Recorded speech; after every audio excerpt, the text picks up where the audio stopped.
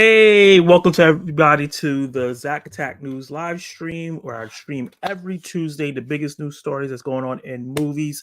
And today we're going to be talking about a bunch of couple small stories. Nothing too crazy came out these past couple days. One exciting for the Sonic fans. Obviously, we have the casting for Shadow. We also have a big casting for James Gunn's Superman. We have a lot of casting news. We have some new casting for Now You See Me 3, which is really, really exciting that they're bringing that back. The Naked Gun reboot with Liam Neeson got some interesting casting. Anthony Mackie talking about Captain America 4 and its place in this new era of the MCU and how it's similar to Winter Soldier but different. Deadpool and Wolverine not being a Deadpool 3. And we have some trailers to react to, see if we buy, rent, or sale. And then also, obviously, we're going to be talking about what's coming out this week and what's coming next in the weekend ahead for movies. Super, super, super excited to talk to you guys about this. Apologize for being a little late.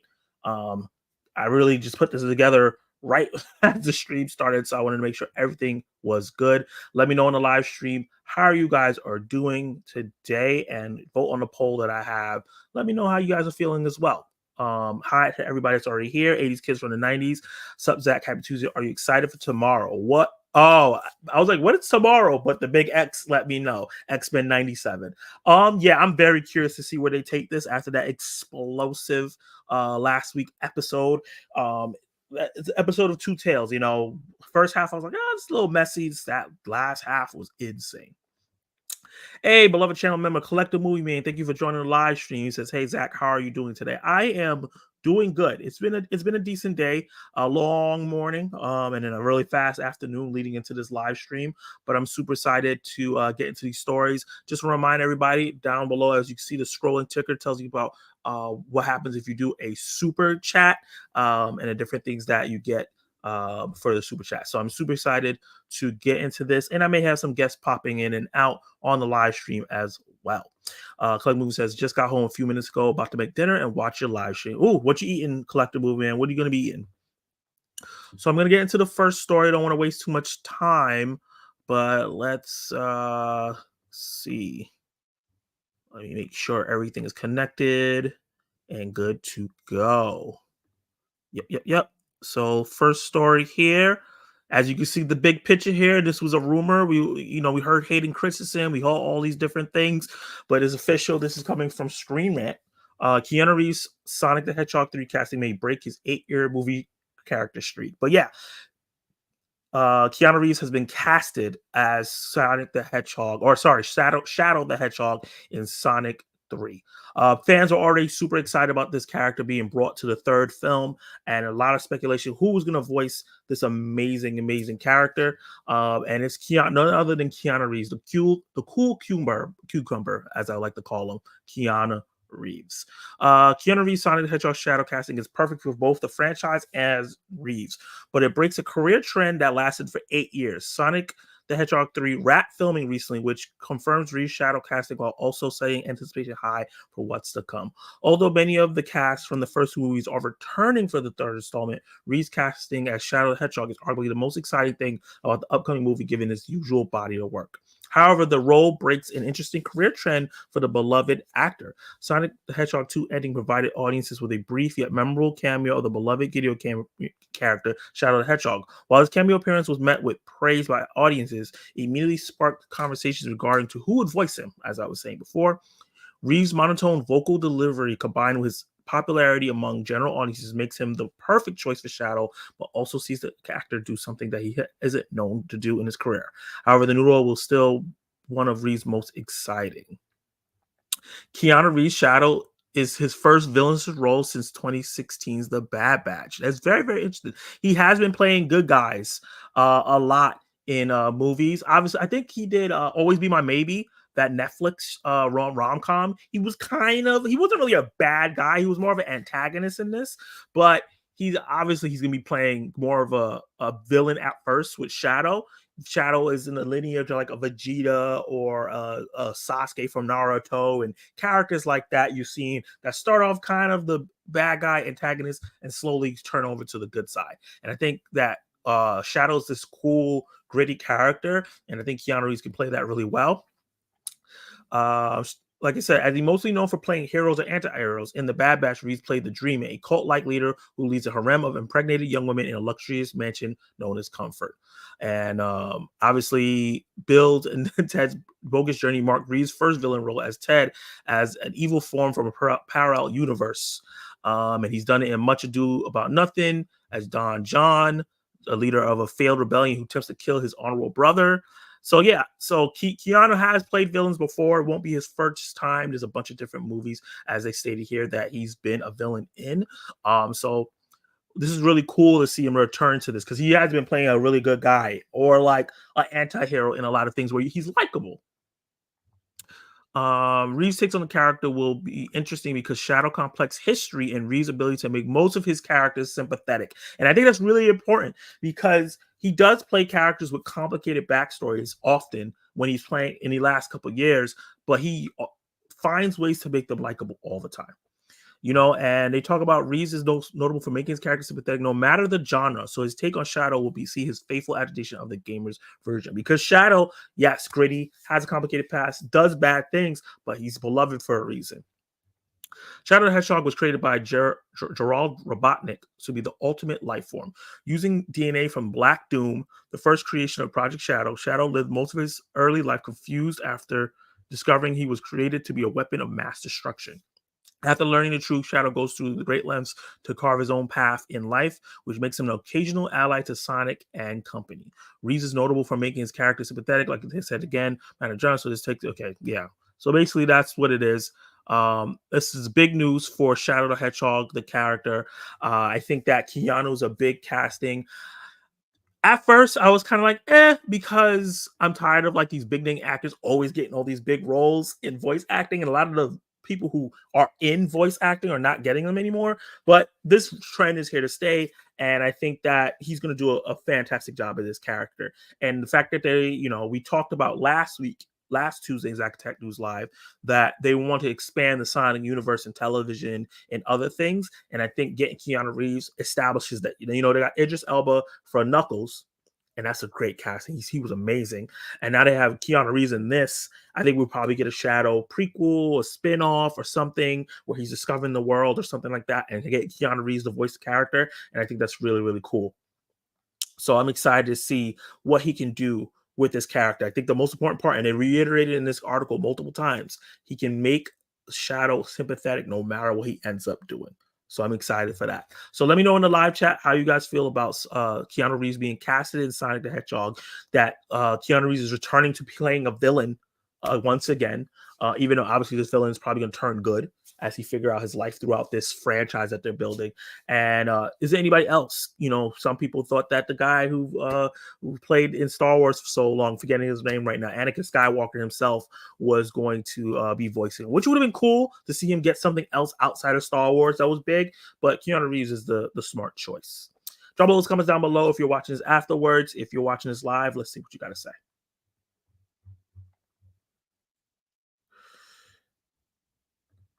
What do you think? Who do you think shows up first, Cable or Cap? Or are you talking about X-Men 97? That is a good question. Who shows up first? I feel like Cable shows up first. I think that they want to show the impact of what happened in that last episode happens in the future and why he came back. They might show like, in the future, but in the past of the future, why he decided to come back and what made him come back.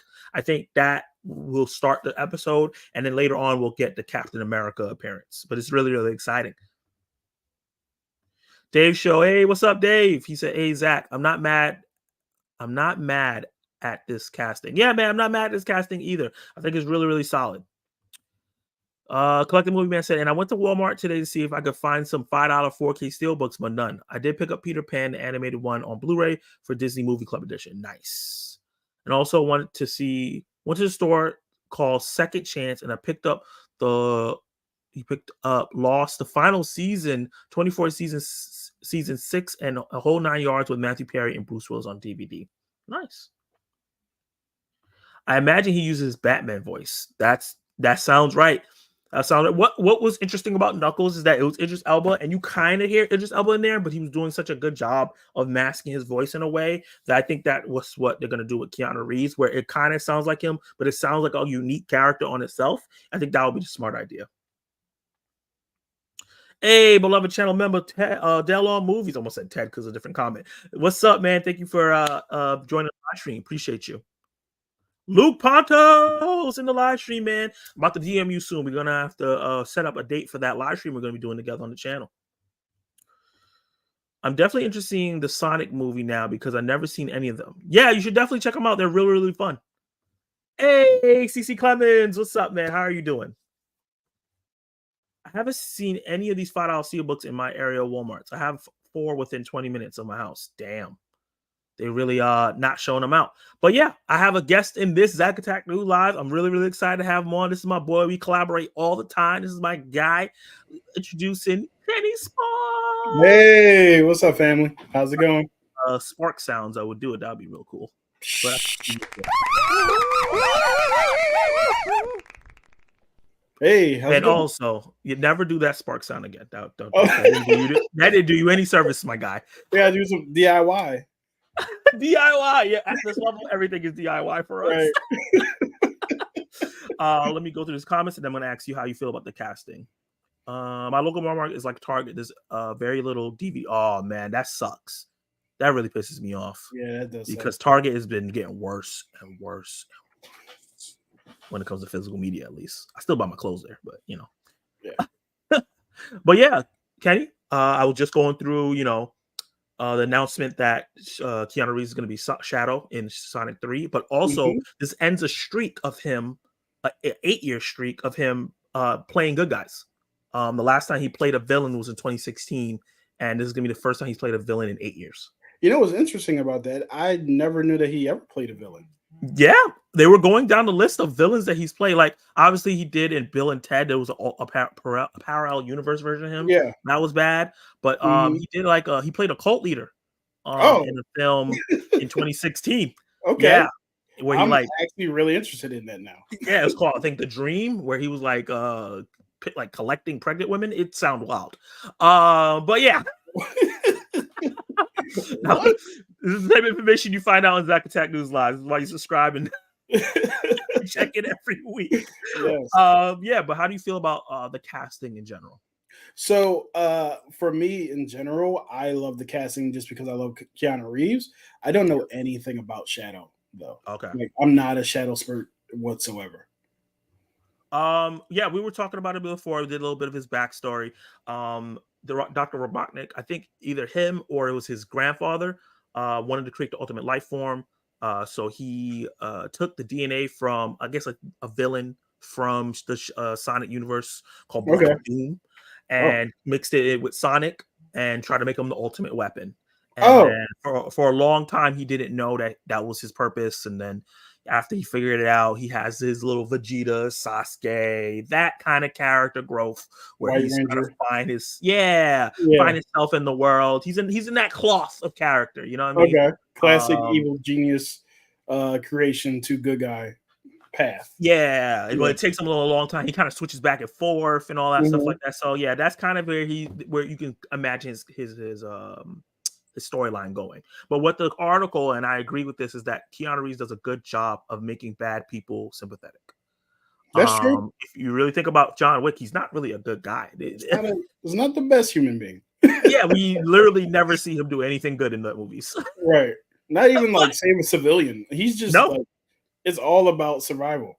So survival and murder. But we love him, right? And that's hinges on Keanu Reeves' performance. I think that him bringing the star power with Idris Elba, I think that can attract a lot of people.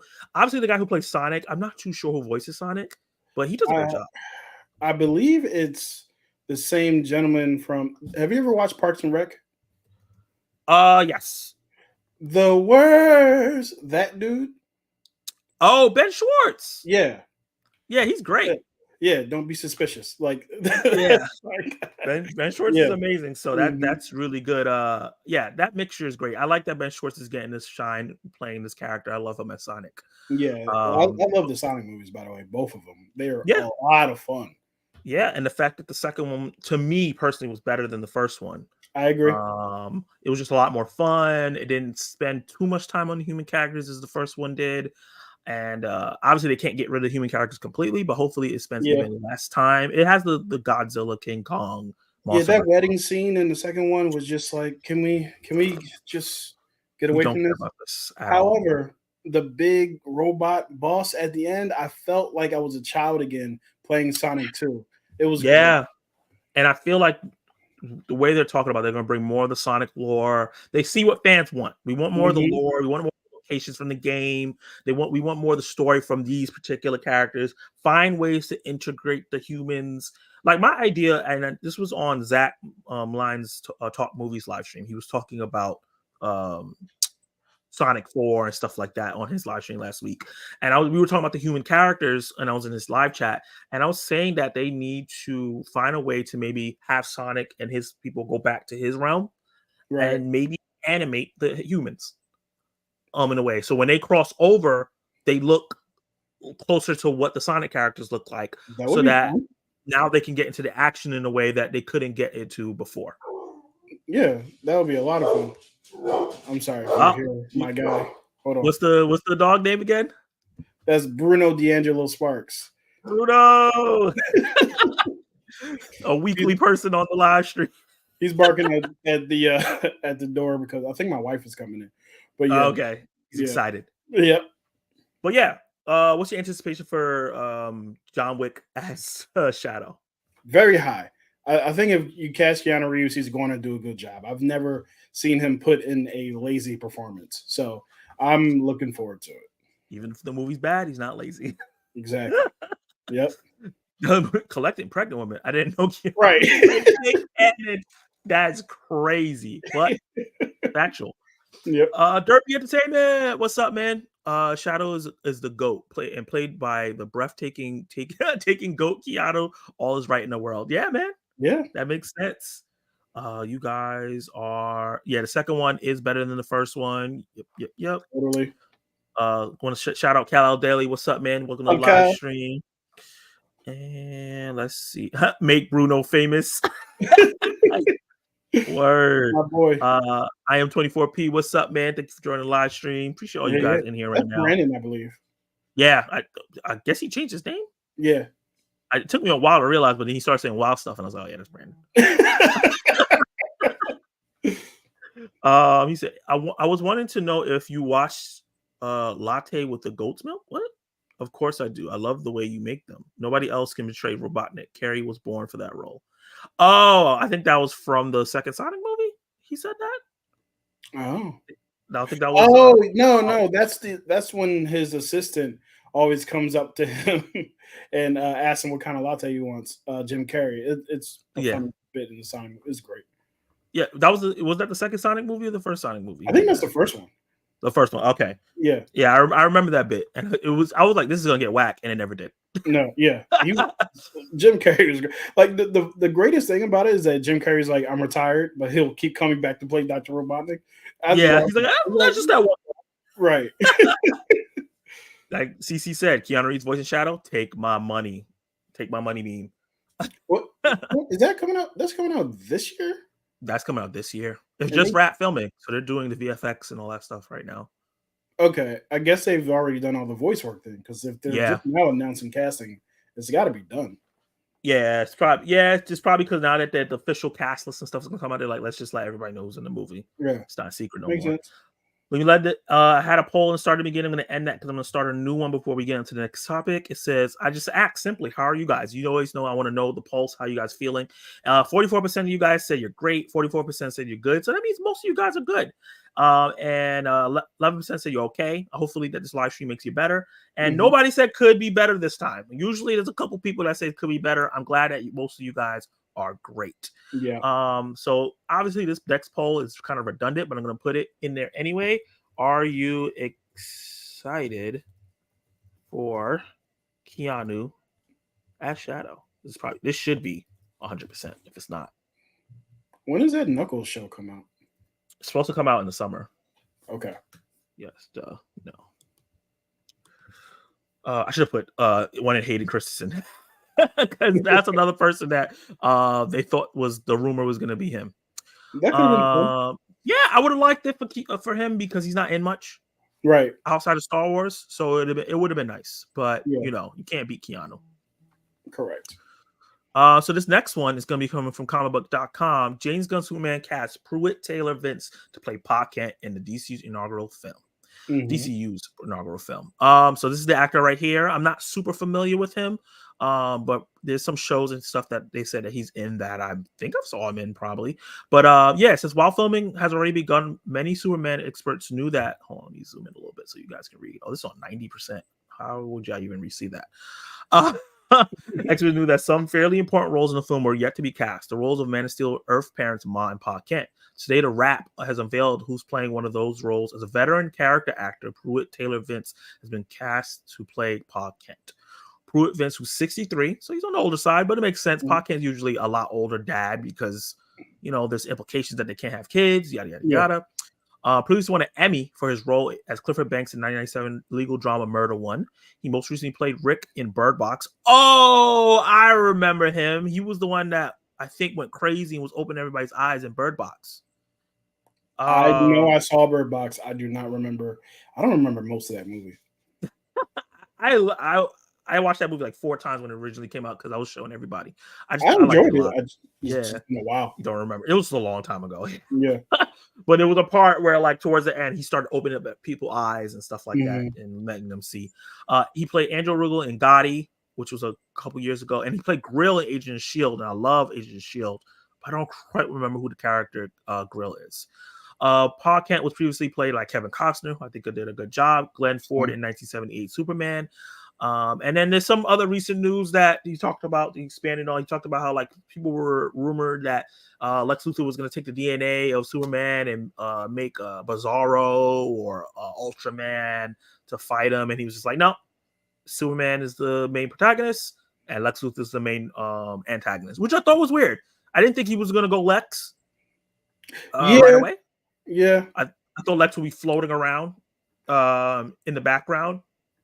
It almost feels like he wants to just get that out of the way. Yeah. But at the same time, I'm sure like he has a good idea for it. And I'm pretty sure someone else was cast. A woman was cast as a villain, like the engineer. Yeah. The engineer. So he won't be the only person to challenge Superman. Yeah, definitely. Superman, formerly titled Superman Legacy, is currently filming at a soundstage in Atlanta with on-location filming in Ohio on the horizon at a site that could potentially be used for the Hall of Justice. Oh. That is a striking rumor. They're going to have a Hall of Justice already. I'm really wondering where is he going to be starting a Superman career that there's going to be already a Hall of Justice? I think he said that he's going to be a couple years into his career. Okay. And it so just should be like a Justice League already?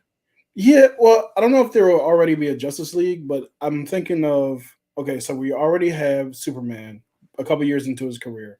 We also have the Batman, basically the Brave and the Bold, which is Batman and Damian. So Batman's already a couple years into his career. Yeah, so like way more. I'm just assuming that, and the Green Lantern show, I believe, is starring 2 Green Lanterns. So there's going to be another Green Lantern in here, and if he's going in comic order, Guy Gardner's the 3rd one. So there's been Green Lanterns going on. Right. So I think that we're a couple years into the DCU. Into the DCU already. Which scares me. Yeah, I don't mind it only because, well, I guess you could go either way. Because one, you probably do want to reintroduce all these characters. Yeah. On the other hand, do you want to go through the origin stories all over again of everyone, especially like Bats and Soups? But you definitely should establish one for Green Lantern and probably not Wonder Woman or Aquaman. Those are covered, right? And they were just covered, even though they're in different universes. The story is the story. So I don't know. I do think I'm going to play devil's advocate, right? I do think that, yes, Wonder Woman's origin was covered, but it wasn't covered in depth like it can be.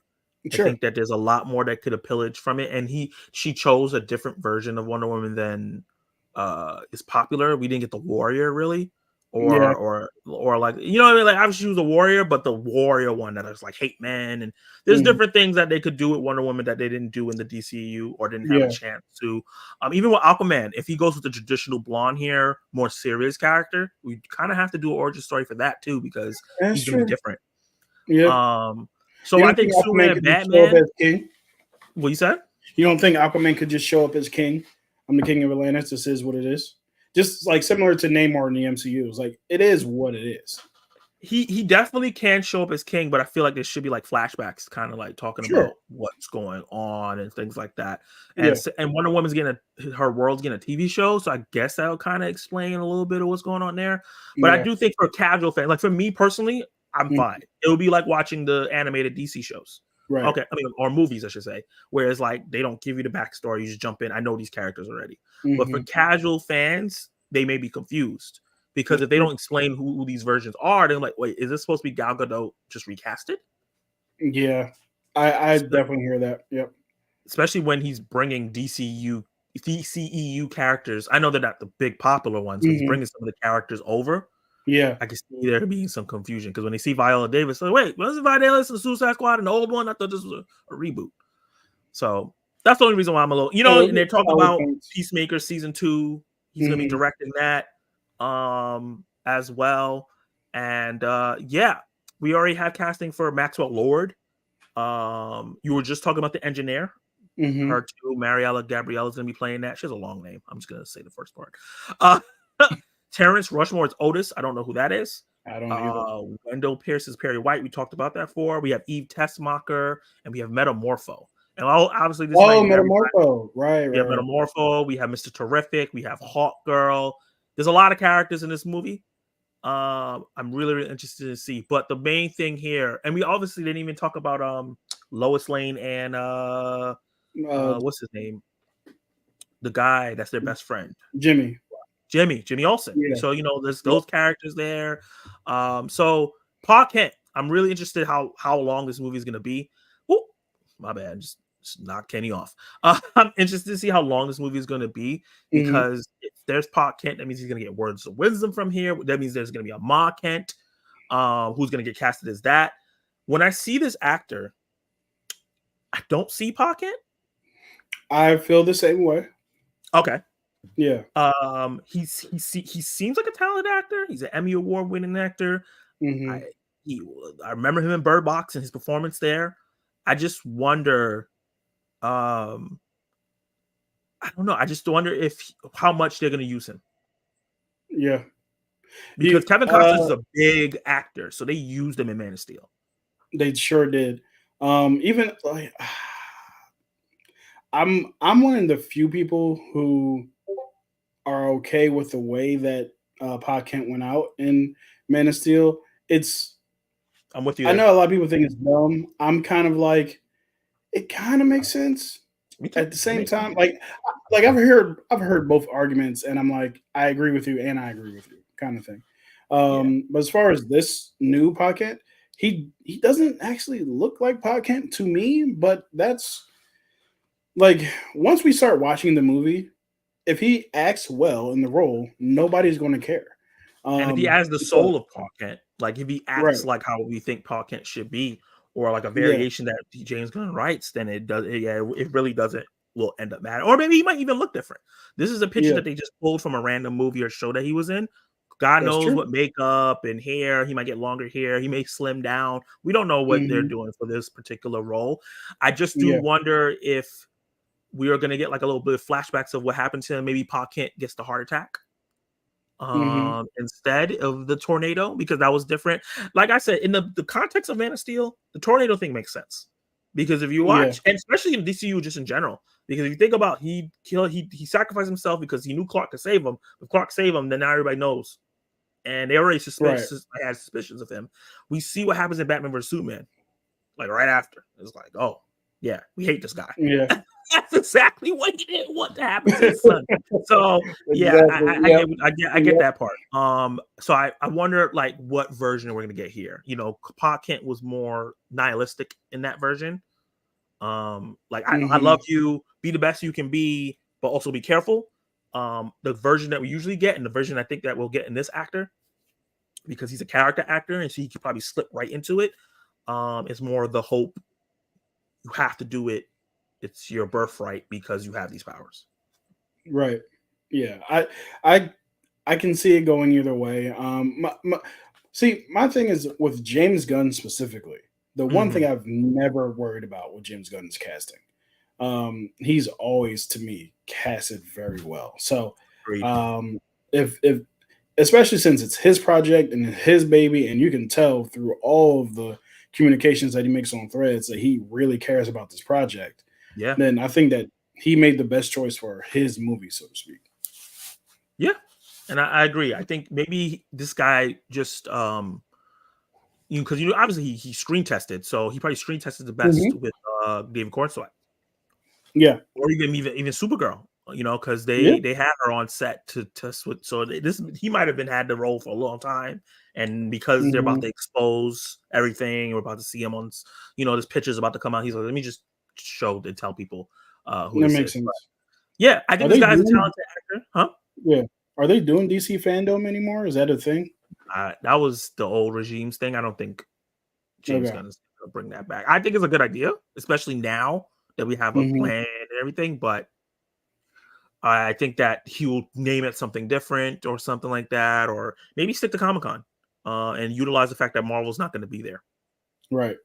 Yeah. But yeah, I think this is an interesting casting. I'm excited to see what this version of Pa can do. Drop in the comments down below. Let me know how you feel if you're watching it afterward. If you're in the live stream, I'm going to get to your comments before we move to the next subject. Okay, let me scroll up because I was talking. Brandon said, I got 2 more episodes left of The Bear. Great show, Good. man. Great show. Great show. Shadow has one of the best theme songs, I Am All of Me. That's what I heard. The Sonic songs in general just are bops. Oh So yeah, I'm not, they bang. Yep. I don't even know the character of Shadow, and I've never heard of Keanu do voiceover. So it's difficult to picture it or get excited. Didn't he do He did Batman voiceover? he did Duke Kaboom in Toy Story 4. He did Dukaboon's Toy Story 4. And then didn't he do Batman or something like that in something? I I don't feel like he know. voiced Batman. Keanu Reeves voiced Batman. Did he voice Batman? Am I tripping? Oh yeah, DC Super Pets. He was Batman. Oh, okay. Yeah, Yeah, I so he's actually done like that voice movie. roles.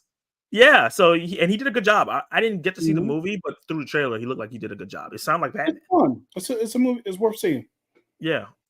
Bird Box, aka Great Value, Quiet Place. Can't even argue. I like the movie, and I Yeah, can't boy. argue that. Yeah. So is Pattinson going to be their Batman? No. No. That's a whole different conversation. No, unfortunately. Kenny, just so everyone who probably didn't hear your thoughts about this on this channel, how you feel about that being 2 different Batmans, potentially 3 with the Joker. Oh, that's right. So essentially, like I'm very pro separate universes, like separate projects where you have your DCU proper, and then you Mhm. go outside of the DCU and just let directors and creative teams cook and just create their own thing. That's why I'm a big proponent. It may turn out good, it may turn out bad, but I'm good that they're making the choice of doing a Joker too, whether it's a musical, right? You're not going to get that in the DCU. And the same Yeah. thing with the Batman being so grounded and the way that he is. Superman, in a really big sense, does not fit in that world because of what Matt Reeves is trying to do. Yeah. But if we want the Batman and we want movies like the Joker, if you're a fan of it, then we have to have things outside of that universe, which means we Elseworld. also have to have multiple Batman. And I think the idea of doing movies outside of a cinematic universe is good because I don't believe in superhero fatigue, but you can get tired of trying to follow every single storyline. Sometimes you just want to take a break and just do a little one off over here. So I think that's a good idea. Yeah. And I think the fact that Pattinson's going to be young in his career Hmm. will get in the first, I guess, 10 years. And then this Batman's probably going to be 10 years deep. That's going to be in the Yep. DCU. I think that's will be the stark difference. Like this is a Bruce Wayne and Pattinson that not even thinking about women. Right. He's Right. just on the mission. And Not to mention the Brave and the Bold one that's going to be in the DCU has a son already. He has Yeah, Damian, that's the and difference. It's which like he means has multiple if you sons, have Damian, then you have Nightwing, and you have Batgirl, and you have all these other things that is part of the Batman lore because you can't and skip those to get to Damian. we also never gotten we've never gotten a proper. Well, that's not true.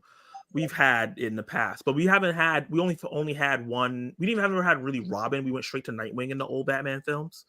We've never Yep. had the proper characters in the way we love them in the comics. I that's the one thing the DC has over Marvel. They have sidekicks and they have pets. Like, They have sidekicks. utilize Yeah. this.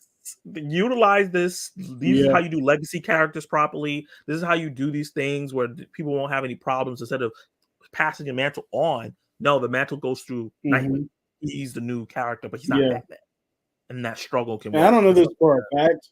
I'm just taking an educated guess based on what we know about Marvel and DC. I'm pretty mhm. sure DC has a much deeper roster of characters than Marvel, Yeah, especially ones that popular you could ones. probably make something happen with. Yeah, Yeah. because as you mentioned, the sidekicks,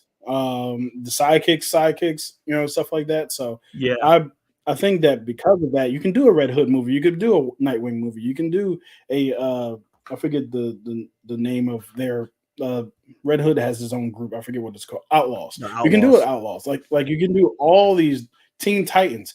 You have characters We're upon getting that. characters upon characters, groups upon groups. Yeah. Yeah. But Marvel's kind of like, not to say that they don't have a deep roster, but it's much thinner compared to DC. Yeah. Especially in terms of like popularity, like you know Hmm. them. Like some people, casual fans hear Nightwing, they're like, oh, I know who that is. Yeah, That's a sidekick. right. These people hear Red Hood, they know There's who that is. Batman has at least six Robins, six sidekicks, I should say, and More than that. Way all more. of them are popular in their own right. Yeah. Like if you think about it, he has Yeah. 4 Robins, he has 4 Batgirls, he has Hmm. Batwoman, he has Right. Signal, he has Hmm. eventually like Clayface becomes a sidekick. All Harley becomes There's part of the Bat family. Azrael. There's like so Yeah, many. there's so many, and that's just Yeah. Batman. We're not even talking about the Oh, Superman Bat family, Inc. Bat Inc. Oh yeah, Batwing. Yeah, just tons and tons of Bat Batman Cow. characters. He has a Bat Bat Cow. Like, Cow. Yeah. There's tons of things that they can do yeah. with just Batman alone that can survive Hmm. for 10, 20 years. And then you add the Superman family with all the different Superman people, I was Flash, just thinking that. Yep.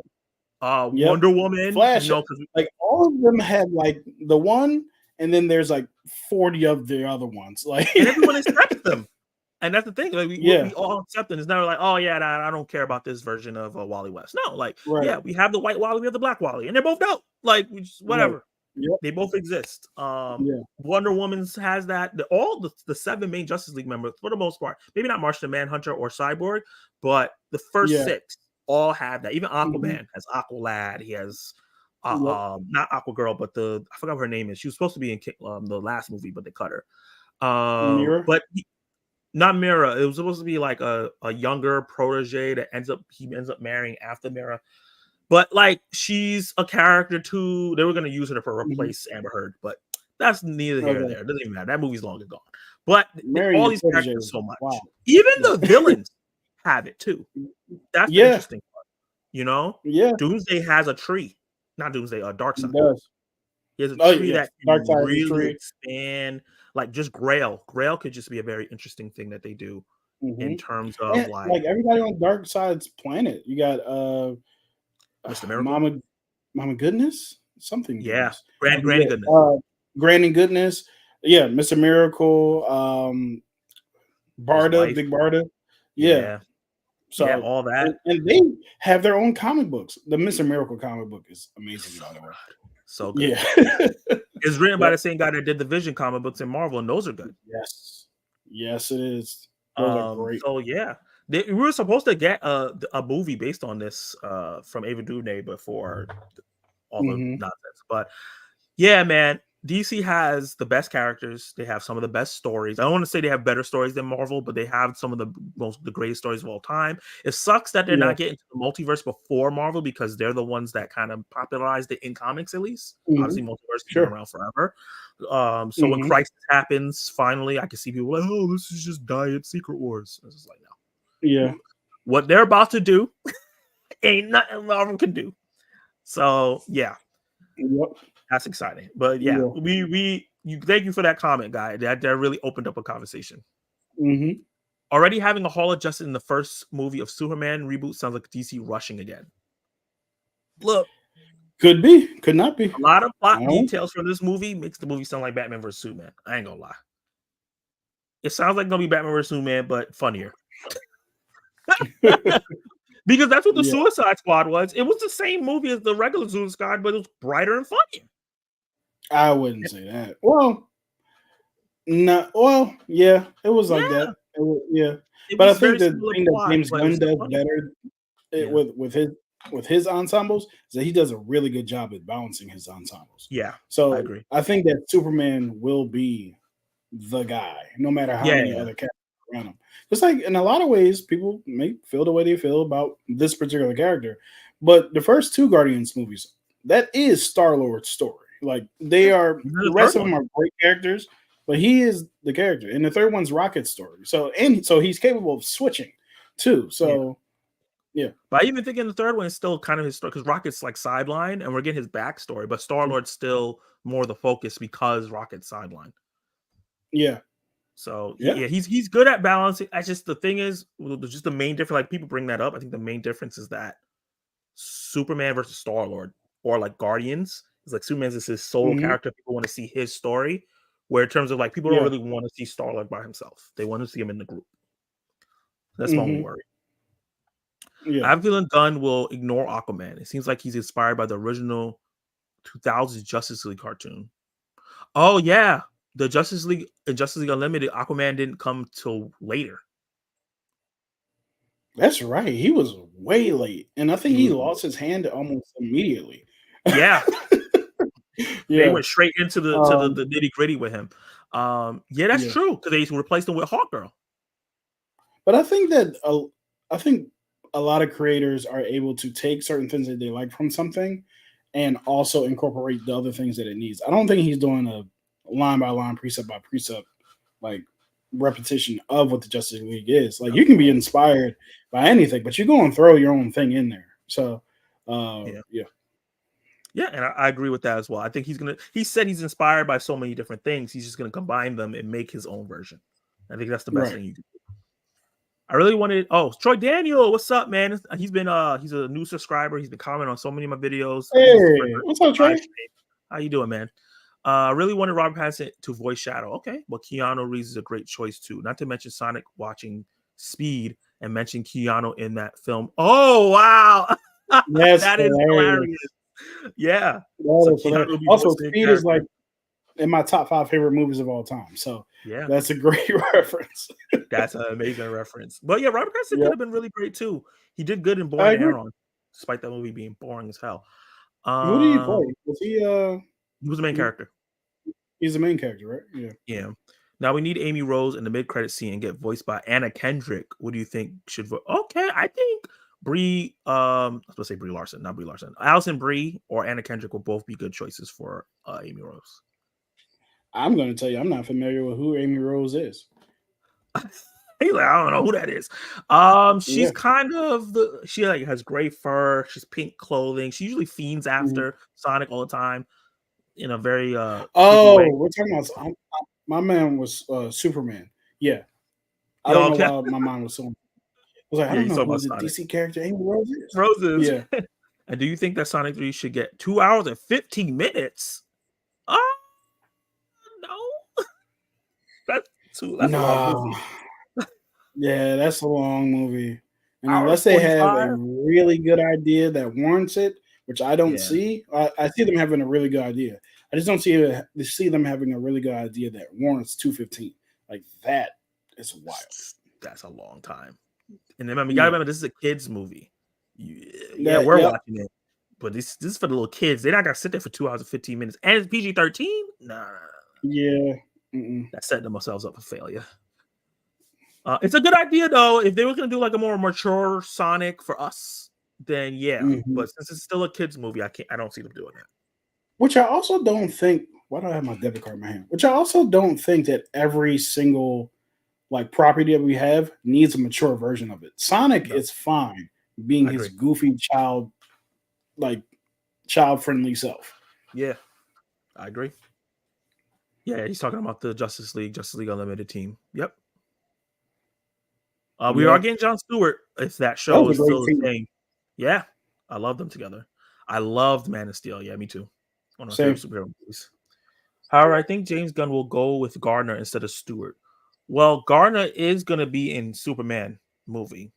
Not no, sorry, no, that's not. That's Grainer. Wait, no, Gardner, No, that's Guy Gardner. Gardner, right? I'm right. Guy Gardner. Yeah, yeah. Guy Gardner. Kyle Rayner is supposed to be in the Green Lantern show. Okay. Um, but he's gonna. It looks like he's just getting them all at the same time. He's just Yeah, like, let's get all of them in here, and we'll figure it out later. yeah. I think the Green Lantern show is a buddy cop show Yeah, with Hal Jordan and John Stewart, if I'm remembering it yeah. correctly. And based on the synopsis I heard, is like the other ones will cameo. Yeah, that Um, makes sense. makes sense. Yeah. And he's talked about this a bunch on some of my videos. James Gunn just cast Ariana Greenblatt as Ruthie, who's like a sister figure to Supergirl and Superman Woman Tomorrow. She's in the Supergirl Woman Tomorrow comic book. Yep, she is. Yeah. Yo, we're gonna talk about Ariana Greenblatt. He said something else. I don't want to spoil it because we're gonna be talking about it later on as one of the news. But yeah, Ariana Greenblatt, her career is kind of fire. Yeah, there it is. I'm about to cop that Yeah, soon. Like, yeah, I'm just man. thinking about her career, Affinity War, Oh yeah. Barbie. She was in Hmm. She's a Tucker, 65 right? wasn't that great, but she did a good job in 65. She's gonna be Yeah. in She's Borderlands. a little Ahsoka, right? Yeah, she's this. Yeah, she did a great job as a little Ahsoka. Yeah, like Hmm. her agent is fire. Uh, Yo, I'm telling yeah. So you. yeah, Keanu Reeves did voice Batman, DC Super Pets with Dwayne Johnson, Kevin Hart. Yeah. Imagine Margot Robbie and Ryan Gosling return as Barbie and Ken and Toy. Oh, that would be a cool reference. That would be dope. That would be dope. That would be cool. I would actually like that. Damn, I hate Pattinson and anything he's in. I just do not like him. Damn, what he do to you? You're right. That's fair. The funny thing for me is I've only seen him in. Well, I don't know if I can say I've seen him in two things because I never really watched Twilight like that. So Mm, I think I've only seen him play Batman. I just know of his other stuff he's previous done. career. Yeah, I, I've I do seen want to them see in Mickey Batman 17, which seems to next year, not next year. January. Yeah, it got pushed to January. That sucks. They That don't was have in my enough top money to 10. promote it. That's strange. Isn't that a Bong Joon Ho movie? Yeah, You would think the dollars would be rolling in for him after Parasite. I think it's because they did spend a lot of money on Godzilla. They spent a lot of money on Dune. They spent a lot of money on Wonka, which was like in December, Hmm. and then they have another big movie coming out later in the year. So I think that's why they spent a lot, That's, and they're trying to save money so they could sell Warner Brothers. Apparently, uh, yeah, I hope they do, and I kind of hope they do, yeah, just because man, they don't seem to be interested in their own company. So you yeah, should probably give something else to who is interested. facts. Give us all the Batmans. Facts. just give us Agreed. all of them. Let's get a Yeah. multiverse of Batmans. Yep. Too bad Joaquin, Joker, Lady Gaga, Harley Quinn sadly won't be in Robert Pattinson's Batmanverse. Yeah, actually, I'm not that sad. I Yeah. think Joaquin's too I'm old to be good with them facing being off. separate. Yeah, Yeah. he's too old to be facing off against a young ass Robert. And get his Hmm. ass beat. Yeah. You saw him running in Plus, that damn movie? he's like Arthur Fleck is. He's not The really the mastermind. Joker. He's just like it's all in his head. Yeah. So he's not really going to be going up against anybody Yeah, outside he's of not himself. like an evil mastermind that the Joker is in the comics. It wouldn't be a Right. fair. Yeah. He got some castings. I really think that James Gunn should cast Glenn Powell and Sydney Sweeney, and they should play Hal Jordan and his love. Oh, okay. I see what you're going, but I don't think they would do that because it's too obvious. They don't do stuff that makes I don't mind Glenn Powell as what Hal the Jordan. hell is his name? Hal Jordan. I don't mind that at all. Yeah. City Sweeney seems a little young for Glenn Powell. Well, they just did a movie with them together, Oh, okay. Well, a rom com. that I just see Glenn Powell as like like 30s, early 30s, maybe. I don't know. But Yeah. I will say this: I would love to see Glenn Powell get cast as Cyclops. I was about to say that. I'd much rather him as Cyclops. I Yeah. think that he would do a good job in a ensemble film like that, where he Yep. gets to like joke in a different kind of way, like land those kind of Hmm. jokes. I think he would do a good job. Yeah. That's funny, Brandon. He should be Cyclops. So somebody else is on your wave. Let's see. Let's see.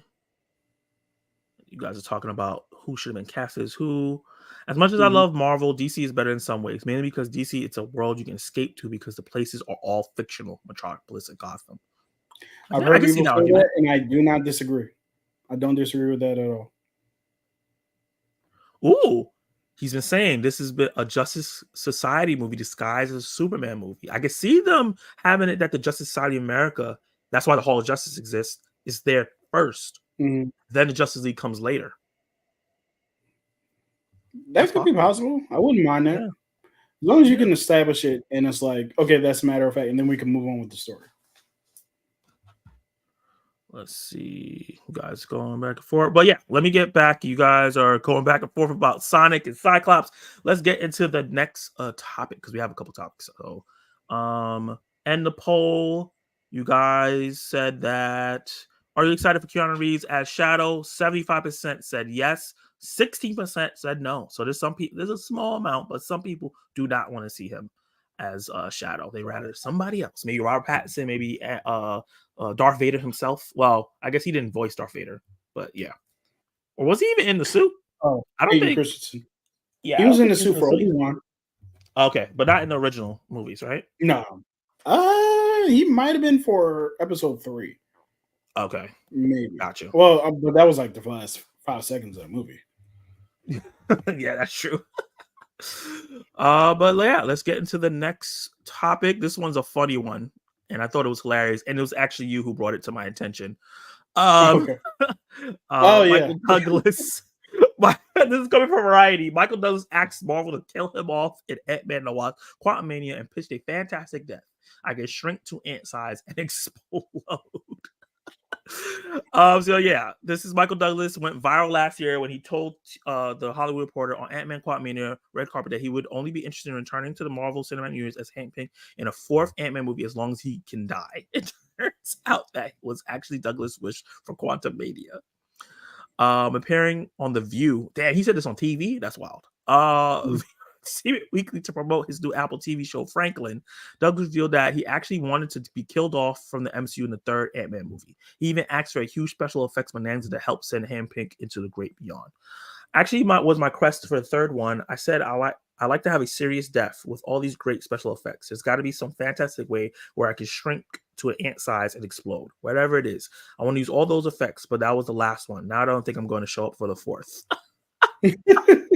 Damn. And as you know, Hank Pym survived, and they did not give him his request. He's like, I don't know no, why. we're no, like that's not a part of this movie. Oh, I keep doing this. Why? I'm not used to having guests. My bad. It's all good. He's like, that's no. Yeah. How do you feel about Michael Douglas wanted to be killed off from the MCU? Do you feel like he's like, I'm over this. I don't really want to be in this anymore, kind of thing, or though he thought it was just a fitting thing for his character? It's possible. I do feel like it could be a fitting thing for the character, or like that he may feel like it's a fitting thing for the character. Yeah. But I think it's a little bit of both. But I think the reason why I lean more so fitting thing for the character is because he doesn't. It's not like Thor Ragnarok where Odin was just sitting on the side of the mountain. And it was just like, hey y'all, I'm old. I really don't want to be in these movies anymore. Can y'all get me out of here? Oh, that's fine. Put you on the side of a cliff and let you disintegrate. Evaporate. Right. So he said, I want to shrink and explode. Like I want all the special effects. I want the special effects bonanza. Like he wants a huge, brilliant death. So it's not like he's like, I'm over this, I'm sick of it. He wants all of it, and he wants to exit. So I think that's a little bit of both.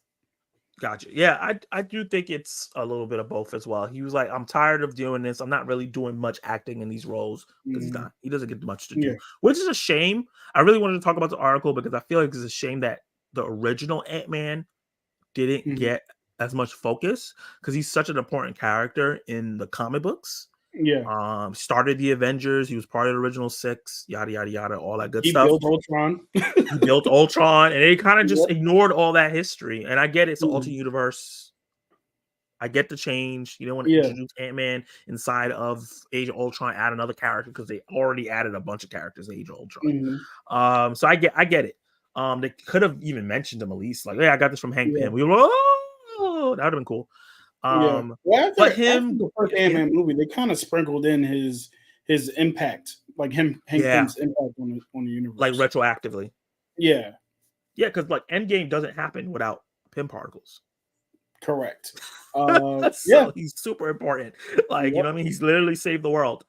Yeah. But yeah, Michael Douglas, I do think his role ended in he should have probably died in Quantumania. I think they set it up in a way where it would have made sense. Mhm. With him like interacting with those super ants and everything like that. Should have raged in the battle with them with his suit on, had like an epic moment for his version of Ant-Man to go out.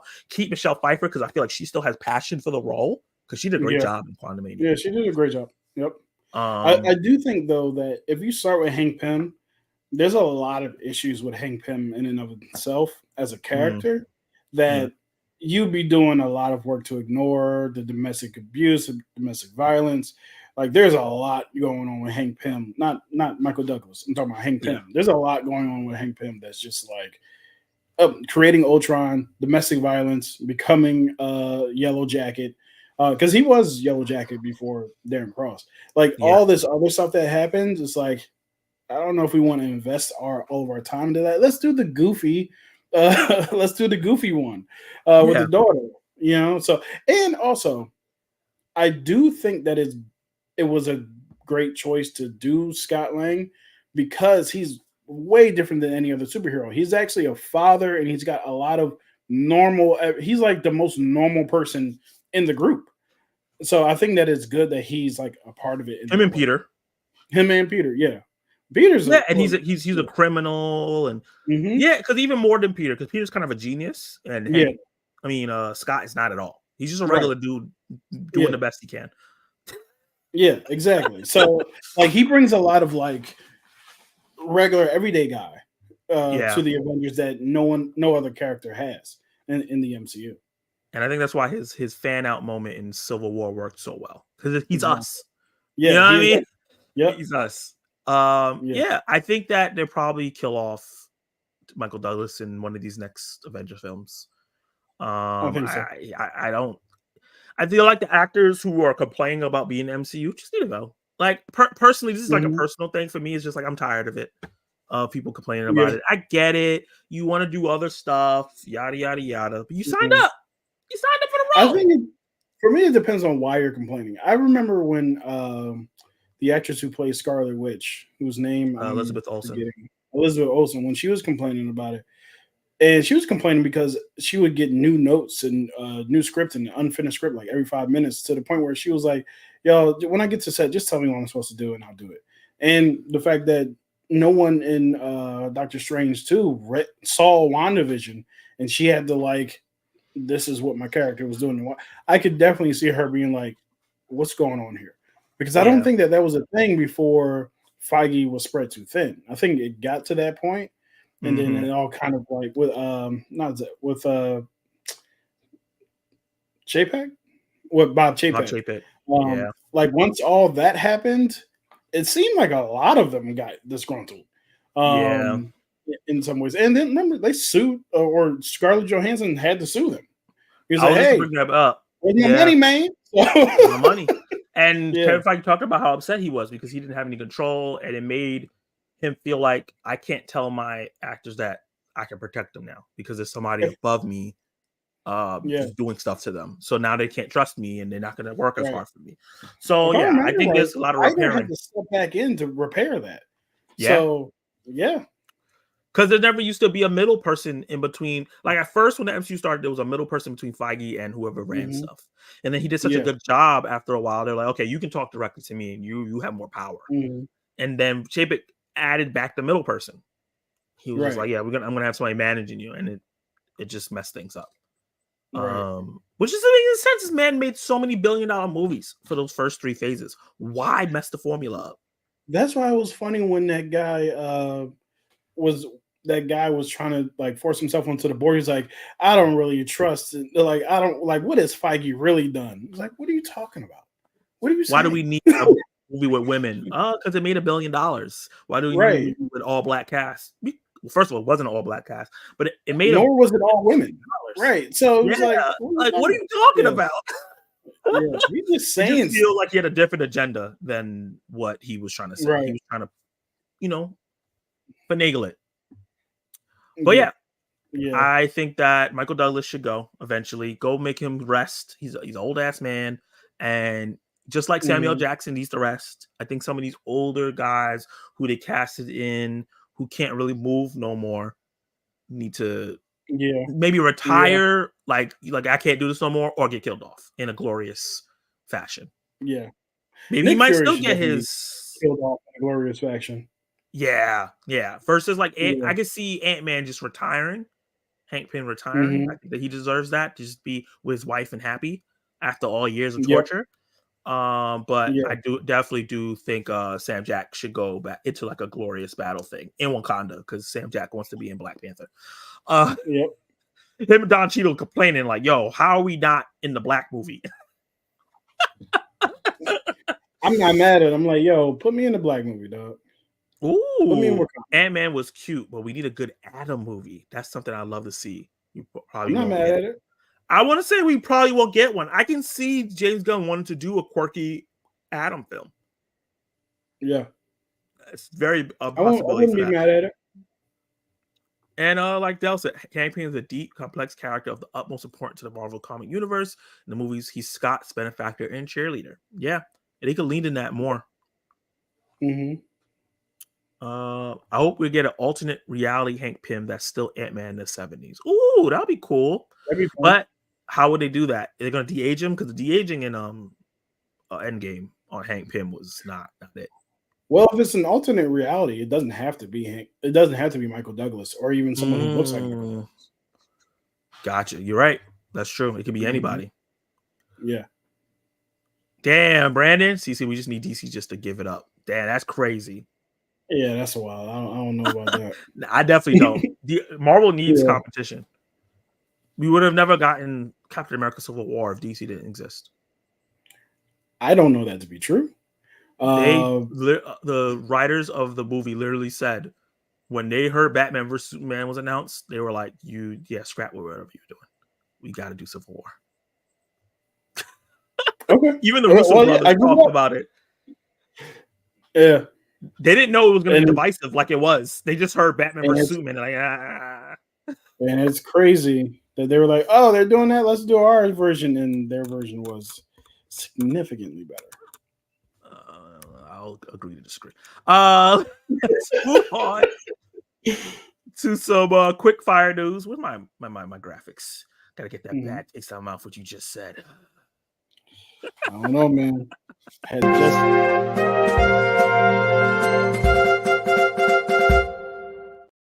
Rapid fire news because I have to cut off Kenny because he's about to get on my stream. Like, how dare you, sir? Right. So news is where we talk about new subjects and stuff that I want to share with you guys that probably doesn't deserve a full, long hour conversation. Do quick little stuff like that. So this first one we're going to be talking about is Pamela Anderson, actress / model / whatever you want to call her, who I haven't heard really big news about since the last time I heard news about her was when she did that when she was talking about that Pam and it was that show with Sebastian Stan was in where it was about her and yeah. She wasn't really happy with that. That was the last time I heard about her, but she's joining the Naked Gun movie that's going to be on Paramount. So I've talked about this film on the channel before, maybe a couple of Zack Attac News lives ago, where they're rebooting it with Liam Neeson, which I think he's perfect for that. and it's different from what he's been doing. He's kind of been doing Taken 75 for the rest of his career.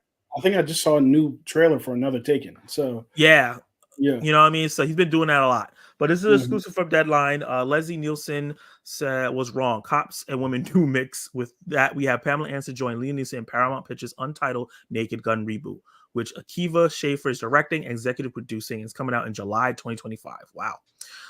The Baywatch actress. Oh yeah, she was in Baywatch. Of course, that's her big breakout. She started such big screen stuff as Scary Movie 3, superhero movie. I wouldn't say those are. Well, I guess they were big screen titles, but yeah. Both satirical movies a la Spirit of Naked Gun. That is true. She has been in satirical roles before, so she knows kind of the realm that she needs to be in. Dan Greger and Doug Mann wrote the draft script along Schaefer for Naked Gun. Greger and Mann also wrote the Emmy-winning Disney Plus movie, Chippendale Rescue Rangers, which a little bit has a. Have you seen that?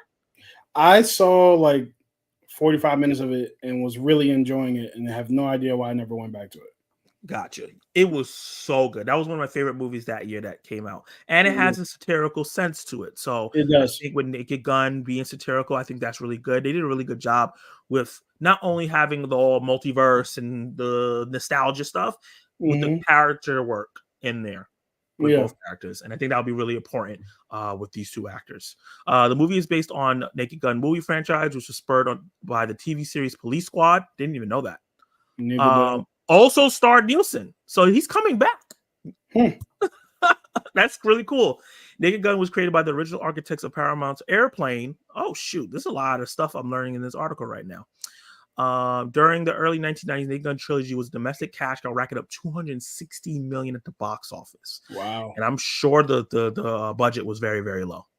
Yeah. Similar to Airplane, Naked Gun was revered for his outrageous parody, ridiculous setups, and on-screen sight gags. Often what was going on in the background was more hysterical than the action taking place up front. Yep.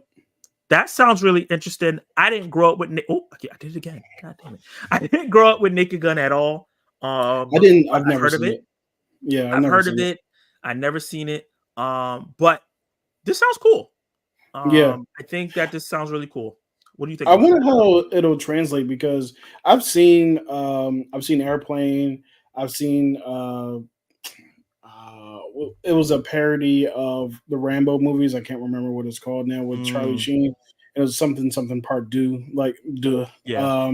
But I remember those like types of movies where you're absolutely correct. There was definitely stuff going on in the background. It was really funny, like kind of knee slapper stuff. And I don't see a lot of movies like that anymore. So I wonder if that's something that will translate to today, because it was definitely of a certain time, even though they're still really freaking funny.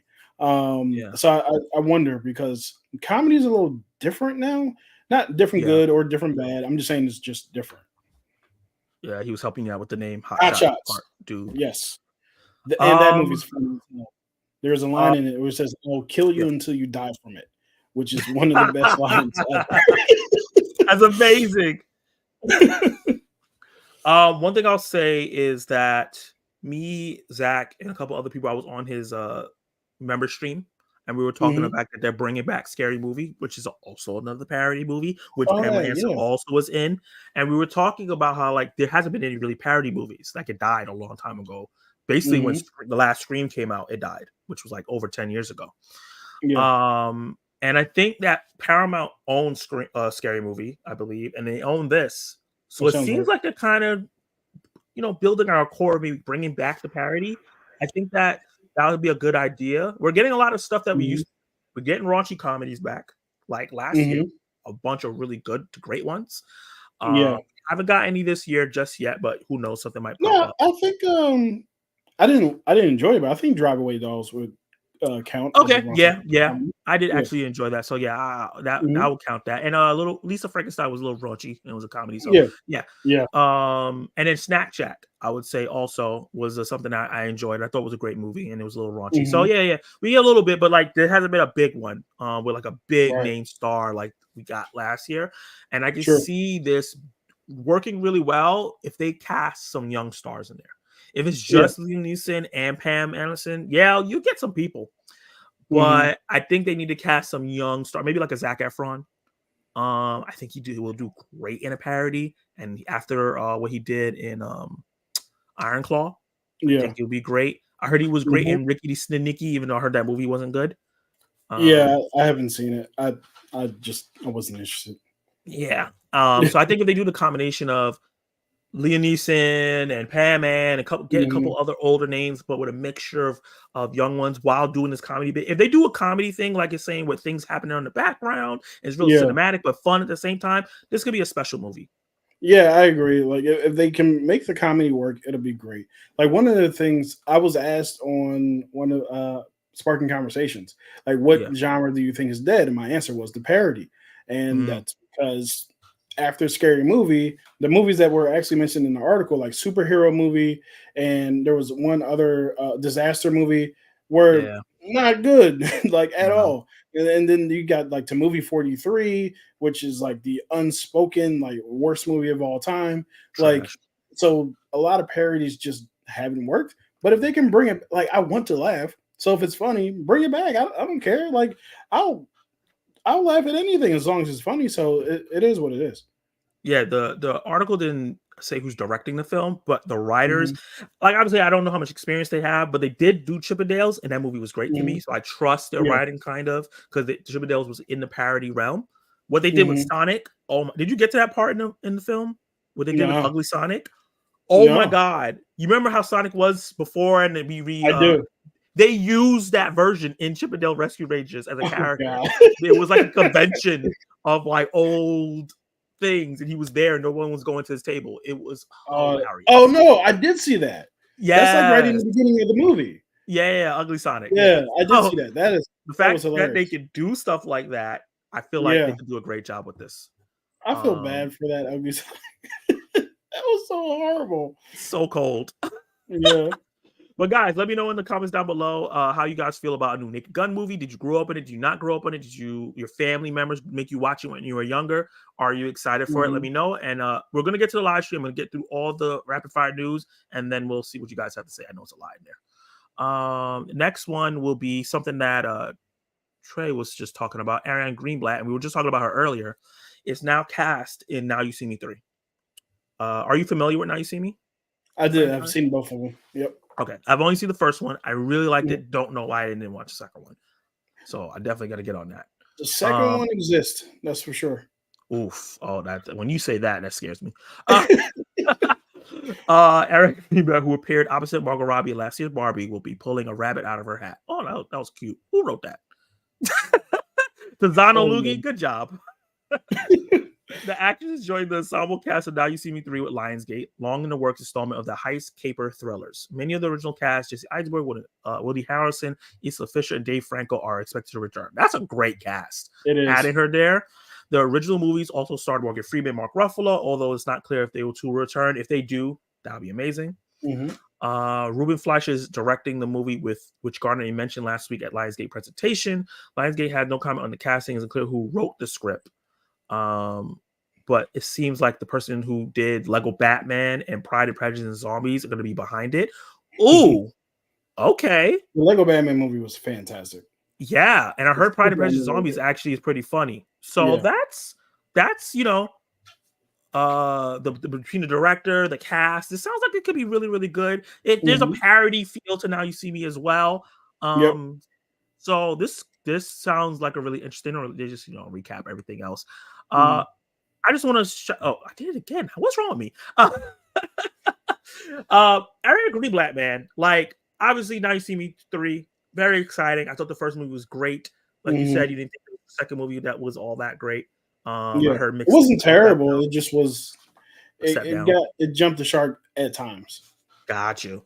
Yeah. So I think that Now You See Me still is a franchise that we don't get a lot of this Mhm. type of stuff. We don't get a lot of Yeah. magician stuff. We don't get a lot of heist movies in theaters either. Like, most of them That's are true. Netflix films. Yeah. Um, so Erin Greenblatt, I think, has an amazing career ahead of her because she's super young. She's not even adult yet, really. And she's been in major franchises. Right. Obviously, Young Gamora. She was in Infinity War. We talked about that earlier. Mhm.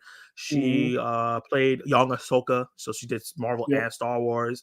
She's in Barbie, which is one of the biggest selling movies of all time. She's going to be in Borderlands 3. I heard that she's also in some other movie that's coming out soon. That's more of an artsy film. Yeah, her And agent, like you now said, it's just working overtime, bro. His going bonuses must go crazy out here. crazy. You Yes. know, And now she's going to be in this. And I think that's really, really exciting. I think she's building up a fan base because of her performance and her presence on social media. So I think she'll add a lot to this. How you feel about Now yeah. You See Me 3 and her addition to it? I would love to see a good Now You See Me 3. I enjoyed the first one. The second one, it kind of jumped the shark a little bit, and I was kind of like, all right, guys. Like, some of the magic was like, okay, let's relax. But like there's a particular scene which I won't spoil with like a card, and they have to get a card to one another, and it's like, y'all come on. But as far as Ariana Greenblatt joining the cast, I think she's a great addition to any cast based on the movies I've seen her in thus far. So yeah, I'm excited about it, and I'm excited to see it. Yeah. Guys, let me know in the comments down below how you feel about Now You See Me 3, and also how you feel about her being an addition. Are you a fan of her? Did you not like her past performances? Did you even not realize she was Ahsoka and Gamora? Because that's also a thing you might not even realize was her. Like Brandon here, little Gamora was little Ahsoka. Yep. I hope she plays the villain. Yeah, I think that'll be something different for her. And also, she also talked about how her inspiration for what she's going to be doing for Borderlands. She said that she's taking direct inspiration from Margot Robbie inside of Suicide Squad as that like playing like that energy, and I think that's great. I think that's like fun. In the trailer, it seemed to be working. Yeah. Okay, so the next news topics are a little bit more meaty. So let's get into the comments real quick, and then we'll get back into the show. How are you feeling, Kenny? You with me? I'm good. I'm here. You're good. Okay. I'm alive. You're alive. Let's see. I don't want to get into because you guys are like battling in here, which is I love it. Okay, give us all the Batmans. Okay. It was a Best Buy exclusive talking about physical media, which I love it. We'll talk about a little bit of that later on. Okay, Dave Show. He said, I know this is off topic, but I'm getting blackout curtains soon. So the lighting and bright room will finally be fixed. Nice. Love to hear it. That'd be dope. Did Batman is trying to bite you? Sheesh. To Brandon because he hates him so much. I'm happy to hear that Jim Carrey is back as Dr. Robotnik in Sonic 3. The film would it be the same without him? 1,000 agree. Yeah, absolutely. Trey can do one is Marvel and the other DC. Why not both? I'm not sure. I think he's probably Michael Keaton. He's talking about. I still can't believe Michael Keaton wanted Marvel to kill off his character. I'm kind of glad they didn't, though. I think he's talking about Michael Douglas when he says this. I don't want his character to die. I don't want WB sold. Just better people who care in place in the top tier studio again. I also agree with this because the idea is going to be sold to Paramount, and I was like, I don't want another. Yeah, I don't care who owns it. I just want whoever owns it and is running it, to actually care about the product and not make it the business of selling as much as the product off as possible or diminishing as much as the product as possible so that they can sell it. Because right now they just seem to be in a holding pattern. Yeah, they have put out some solid films over the past 6 months. I love Wonka, love Dune Part 2. Phenomenal. It was great. You know, I don't love Godzilla X Kong or V Kong or whatever it's called, but I liked it. Well, even with those, like, you know, like those movies that came out, they were probably in the works for like multiple years before Zaslav even came around. Yeah, that's true. He was in the suit for episode 3 of the original movies. Oh, like that you were saying. He's talking about Hayden. What's his name? Christensen. What's his last name? Yeah. Hayden Christensen. Yep. Keaton like to kill this bird. I'm not getting asked about another flying creature for the rest of my life. That is hilarious. Oh man, I definitely think Michael Douglas should be killed off in the next Ant-Man movie because he's hitting, I think, early 70s. Yeah, if he's not already. I can imagine he has to be around the same age as Sam Jack. There's no way he's younger. But if he's in the movies, they can just put him in the movie and just not have him do any action. Just be a family man. An option. Yeah, just be the grandpa that you are, sir. Have you watched the Percy Jackson show? Yes. Love that show. Agree with this statement? Do you think Greenblatt should play? I don't know who that character is, so I'm not. I don't know the Percy The Jackson Lord. lore. I'm finding out as I'm watching the show. Gotcha. Okay. Yeah, I don't know A show anything I'm about it. really enjoying. Yeah, Yeah. I don't want Greenblatt to get oversaturated, so I would say no.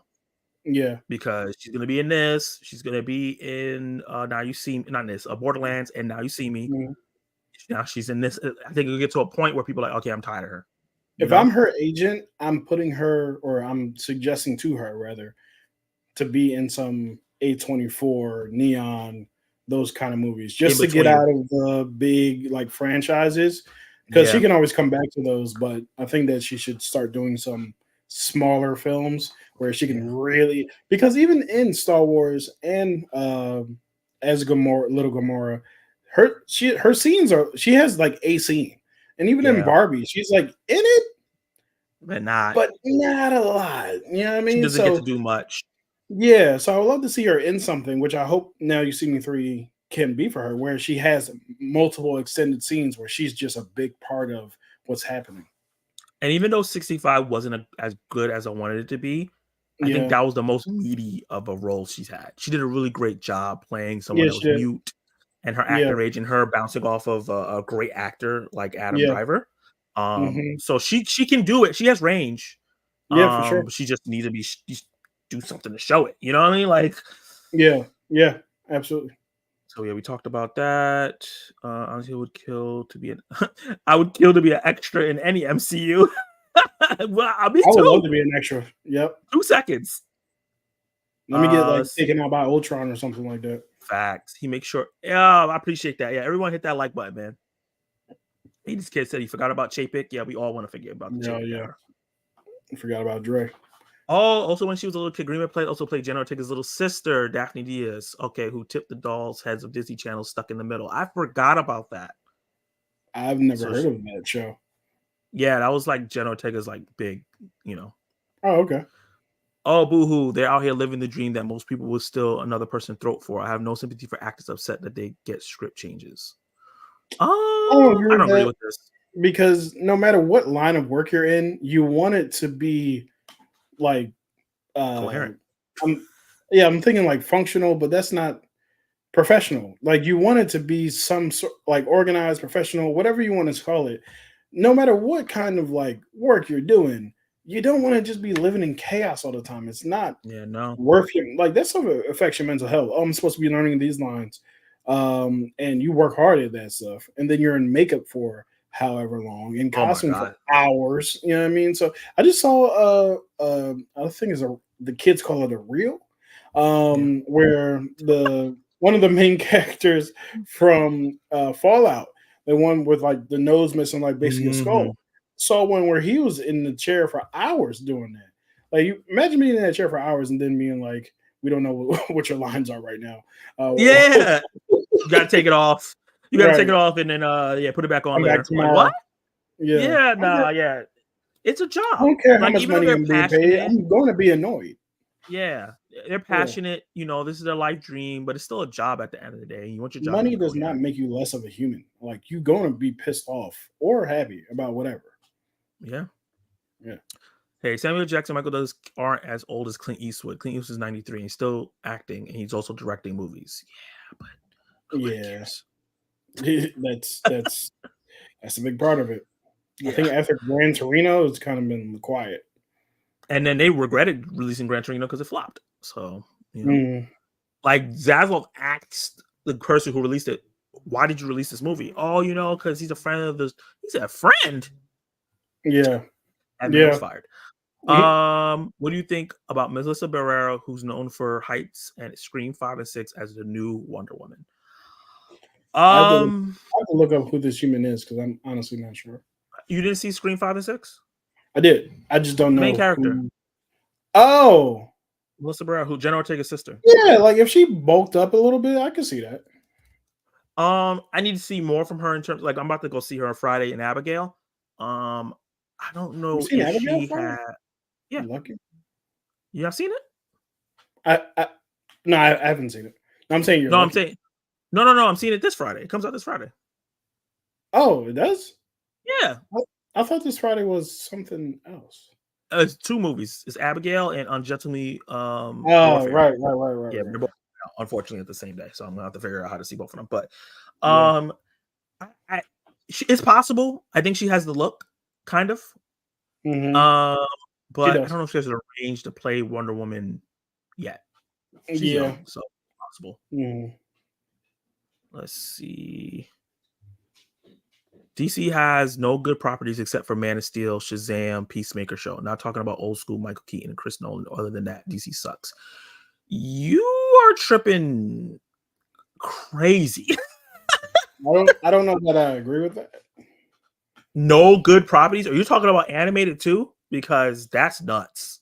I think he's just talking about live action because to say that there's no good animated thing. Smallville, Yeah, Smallville's amazing, and we wouldn't have any superhero boom on television without that, or correct. the blueprint without that. I Hmm. know the Arrowverse spun out of control, but the beginning of the Arrowverse was amazing. Black Yep. Lightning, Supergirl First was two really seasons good, of Arrow are just amazing. amazing. Even season Yeah. 4 of Arrow was amazing. Flash was good Mm. for a little while. Yeah, I can't agree with that. DC, Yeah. Superman and Lois, I always praise that show. It's amazing. Even in the Um, DC to EU, DCEU, yeah, like yeah, for me personally, there's a lot of them I don't. Most of them I don't like, yeah, um, it's like but Suicide there's Squad is not great. Wonder Woman 1984 is not great. whew, Obviously, the theatrical version of Justice League is not great. yeah, But outside of that, I don't really have any like bad movies from them. yeah. Black Uh, Adam's a mess, but I had fun. I did not like Black Adam. Okay, that's fair. Yeah, but it just turned into like there's just this guitar riff thing that was happening throughout the entire movie. I was like, why is this happening? You It and your was score. it's super repetitive, like You. crazy repetitive. You Uh, stop that, Black Adam. I'm gonna do it anyway. Does it anyway. Something blows up. Hawkman, you stop that, Black Adam. We're here to stop. It was like the same thing the whole yeah, time. I agree. And Like then I at said, the end, they it was switched it up and messy. said, "We need you to do it." It's like, oh, Yeah, yeah, like I said, it was messy, but I had fun. mhm. Yeah. But I like the Actually first love half the of the movie. casting for the new Naked Gun. Yeah, Mhm. as Yeah. someone, I think he talked about like he saw it. So yeah, as someone that saw it, that's good. Mhm. I used to watch Baywatch for her and to watch her. I'm not saying that aloud. This man, I should have read that. OJ was an original Naked Gun. Rest in peace to OJ, He man. was. Yeah. Chip and Dale was awesome. It really was. I need to finish it. Yeah, definitely looking forward to the new Naked Gun. I never seen the original. I want to eventually. Yeah, Yeah. I'm gonna have to check it out. yeah, man. Airplane, Naked Gun. Is Pan Yeah. Anderson going to be the Airplane love is interest or the one femme fatale? Ooh, which one would you rather? The love interest or femme fatale for Pam Am? femme fatale. I Yeah, don't need her to be a love interest, especially if like yeah, she's the co-lead. Liam- It's like for yeah. what? Not with Yeah. Liam Neeson. Mm-mm. Yeah. Co-badasses. Yeah, I grew up with Naked Gun. If I'm not mistaken, it was a TV show. I think it was a spinoff of a show that became a Mhm. movie. Um, he said, "Please see the original Naked Gun trilogy." I'll see. Trilogy. I didn't know it was a trilogy. Yeah, when I was reading it, it said it was a trilogy of films. It made 260 million or something like that. Mhm. Also, like that Marvel doesn't connect their projects. I love variety at the end of the day. Also, like that Marvel does connect their projects. Oh yeah, that's true. It's fine if we get both. If Yeah. DC doesn't connect and Marvel does, that works. Mhm. Yeah. I hope they bring back Charlie Sheen for the scary movies because I've been watching Two and a Half Men with him in there, and that show just makes me laugh on the ground. Two and a Half Men is pretty solid. I don't know if they'll bring him back because of the wild stuff he said, but Yeah. That was yeah. that was a time. I remember when that Hello happened. Movies is not Mhm. on the scary movie franchise train. It could be good, it could be bad, but yeah. Yeah. I'll get a little bit of history. Naked Gun was a TV show. It was called Police Squad, 1982. Only one season. We're a group on it. Yeah, so it only had one season, and then it turned into a successful trilogy movie. That's That's crazy. pretty cool. Yeah. Yeah, they used to just be trying stuff back in the day. I swear. Yeah. Watch Yourself, Kenny. Movie 43 was awesome. I love that movie. Oh boy. You mean the one with Hugh Jackman who has balls for a chin? That one? Oof. Brandon, you scare me sometimes. Uh if, if they're going to do a scary movie film, do it right or leave it alone. I agree. She's such a good actress. She was good on Gamora, but she was phenomenal as young Ahsoka. Yeah, she She got more to was. do as young Ahsoka. Yeah. But I'll say her line in Infinity War is more impactful than her performance in Ahsoka. Just what did it Which one? cost? Just the way she said it to Oh Thanos yeah. Yeah. and the way she looked, the desperation. It was just so good. You know what's so I just thought about this. I don't think people will get fatigue from her because most people have no idea who she is. That's true. Also, Like just like what Brandon says, wait, young Ahsoka was young Gamora. I think that's the majority of people don't know who that person is. Because every time you see her, she's in heavy makeup for whatever and character she's she's. older because Yeah, from Gamora to Ahsoka, she looks a little different because she was yeah. like 12 when she did Gamora, and Hmm. now she was like 16 as Yeah. Even Ahsoka, that and then picture when from the article, like uh-huh. she looks way older than she does in Barbie. Yeah, So yeah. yeah, So I feel like by the time she released in a lot of stuff, that people are not even gonna realize it was the same person. So I think you're right. right. Because Yeah. even in Borderlands, she has stuff all over her. She has the rabbit Hmm. ear, she has makeup. So yeah, you're right. She keeps picking roles where she's not super recognizable. And So she's not the same. Like her Ahsoka yeah, character is nowhere near the same as Gamora. or her character in Barbie, or probably Right. what Borderlands is. Yeah, Yeah. is Daniel Radcliffe coming back for now? You see me? Oh yeah, that's interesting. Well, like, was Daniel Radcliffe in Now You See Me? He was in the second one, I believe. Oh, okay. Hey, what's up, Open Door Alliance? Welcome to the live stream. This man said, "Good Hey, morning." what's He up, must Obi? he's in Australia where it's nighttime here. Mm-hmm. Oh, Della Movies, good recent parodies. Tucker Dale versus Evil, The Final Girls, What We Do in the Shadows, Lego Movie. Yes, it counts. That's What true. we do in the shadows is freaking hilarious. But you know what the It's difference between these so are? funny.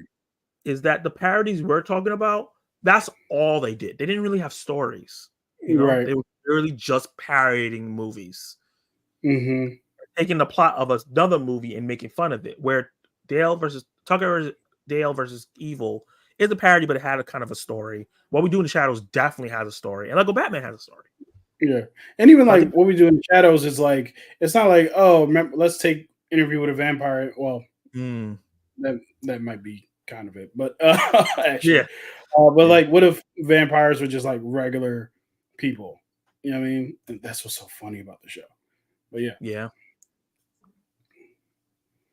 I think personally, think of all the video games. Why are they making a Borderlands movie? That's a good question. Um, Mhm. I just think that it fits for an action movie. Um, Yeah. Borderlands franchise, one of the highest selling video games, so it kind of makes sense to kind of grab that fan base. Hmm. Better And the question is story is why not? thin. The Yeah, story for Borderlands is thin, so you can literally do whatever you want, and people won't yeah. complain. As long as you get the characters and some of the lore correct, you can Hmm. kind of make the story you want without having to behold to something. It's not like The Last of Us, where if you change too much, people are gonna get riot. Yeah. And I my understanding is Fallout is a brand new story that's not in the Yeah, video games. All those games are individual like stories. anthology kind of in the same world. So it's like this is another anthology in that same world. Hmm. And you said no one asked for it, but that's not true. As a video gamer myself, people have been saying Borderlands should be get adapted as a video game since Sonic 1 came out because they're like, it'll be cool to see all these characters. Also, let me just address the no one asked for it thing. No one asked for most of the stuff that we get. Yeah. That's just the reality of it. No one asked for the Matrix. No one asked for Jurassic Park. No one asked for Star Wars for sure. Yeah. Like when Star Wars is coming out, what the hell is this? And then boom, right? So for the most part, most of the things we get, no one asked for it. Yeah. That's Yeah, true. I 100% agree. Also, like, I didn't ask for Dune to be remade, but I right. love this shit. Yeah, yeah. Never read a Doom book in my life. Wait, little Gamora black? She look white. No, she's Hispanic. She's not black. Yeah, she's neither one. Yeah. The black thing in pop, she's not white or black. She's Spanish, which I guess you Mhm. technically is a mix, but we won't get into the history of The that. blackening is funny as hell. Yeah, I'm I glad it's getting a had a second one. great time with that movie. Yeah, Yep. pop star never stopped. Once again, these parodies you're talking about are original stories. We're talking about like scary movie kind of parodies. That was Mm-hmm. the main thing. That's why we said Naked Gun could work, because it's not parodying another film. It's just being funny of action films in general. Mm-hmm. Oh yeah, we talked about that already. I was talking about Glenn Powell. He can play Cyclops and Green Lantern. Why not? Oh, no. Only reason, because I don't see Glenn Powell wanting to be stuck going back and forth. Because literally, if he does that, he would just literally be going back and forth. Yeah. And you know how many questions that Robert Downey Jr. and Chris Evans get about their one character that they play? I would not. Hey, well, so what is the beam's optic? You know what I mean? Does the ring run off for Will? What do you think about parallax? It's like, dog. And then the whole like, how is it being in DC versus Marvel? And Yeah, pick one. I get annoyed for actors when they're always asked about those roles. Yeah. Yeah.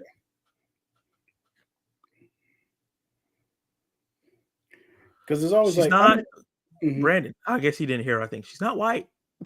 And even if she was, so what? Oh man. She's an alien. Doesn't matter who plays. That's hilarious. That's all true. Well, give WB credit for those movies. They could have shelved them. So kudos to Justice for Batgirl. Oh yeah, that's true. They could have shelved them like they shelved these other films. That's true. Yeah. I And don't think we should give them kudos for doing what they're supposed to do. That's true. Denis talked about how like they've been super supportive of the Dune thing too as well. Like specifically like Zaslav. They told him, don't worry about the box office. We're doing all three of these. And he was like, oh, right? If you have that confidence, you could just do what you need to do. Yeah. Because one of the things I think every studio wants is a franchise, whether it's superhero or not. Like, I think Paramount has Mission Impossible. Yep. They are more than happy to have the Mission Impossible franchise. 1000%. That kind of thing.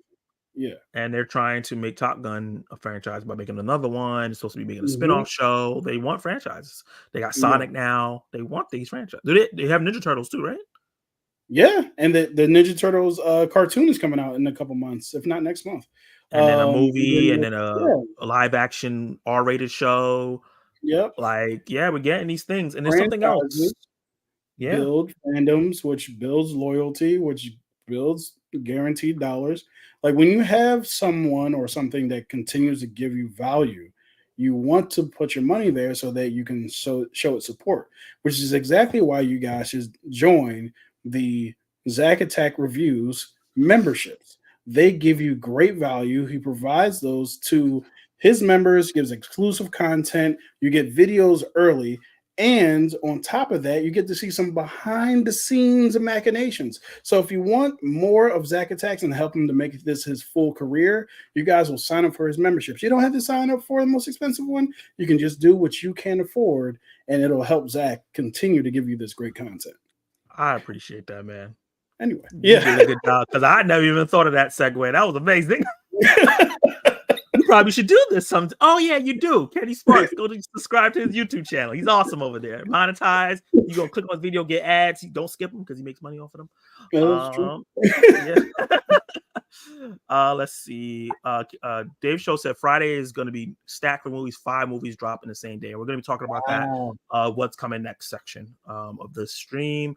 I'm going to just jump a little bit because we've what's been going surprising movie. Well, would this save some of these things that are not about the topics, the news topics, for the Q&A section? Because I see a lot of stuff talking about certain different things. Kenny, that segue into the Avazac was amazing. Oh man, it really was. Because I was like, where's he going? And then you hit me with that, and I was like, oh shoot. You deserve segue, where's it going? Where's the MCU going? Let's talk about that. That was a segue. That was a segue. That's what's up. Yeah. So we had a first look at Captain America: Brave New World, and this actually is my most anticipated Marvel film out of all the Marvel films that's been announced. Because I love Winter Soldier, I love Civil War. I even love First Avenger. I think Captain America. Yeah.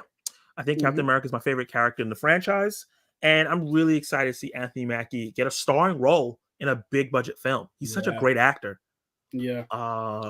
So yeah, Anthony Mackie has a friendly bone to pick with Tom Holland. In a viral moment captured in a fan convention in 2021, Spider-Man actor joked that his fellow MCU star doesn't have his own Falcon movie. Well, that's about to change with Captain America Brave New World, the new Marvel film headlining Mackie Sam Wilson as the next Star-Spangled Hero. Might Mackie feel need to gloat? No, he did that on a very public stage, so I'm going to hold it till the premiere. I love this man. I'm going to make sure that Marvel makes him come to the premiere, and then I'm going to sit him next to me, and I'm going to watch him watch the movie. And just a little segue from that, I want to talk about his special moment of he was watching Endgame with his son, and he was during the premiere, and you know the part where Cap gives Sam the shield, so he looked over to his son to see him react. He didn't react at all, and it crushed him, right?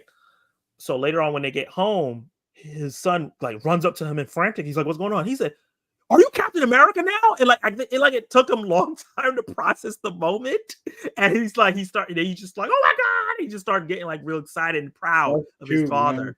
And that's huge. And that's kind of why you want representation. Yep, that's what's up. I never heard that story. That's awesome.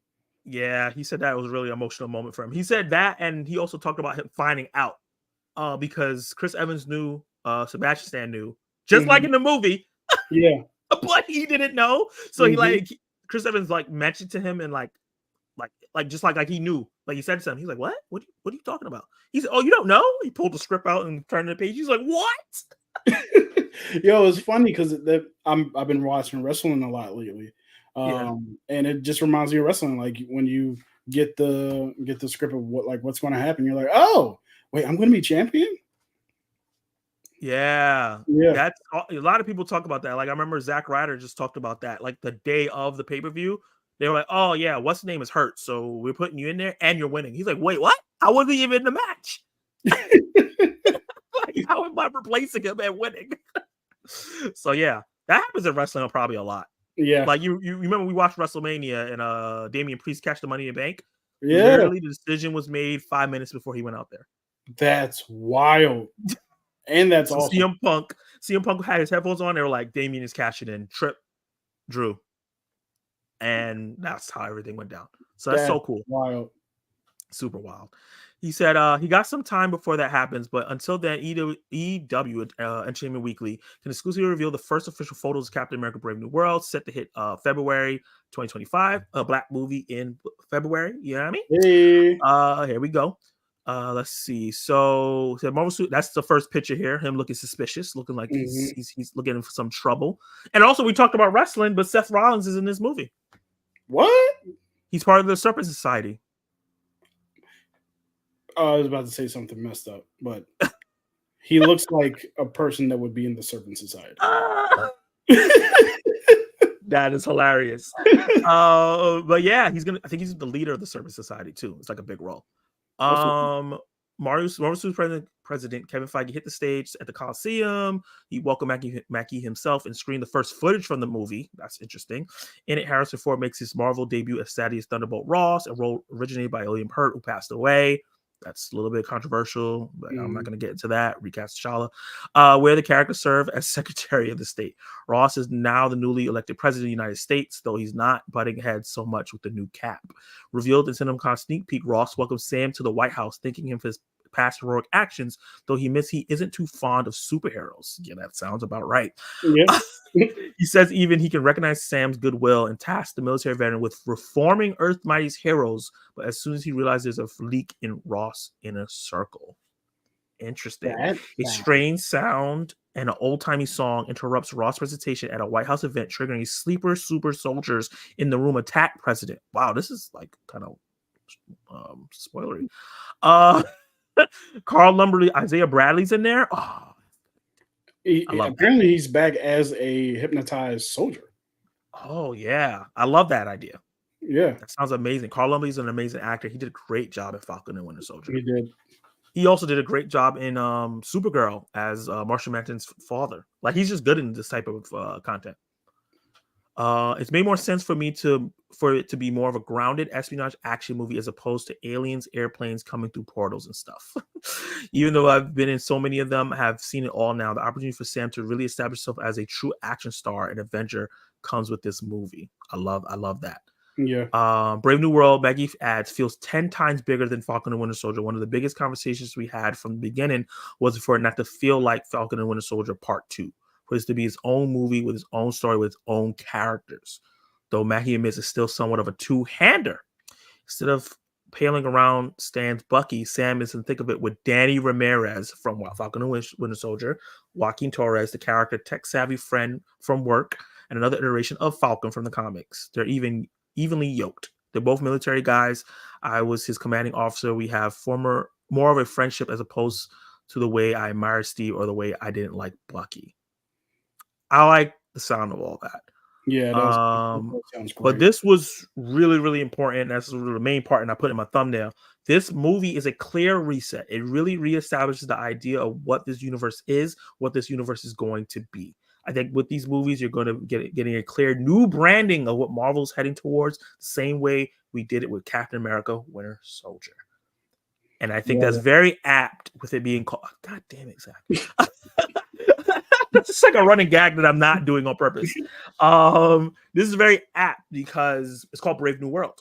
So it's really exciting to see that this is going to be a clear setting point, kind of like a Marvel Now or whatever the Marvel calls their resets. But in the cinematic universe, where kind of the momentum was sputtering out, and I feel like maybe Deadpool, Wolverine, which we'll be talking about soon, really quickly, and this will spawn a new feeling.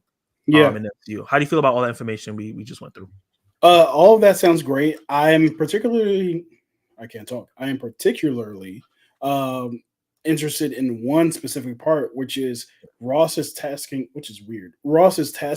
Sam with creating a new Earth Mightiest Heroes, which to me says all of that complaint. I don't want to call it complaining, but all of that concern about where's Shang-Chi. All that concern about where are these characters and how are they going to come together. And there's no Avengers before we get to Kang or whatever Avengers 5 will be. Yeah. It looks like if that's his task, then, and he's being set out to do that, I don't know if part of the movie is going to be like him meeting up with these other heroes and convincing them to join the Avengers. It could be, but that seemed to have been interrupted by Carl Lumbly coming in and crashing the party and trying to take out the president. So that's all a part of that, I think. So his job is to build the new Avengers, which makes sense if you're going to try to change around or restart this universe, because you need an Avengers team. And as of right now, there isn't one. Yeah. And it sounds like there's no Avengers team at all in the universe right now. I know we've seen hints of it because we saw Captain Marvel and Mark Ruffalo's character in the end of Shang-Chi. But also it could be a thing where it's like smaller character interactions, still trying to keep a hold of things, even though they're not connected as a team anymore. Because think about it, who was funding the Avengers? Tony Stark. He's not even around anymore. So the Avengers building we've known has been sold. They don't even have a headquarters. So they don't have a place to stay. They don't have funding. The government's not really backing them. So I can see them all kind of spread out. Well, that's what's interesting, because if Thaddeus Ross is asking Sam to create this new Avengers team, then you would assume that they are under the jurisdiction of the American government, which you also just don't want. So it could be a very interesting thing. Yeah, it could be very interesting. I think that it'll bring a lot of the plot threads that people have been complaining. I think this and Thunderbolts are going to be very, very important to clearing up a lot of the complaints that people have had about Phase 4 and the beginning of Phase 5, how like things don't feel like they don't know where it's going. Because I feel like the rumor with Thunderbolts is like they're going to have like a Wakanda war. They're going to be going to the Hand and the Eternals to get materials. So like parts of the story is going to send them in places that we've seen already that's been introduced recently. Yeah, and I think that it's a good idea that they have two established, possibly 3, possibly 4 established teams going into these Avengers movies. 5, actually. You have Fantastic Four, you have the New Avengers, which is probably what the movie will be called. Well, the movie. But yeah, you have Fantastic Four, the New Avengers, the Eternals, the Thunderbolts, and the Young Avengers. So it's all of that is happening at the same time. And then you got your Stranges and your Spider-Man and all these other people who are kind of They're like talking about doing Midnight Suns. Midnight Suns. Oh yeah, with Blade and Ching Werewolf Ching by Night, and, Doctor Black Knight. Strange, Black That was Knight. Ching Ching Black Knight. Oh, I thought that was supposed to be Blade Swords, but that makes sense. So you But have yeah, I think it makes sense storyline wise for them to have multiple teams because we had one team and we saw what happened to the universe. Right. We almost So lost it. we almost lost everything. Right. So let's have multiple teams so we can cover and spread everything. You know what I mean? Yeah. But and if you want to count it, we also still have the Guardians, just a different iteration. We have a different iteration of the Guardians of the Galaxy, which I think they will continue. The fact that they showed a new iteration makes me feel that they're going to find another director and bring that franchise into a different direction. Oh, and StarLord will return was at the end of StarLord will return. So even though he's probably going to be in DC soon, but even though he's not there yet, I feel like that's going to be a big thing. But for you guys watching afterwards, let me know in the comments down below. How do you feel about Anthony Mackie's details he's given about this new movie? Are you more excited for it? Are you less excited for it? Do you feel like it's going to be that new reset that we need? Like kind of like Winter Soldier up the level of Marvel movies. Do you think that Brave New World can do that as well? And are you excited for a new Falcon as well? That's very, very interesting. I liked Danny Ramirez inside of Falcon and Winter Soldier. I thought the little bit he had, he was charismatic. He's also going to be in Twisters coming up. So we're going to be seeing him again. I think he was in Top Gun Maverick. So he's been around. He was. So yeah, let me know in the comments down below. And then before we get to the last we have two more main topics. Let me see what you guys say in the live chat because I don't want to neglect you guys. Also forgot about one other group, which is the X-Men with Deadpool. Oh yeah, we're going to be getting them too. Yep. We could have a little Civil War 2 going on with a lot. We could. I just hope they don't follow the storyline of Civil War 2 because that was a mess. But I hopefully just like the original Civil War was kind of a mess. Hopefully they do, but just clean it up. Yeah. I like the idea of the heroes like, oh, we can prevent stuff. Yeah. And the implications of how they deal with that. And you could just have Sam versus Carol. You know? Kind of like I think it was Sam versus Carol in the comics. It was Carol, Captain Marvel wanted to use the Inhuman, and Sam was like, "No." I think it was it was Iron Man. It was Iron Man. Yeah, you're right. Yeah, because he was like, "Well, I kind of did this already. I did the Civil War thing, so we probably shouldn't do that." So but it's still happening anyway. Yep. Good question. Because of that thing, do you think we'll ever get humans now that we have time? Only because we got Black Bolt and Multi-Stranger Madness. I think that is a wrap. Yeah. Well, not totally. I think it'll be a long time before we see any Inhumans again. Gotcha. Yeah, I can see that.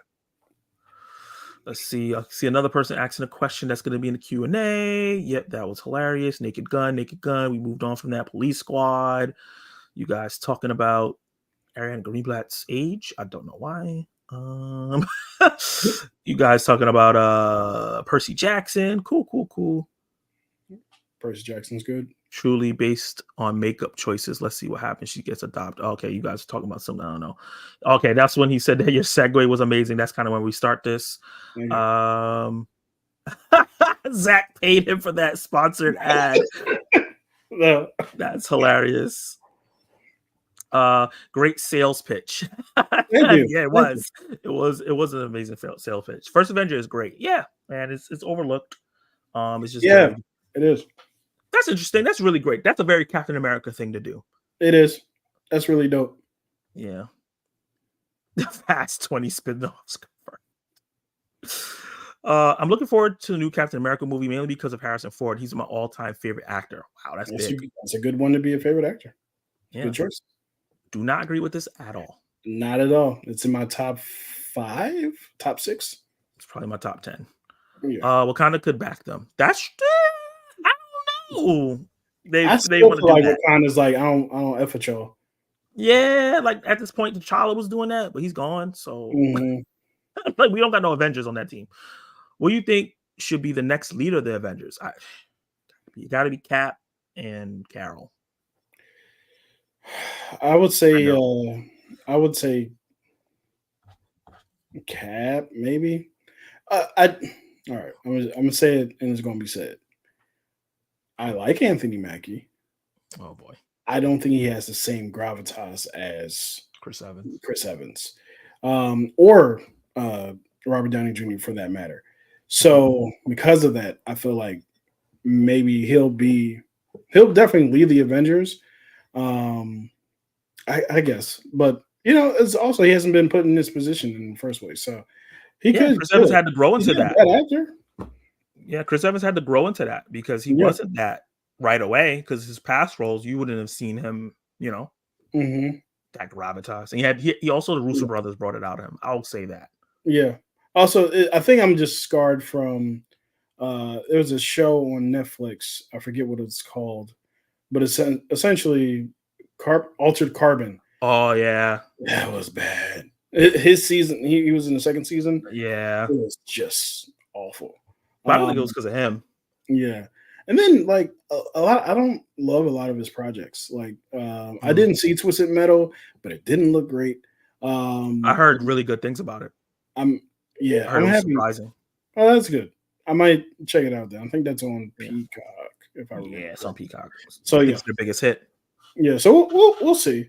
We'll see. I'll tell you this: there's not too many others on the current roster that I'm like, yeah, lead the team. Yeah, because Doctor Strange not really leading the team. He's so irresponsible. He couldn't lead anything. Yeah, he He's can't even worse. lead his own team. He can't lead his magicians.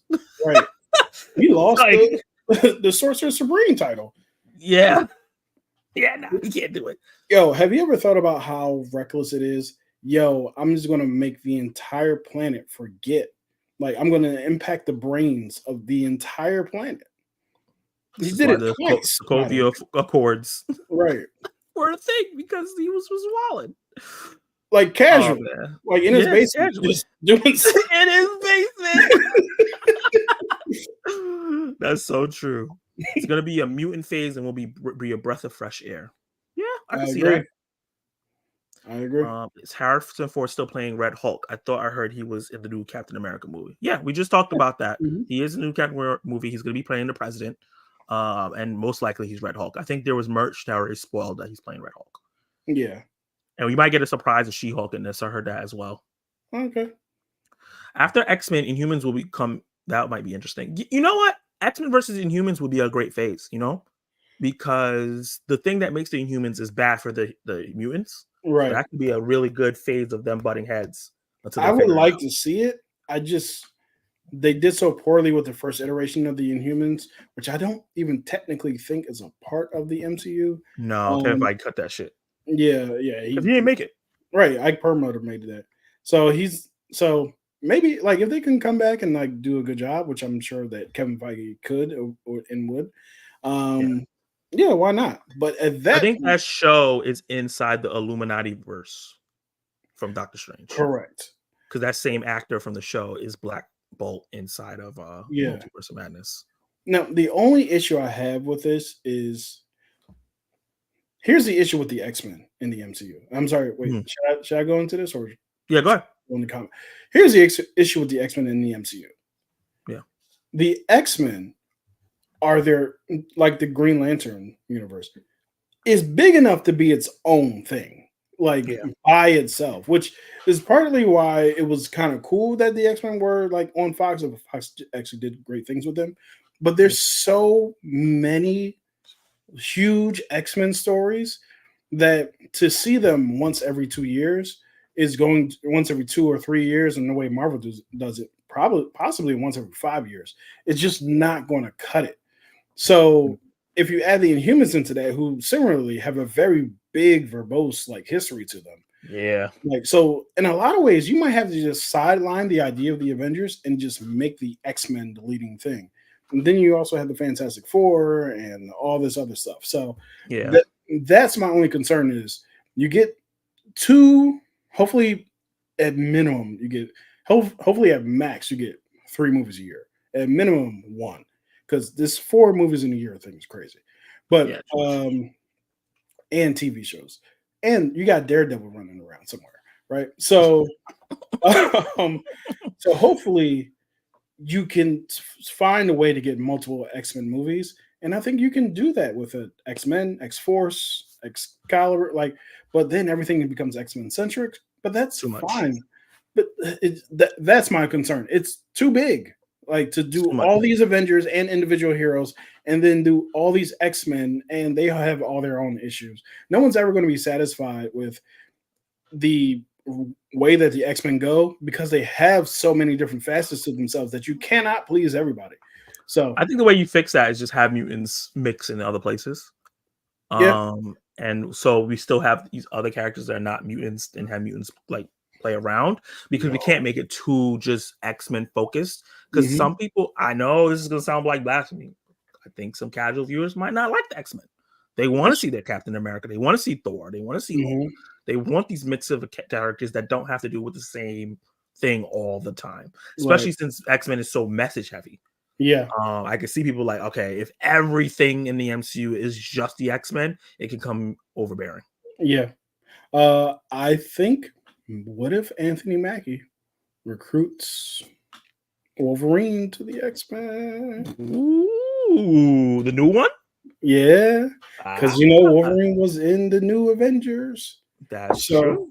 yeah, It's a big possibility. That would be a great Mhm. debut It would. because they said that the mutants will slowly, you know, through the Matriculate. MCU before Yeah. the new mutant movie comes out.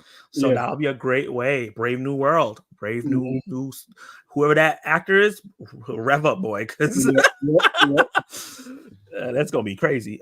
Wait, Harrison Ford is still doing action movies. Hopefully, people will get mad like they did in Indy 5. Wait, what? Why would you want them to get mad?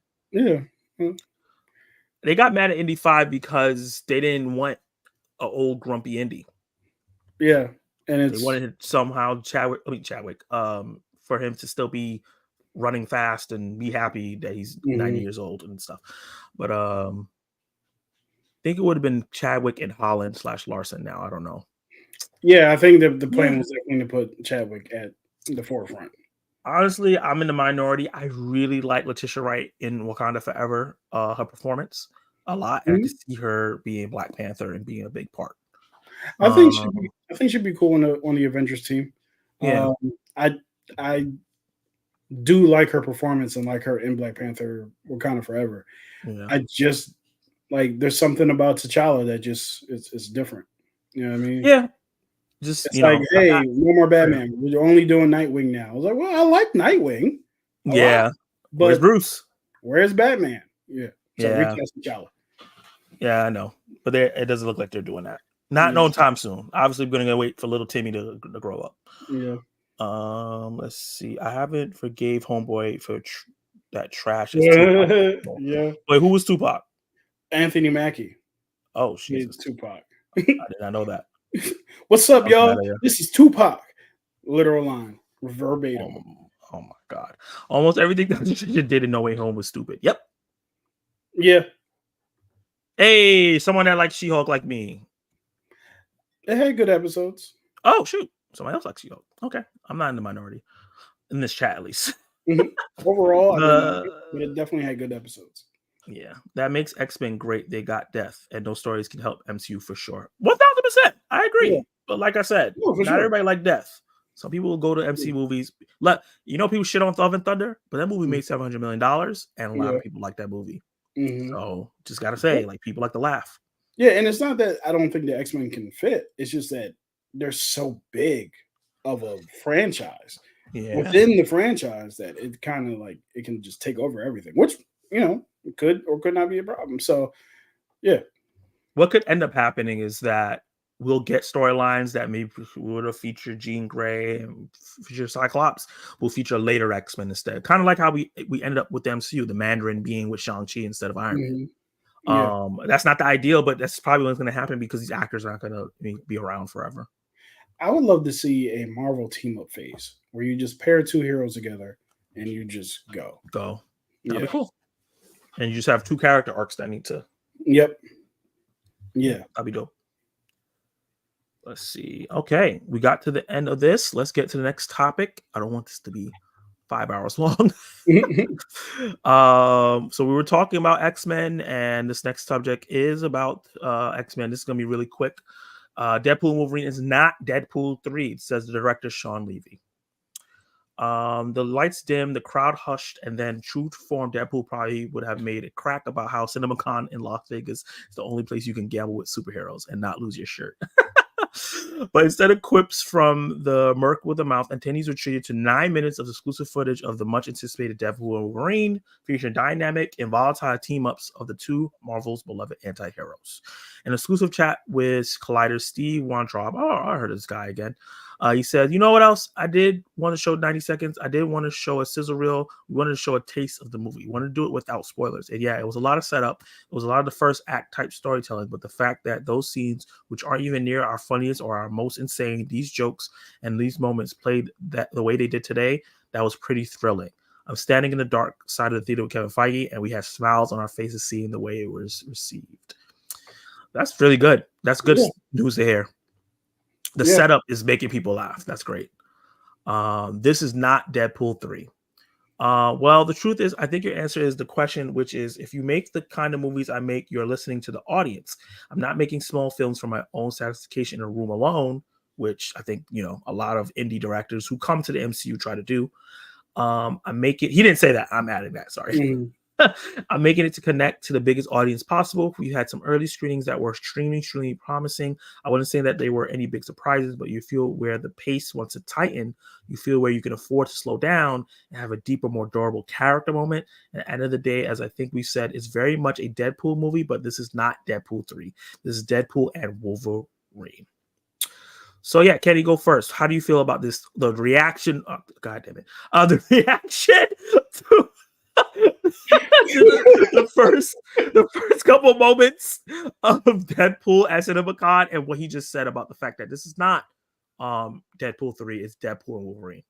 Yeah, so I love the fact that there was a great reaction to it, and that even with the 9 minutes or 90 seconds, whichever one it was, that they showed that it got a great reaction. We still don't know how it will play out for the full movie, but just knowing that people were able to laugh, that's great. The trailer I saw kind of gave me the idea that this is going to go well, and I'm keeping that hope alive. Now, the idea that it's not Deadpool 3, but Deadpool and Wolverine, I love that idea because it's telling me that you're giving both characters interesting arcs throughout. Unlike Godzilla X Kong, where it's a Kong movie. You know what I mean? So I think that Godzilla's kind of like around. Yeah, he's just around blowing stuff up, doing his thing. And then but as far as like this movie is concerned, I thought it was interesting, that little caveat that he gave, is that it's definitely a Deadpool movie, but it's not Deadpool 3, it's Deadpool and Wolverine. So what do you mean by it's definitely a Deadpool movie if it's not Deadpool 3? So I'm interested in seeing like where like all that happens. You know what I mean? So I think this is going to be fun. And then don't forget, there are some major cameos that are going to be in this movie. I know Elektra was cast, and she could show up for 5 seconds, so who knows? But all these like types of things just scream. Like, I feel like this is the first true multiverse movie in the multiverse saga. No, that's not true. No Way Home, Doctor Strange, and No Way Home. But I mean, like, this one seems to be traversing the multiverse in a way where it's like even deeper. So this will probably be like the third actual like multiverse movie. So Loki was multiverse too, and it ties with the TVA, right? So it ties with TVA. So I think with what he says is a Deadpool movie, I think it has the tone of a Deadpool movie, not a Wolverine movie. I think that's so it's like Wolverine in Deadpool's tone, but it's still a two-hander. Yeah. What I heard was interesting. I think somebody said that, this was a Deadpool focused trailer we got for the first one. Yeah. And since he's saying this is a Deadpool and Wolverine, and it's funny that you just talked about how you want to see team up movies in a phase where it's just two, and it segues right into this. I think the second trailer may be a Wolverine focused one. It would be cool if the trailer is the same trailer for that we got, but it's just from Wolverine's perspective. I would certainly hope so. Yeah. Because I want them to do that, because then it avoids them showing too much of this movie. I don't want them to do with Doctor Strange and Multiverse of Madness, where they just showed way too much, and it hyped up the movie to an extent that it couldn't match. Yeah. Because it had all the 100%. Things that was in the trailer. But what we saw in the trailer was just it. That was what the extent was. I think that in a lot of ways, trailers really impact how you think and feel about the film going into it and Yeah, coming out of it. I know me and you feel very differently about Civil War, but that's yeah, one of my issues with Civil War is I thought I was going to watch a different movie. Same yeah. thing with not Deadpool, Doctor Strange and Multiverse of Madness. Like, I could just imagine the shock on my face if I had never known Professor X was in this movie and he Oh my came god. rolling by. I probably would have died right then and Yeah. there. Like the pop, which is a phrase I'm learning from wrestling now that I'm watching wrestling a lot. The pop that we got from John Krasinski as Mr. Fantastic. Could you imagine seeing Patrick Stewart coming back as Professor X? The pop that would have gotten if we didn't see it in the trailer, that Yeah. would have been. I think I would have been beside myself. Um, Yeah. but and maybe that's the reason why they did put it in the trailer because like that's two like consecutive. No, nah. Yeah, I can see that because Patrick Stewart draws more casual fans in than Mhm. showing John Krasinski in the trailer. John Yeah, Krasinski was for us, right. the real people that's on the internet and all that stuff like Mhm. that. And look, the marketing worked because it made $900 million. You know what I'm Yeah, saying? So like, yeah. I get it, but for me as a film fan, I really wish it was so much. I really wish the Mhm. trailers focused on Wanda and what she was doing and showing those Yep, action scenes and how cool that was. yep. Maybe showing that he's going to different multiverses, but not and then like Mhm. hinting that oh look he who are you or something like that Yeah, instead I think they're of keeping you Wanda know as the villain like a secret the entire time. why Um, yeah, I mean, that's the part you show it was a because it was a kind of a cool twist kind of thing. I wasn't mad at it, but we also had no idea who the villain was going in, which is also kind of interesting. yeah I would have I think rather we known that she was the guessed it was villain. Wanda, but yeah, Yeah, I'd rather it was we knew who the villain was going in than knowing mm, who the surprises of the multiverse were. I totally 100% agree with you. I think 100%. it was had the same effect. Yeah, And then we're gonna be like, oh, who's in this movie? Who's gonna it's a right. multiverse, who's gonna and then it's like, but Wanda's a villain? It's Mhm. crazy. People were thinking Make Nightmare was the villain up until they saw the mhm. movie. Yeah. I remember that was a big thing. Nightmare is supposed to be controlling her or some crap like that. I remember Hmm. that. Yeah. So yeah, that was really interesting. I think that the fact that it's not a Deadpool 3 makes me feel like we're gonna get Deadpool 3, probably under a different title, and it's gonna Possible. just be a focus of him. Yeah, I don't think that they're bringing Ryan Reynolds back for just one more, for sure. No, I Yeah. think Hugh Jackman is probably going to be this and maybe another one, maybe Mhm. like a Secret Wars film. I think we'll get a Hugh Jackman, Tobey Maguire moment because everybody wants to see that. Yep. That pop is going to be nuts. And Yeah. we just get all the old movies and they all like if we have like a movie part where like all the old characters that really helped superhero movies before the MCU started Mhm. together and they have to work together to do something and then like the new people who have to do something separate or if they just Yeah. all mix together. I think that people are I going to think lose it. that's what Secret Wars is going to end up being. Yeah. I And I hope think that's a great idea. because there's a lot of salaries involved in that. So Oh yeah. That's an expensive movie. yeah. And speaking of an expensive movie, little segue, the last of the rapid fire news. One Punch Man, one of the big animes of the last 5 years, is going to be getting a live action movie. I don't know how I feel about live action. From director Justin Lin and taps Rick and Morty co-creator Dan Harmon to rewrite it. So this is coming from comic book news.com or Mhm. comicbookmovie.com. And apparently this is from Sony. I didn't even know Sony had the rights to them. Neither But did I. updates about Sony Pictures' plan for a live-action One Punch Man movie about have been few and far between for a while now. But based on a new story from Hollywood Reporter via Anime Mojo, damn, that's a lot of vias. Yeah, a lot of years. The project just took a big step forward. According to the trade, the studio has enlisted Rick and Morty scribe Dan Harmon and Heather Ann Campbell to rewrite the screenplay. Justin Lin remains attached to direct, though his increasingly busy schedule, which includes Amazon, MGM's Crime Thriller State Course, actually heard about that. And he's in the running to do Spider-Man 4, which has been rumored Really? to start filming in September. Yeah, because the person that was supposed to do it left. Drew Goddard, I think he's doing some other franchise film. Mhm.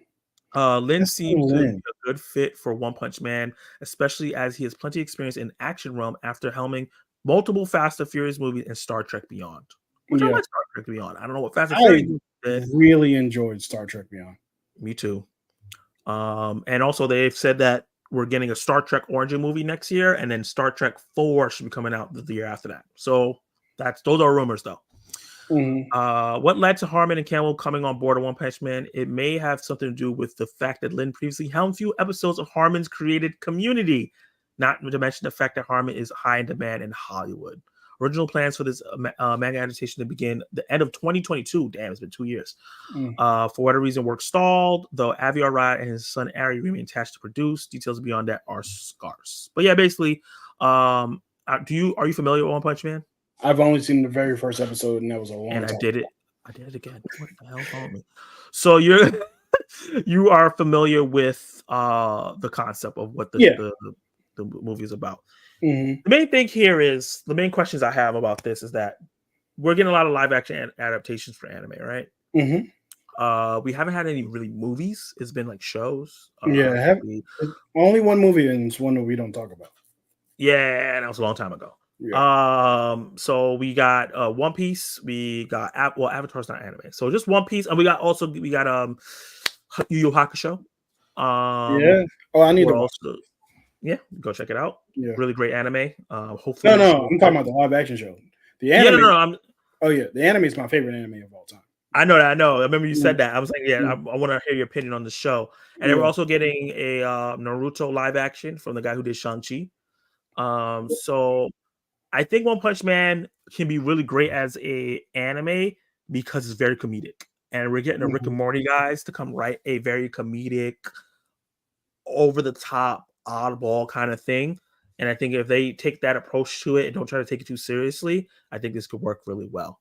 How do you feel about, Justin Lin, who's done Fast and Furious, Star Trek Beyond, directing, and the combination with Rick and Morty writers? I think that combination could work. I think Justin Lin's interesting because I need to know like what specific Fast and Furious movies that he did direct, because some of them are good and some of them are really bad. I hear you. However, Star Trek Beyond, I had a really great time with. Like, I really like Star Trek Beyond. So yeah, I mean, it could turn out to be really good. I'm not like overly concerned or trepidatious. This is one of those things where I need to see a trailer, and then I'll have some opinions. Your opinion on it. Yeah. So Justin Lin has done Fast and Furious, the first one. He did Fast 5, which is my favorite Fast and Furious movie. That's a great one. He did Fast 6. I like that one a lot. Me too. He also did Tokyo Drift. Oh boy. He did Fast 9. Yeah. He did Fast X. No, I'm lying. He didn't do Fast X. He was supposed to direct Fast X, but because Vin Diesel was wilding on set, he hopped off. So he like directed a quarter of that movie, and then someone else took over. So like I'll say like he's done a pretty good job. Yeah. He's done a lot of great ones. The first one, 5, 6. I don't mind Tokyo Drift. But 9, but that's just one of them that's like off the wall. So I think he's done a really good job of ensemble, like One Punch Man is going to be an ensemble piece. He also done a good job of directing a bald man that's really strong. Yes. and that's really important. Yeah, that's really important. And I think Ricky Morty guys can really capture the quirkiness of it. A guy who does 100 push-ups, sit-ups, pull-ups, or whatever every day until he becomes the most strongest person in the world. I think Rick and Morty can pull that off real well. Absolutely. Yeah. So, guys, let me know in the comments down below if you're watching this afterwards how you feel about One Punch Man getting a live-action adaptation. I know the second and third season kind of fell off a little bit, but I think a movie could revitalize the franchise. And how do you feel about this creative team coming together and making this movie? And also, bonus question: how do you feel about a Naruto live-action film? That's even a little harder to adapt than One Punch Man. Yeah. Drop all those comments down below, and I'm going to check out the live stream before we get to our next segment and see what you guys are saying. Okay, so we did the Avengers conversation. We said Mutants phase. Altered Carbon was okay. Twisted Metal was okay. No rewatch value. I really want them. I really that one when he was caught in space with the Asian chick. Oh, I heard that was good. It was a movie. Okay. I have to Uh, let's see. I love She-Hulk. Good. That makes X-Men great. Yep. Make X-Men great again. So yeah, this is where you want X-Men and Fantastic Four. We're getting them soon. Just gotta be patient. Mm-hmm. He said you hate everything tonight, but went the love route for She-Hulk. The dark side is strong in you. Hey, leave She-Hulk alone. I would definitely be interested in see X-Men movies than Thor. The last Thor movie was very disappointing. It got a 2.5 star on my rating. Damn, 2.5 stars. I didn't hate Yeah. that much. It's my out of 33 movies, it's number 33 in the MCU. Yep. God damn. I would definitely like to see Marvel versus DC. That's a very interesting prospect. I know James Gunn said that, it's more likely to happen. He says probably not going to happen, but it's more likely to happen now that he's in control of DC. Yeah. Because Kevin Feige's his boy, and as long as Kevin Feige's there, they can figure it out. I don't know. I think that they would be able to figure out an idea. I think Disney and Warner Brothers being able to come up with the proper splits for it would be help. And like who strikes the final blow, who who wins the battles and stuff who like wins the that. battles, because eventually the heroes are going to fight and stuff like that. So it's like we don't like that. I was so surprised that Marvel versus DC the comic book came out in the 90s. It was like all of that was actually, I think all of those were fan voted, which was fan voted. So that's really so they didn't have to decide. The fan voted. So yeah. He said, imagine if Patrick Stewart, James McAvoy, Ian McKellen, Michael Fassbender, Jennifer Lawrence, Nicholas Hoult, James Marsden, Ty Sheridan, Fam Jensen, Sophie Turner, and basically everybody come back. Basically, they all pair in Deadpool Wolverine. I can see that happening. I can see it. He said, who are these Love and Thunder people? Hey. I know people who like Ant-Man Quantumania. Ant-Man and Wasp Quantumania. There's everything that's ever been made, there's a fan of it. Yeah. Will they make a PG-13 version? I don't think so. No, they're not. Maybe because didn't they do a PG-13 version of Deadpool? That was Fox. Fox did that. Oh yeah. I don't think Marvel's gonna make a PG-13 version. There's a small amount of people that want to see Deadpool PG-13. I know you don't like R-rated stuff, but it's not happening. Mm-hmm. I heard Kevin Feige dropped the F-bomb 3 times at CinemaCon. I heard that as well. Really? I wonder if there would be a PG-13 version of Deadpool Wolverine. I mean, they did do a PG-13 version. Yeah, but once again, that was like you were saying, that was Fox, and I don't think Marvel will do that. You said, is this a good idea? I wonder. Seems like they want to do a live action for every popular anime. They definitely do. We're getting a Dragon Ball Z live action again. They've already announced that. I'm scared. I don't want that to happen. Me neither. Yeah. I don't want the Naruto one either. The only reason I kind of trust it is because the Shang-Chi director is doing it, and he's good. Even with that, it's just difficult. Like if you thought, and I love Avatar, it's the animated one. If you thought that's difficult to translate, you try translating jutsus. Yeah. Yeah, even the weird ones. Yeah, especially like people turning naked and all that stuff. Yeah, they have to cut all the. All that stuff out. Yeah, all that. Yeah, Sakura's going to be completely different. She's actually going to have a role and be an important human being in the show. Not be trash as a person. Yeah, right. Which actually that could be an improvement. I wouldn't mind. Yeah. I wouldn't mind that. I'm still not over what she did to Naruto. Bruh. People always try to defend Sakura to me. I'm like, I don't want to hear it. Yeah. She's garbage. Just like Jean Grey in X-Men 97. But as a whole, another conversation. Everybody in X-Men 97 is garbage, yo. Oh, for real. True. Well, Beast is cool. Beast is cool so far. Oh no, actually, I saw a funny meme about Beast where like like they were saying like he said that you a clone out loud in front of everybody. That's true. No discretion as a doctor. No HIPAA violation. Like you're a whole clone, right? HIPAA violation in X-Men is hilarious. Yeah. Wait, so Tom Holland's not coming back for Spider-Man 4, or they're going to be different versions of Spider-Man? No. He's coming back. He's coming back. This is getting a different director. Right. Naruto, I'm a little worried about because I really like that show. Same. Every time I hear the Arthur theme, it brings back to my childhood. That's random, but yeah, okay, I get that. They really got to get going on a new Avengers movie, especially if they're bringing back a lot of the old actors. That's true. Yeah. Well, they They are are getting up there. technically, because it's like next Avengers movie is 2026, Yeah. which honestly Hopefully they stay still alive. seems, based on what we know, very soon or very close. But Yeah. it's supposed to be putting out like a million movies next year. So Nice. So we're gonna get into another segment. I love the energy, guys. This is gonna be mhm. called.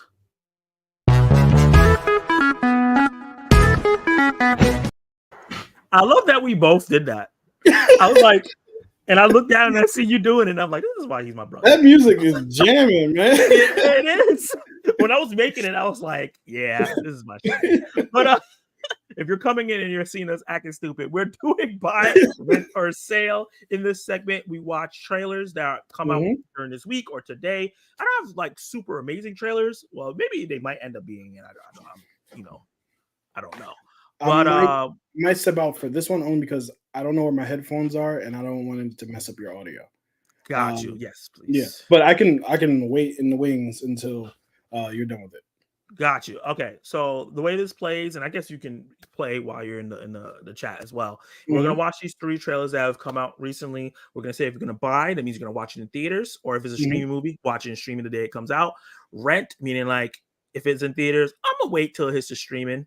Or sale means like I ain't watching this at all.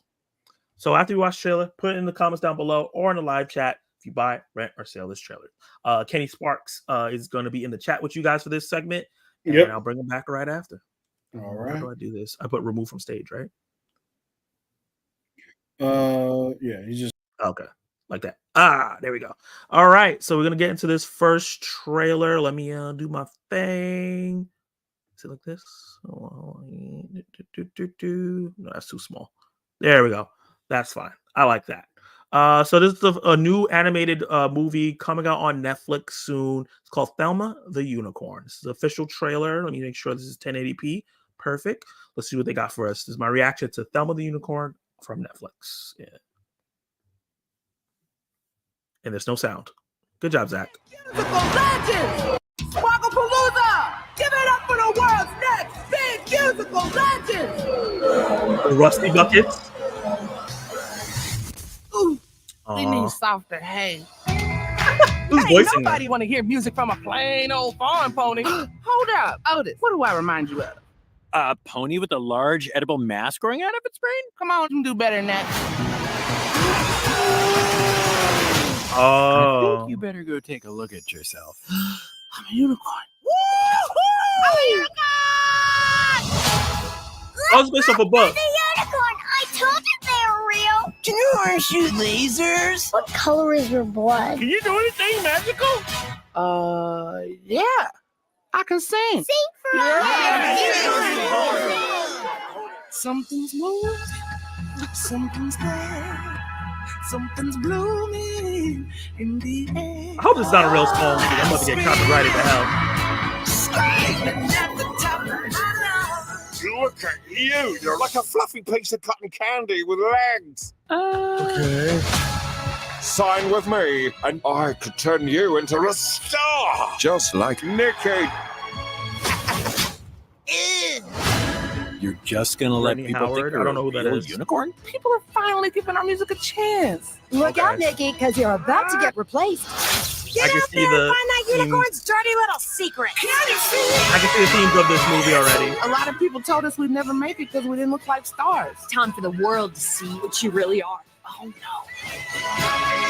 I don't care what you look like, but you got to say from your heart. Get off my stage! Why are you pretending to be someone else? I'm finally special. You were special before all this, Thelma. We're just getting started. The fire inside.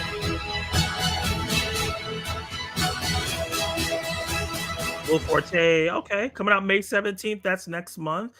Not bad. That looks really, really fun. The singing is really good. We've seen stories like this before, where someone has talent, but because they look regular, they are not getting shine, and they do something that makes them fake. This is kind of like a play on like influencers right now. I think this could be really great for little kids right now. I think this could be really, really cool. I'm gonna bring Kenny Sparks back in since he saw the trailer, so he can talk about it as well. Oh, wait, why can't I see you? Oh, that's why. So yeah, you saw the trailer. How did you feel about it, man? I thought it was really cute. Yeah, it looks pretty good. I think for me, like it's not something I'm gonna rush to the theater for, but as far as like the movie, it looks like it could be. I don't want to like. It looks like it could be a notable animated film. I'm not saying it's gonna be like the level of Shrek or anything where like that, No. but sometimes, classic or trash. You don't have to be classic or trash. You could just be good. It's okay to just be a good, solid time at the movies, and that's what this looks like. Especially for kids. This looks like a solid kids movie. Yeah. It's bright, it's colorful, it has a good message. Yep. It has some really a solid voice cast. It's not just like a bunch of famous people, it's like really good voice actors. Yeah. And I like the singing. The singing was good. The whole like unicorn aspect is cool. I think it looks cool. It's not a buy for me. This is definitely a rent. For sure. I might check it out that weekend if nothing else is coming out, but I'm not gonna rush to go watch this. I might not use my gas in my car to go drive and see this. Yeah, well, and then once again, remember it's on Netflix, so it's a Netflix. That's right. It's a Netflix. Yeah, so yeah. So yeah, I'll turn it on. That's not a problem. Yeah, it's not a problem. Just not rushing to it. So I'll definitely say this is a rent. Let's see what the live chat has to say, and obviously, if you're watching this afterwards, down in the comments below. What do you think about Thelma the Unicorn? Do you think it has a cool message? Does it look really cool in terms of animation? Because that's one thing Netflix does really good: animated movies. They have a really solid roster of animated stuff. So drop it in the comments down below and let me know what you think about this movie. If you're gonna buy, rent, or sell. Let's see what you guys got to say. I love you. Say, hey, chat friends. That's so hilarious. He said this looked cute. When DC versus Marvel happens, will be final straw. We get those when solo projects hit and more. Got you. Brandon said rent. Me. You said okay, vocals. Yeah, she was vocaling. Yep. She was definitely vocaling. Let's see. Netflix seems to be killing it with their animated films. I saw a little bit of Sea Beast at someone's house. I have not seen Leo because I don't have Netflix. They seem to be on a roll. Sea Beast was really good. I want to watch and I want to finish rather Sea Beast. Leo, on the other hand, was phenomenal. I have to watch Leo. I heard such good things about that. I haven't watched it. As is Nimona. Nimona was great too. Nimona got nominated for an Oscar. Yeah, great film. I did not like Orion and the Dark. Yeah, in the Dark. Yeah, I haven't got to see it yet, but I heard mixed stuff about it. Yeah, did not like that movie. But other than that, they have a lot of great animated features. Yeah, and animated shows too. Like when it comes to animation, Netflix knows what they're doing. Arcane. It's the Lizzo story. That's the wildest comment I've ever heard in my life. It's Brandon, but it's also not completely inaccurate. Yeah. Cell definitely have no interest in this movie. Damn, collect the movie in. But I hear you. Yeah. Zack Snyder would keep the naked. Have you seen Watchmen? Huh? I'm not sure what you're talking about. Keep the naked. Yeah, I'm out of context for that one. Yeah, I'm not sure what you're talking about, Kello. Rent Velma the Unicorn. Velma the Unicorn. It's Thelma, yeah, but that's funny. I saw half of Leo. It was nice. Need to finish it. Yeah. It's so weird. I don't know how you guys will start movies and then don't end them. I can't do that. I gotta finish it. It just happens, man. There's so much content out that That's true.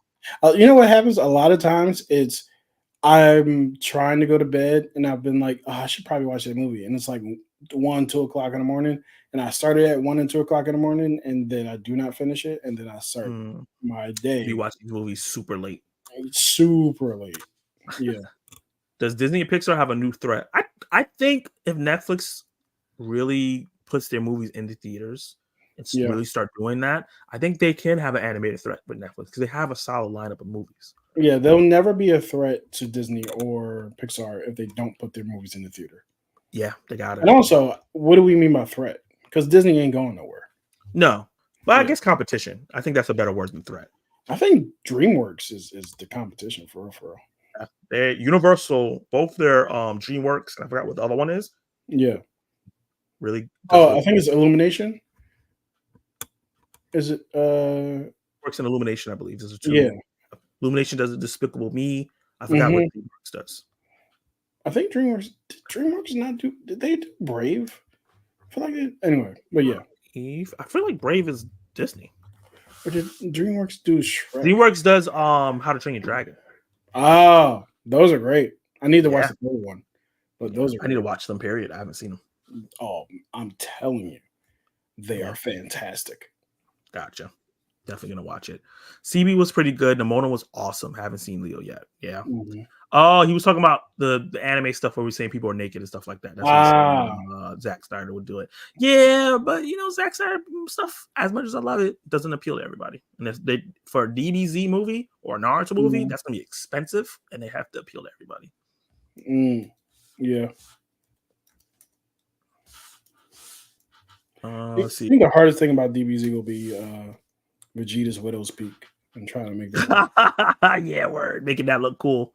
Yeah. Well, look, if they can make Black Manta's helmet look cool, that's true. That's very true.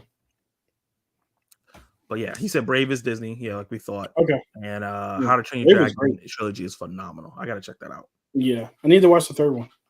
Yeah, definitely need to check these movies out. They're making a Brave Land, I think, or something like that. Oh, that'd be cool. Okay. Yeah. Okay, so I'm going to go to the next trailer. I'll see you in the chat, Kenny. Or do you have your headphones? No? Nah, I have no idea where they are.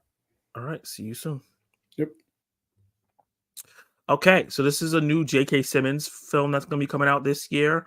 I'm excited because I'm a fan of him, and I try to watch anything he's in because he's such a great actor. This movie is called You Can't Run Forever, starring J.K. Simmons. Let's see what they got for us. Rated R. And I have it on mute again. While the law may be sometimes hard for the individual, it's best for the race. It ensures the survival of the fittest in every department. Okay. Survival. Continuing longer than another person or thing. You got to take risks. The key is to stay in the game. Survival of the fittest. You're either predator or you're prey. My wife. Where is she now? Where I left her.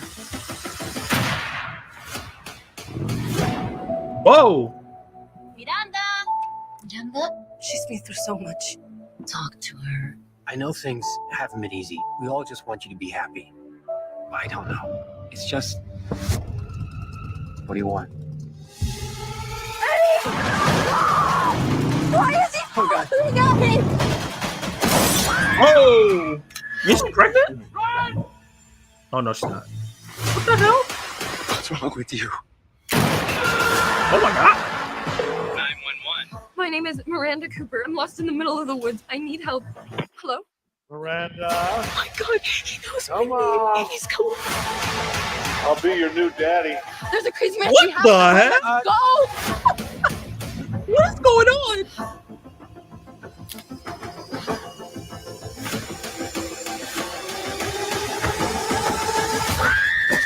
Oh my God! He fell head first. Hopefully that was a stunt actor. Still no word on Miranda? It's not safe to go into the woods. These are Oh my God! He's We're just killing organizing random a people. church party. Where is she? Calm down, Kenny. She's not alone. She's just a little girl. Oh, she's about to be a dead little girl. Wow. I don't have to run faster than the man-eating tiger. I just have to run faster than you. Keep moving before anybody can figure out what you're doing. Need help? Thank you for the thrill of the chase and for the glorious day ahead. He's right behind me!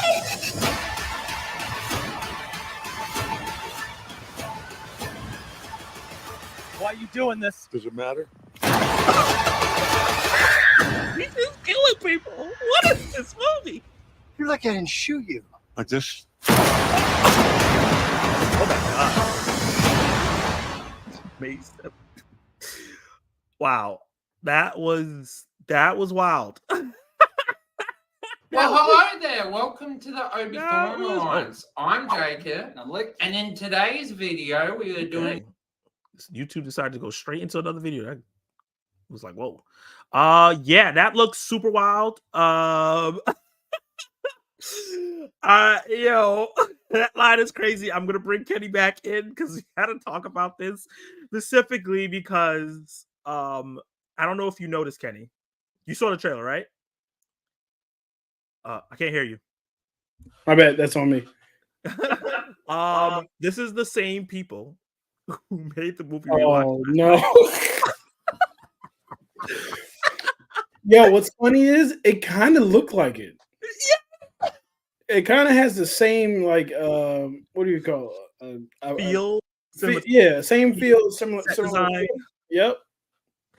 Same thing, like getting an old actor that's like a great actor and having him do this wild ass role. Yep. Oh my god. Because at first I was like, okay, this feels like a serious movie, like just like that. It was called Damage with Sam Damage. Yeah, serious movie. Yeah. And then it didn't wild out, and it went crazy. This movie looked like it's just going crazy from the jump. Yo, boy was wilding. Everything he was doing, showing a gun in the window, like I can be your daddy. That was what sent me. It was like, yo, you are tripping. And he's like, does it matter?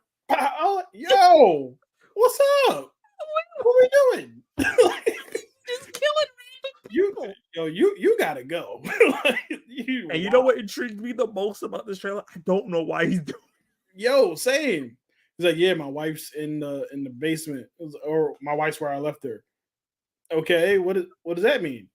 He went downstairs and shot somebody and then walked away. Yeah. But then it was like another Spanish lady's talking about she's just a girl. She's gonna be a dead little girl. I'm like, what? Yo, that line was crazy. You're gonna be a dead little girl. Well, yo, who are you talking to? Like, why are you talking to me like that? Talking to me like that? Like, what is going on? He said, "You look at it, you were like this." First of all, that was the cap because the shooting looked so bad. It looked so fake up close. Yeah. The VFX was not good. Yeah, but I'd rather that than real bullets. But let me tell you something. Yeah. I'm going to see this. This is a buy. This is a buy. As only because we saw Damage. Yeah, guys. Don't go watch in the theater.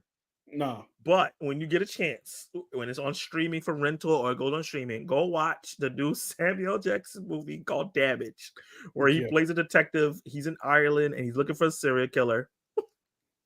Yeah. If you want to laugh, the hardest you ever laughed. It is hilarious. But the thing is, it's like really, I don't want to say thrilling, but it's interesting and it has you guessing for like 70 to 80% of the movie where you're like, okay, what's going on? It's some bad filmmaking, but it's a cheap movie. So you're like, oh, whatever. Yeah. But the last 20% of that movie, it's nuts. Literally, like the last 15 minutes of the movie is like, what the hell is happening? Just like this trailer. Like the last 20 minutes is this trailer. Right. Yo, exactly. Yeah. Oh, I'm working on editing my review for Damage. I can't wait for that. Yeah, it's gonna be great. Make sure you guys hit that notification bell on Kenny Sparks' channel if you're not already sub, so you can know you're notified with that Damage because that movie was wild. Yeah, me and Kenny was watching that and we were like, "What the hell is happening?" It's just insane. Oh man, but yeah, if you watch this afterwards, let me know in the comments down below how you feel about what was the name of this movie? I don't even know what this movie. I don't even know. I closed it because I'm moving on to the next trailer. But yeah, it's a buy for me just solely because I saw Damage. If I didn't see Damage, this would definitely be a sell. I'm not watching this in the theaters. I will watch it online. But yeah, this was wild. And you know, back in the day, we used to just have wild, stupid movies like this. All the time. Phone booth, like it was. It got crazy. Yeah. Dave Show said a rent. Like when House of Dragon comes out. Oh, he's talking about something else. I'll leave that for Q&A. Kicking Kenny out like he got a girl coming over, bruh. I see you in a minute. That's hilarious. He said, "Did he take out his wife?" She is wild. It was true. He said, "Is it counting too?" No. This is not. There's nowhere in the level they count it. Don't do that. Yeah, Counting I saw for the first time. I want to say 2 weeks ago. It was really good. Yeah, it's really good. Nah, he want to be that. That was crazy. Oh, Look- when he pulls up and sits behind the girl on the rock, it's like, you need help. Like, sir. What is happening? Yeah. Why are you playing these mind games? He said, "Looks good and wild thrillers, Zach. You know I'm about these. This is down Kal-El Daily's wheelhouse. You should definitely watch Damage." Yeah, for sure. The fire ending to the trailer though. Oh man, he said these kids must really suck at playing drums. You shot them in the forest. He said, "Boy, but will there has to be a twist to this? Yeah, there has to be something because he keeps out here just shooting straight up." What's the kid say? He said, "What is it? I just came in blasted." What was that joke? Yeah. So anyway, I just came in blasted. Oh, he said that hello there was disturbing. It really was when he sat on the rock. Mm-hmm. They made what other movie? Oh, Damage. This new Samuel L. Jackson movie. He said, "I avoided watching it, but I heard it." Damn, that looks insane. He said, "I'm definitely buying." Yes. 80 Kids does not like it. He's passing. He's selling. Mm-hmm. He said that was funny as hell. When he said I could be your daddy, I was Oh, I want to see Damage, Brandon. Please watch it. I just want to hear your reaction to this. Definitely worth your time. Not in the movie theaters. No. Don't pay for it. But yeah. Oh man. He said Kenny Sparks or Zach did an interview to get early access to see the challenges on Monday. Did interview. Ooh, nice. Oh, nice. That's cool. That's awesome. All right. We have one last trailer. Kenny, I'll see you in a few. All right. Shared already. This one is going to be featuring Madam Web herself in a movie called Daddy-O. I think I saw a teaser trailer for this. It looks like a nice film. It's also with, I think, is it Sean Penn? I think is in it. Yeah, Sean Penn and Dakota Johnson. So this is my trailer reaction to Daddy-O. I think it's like a real 44th between 9th and 10th.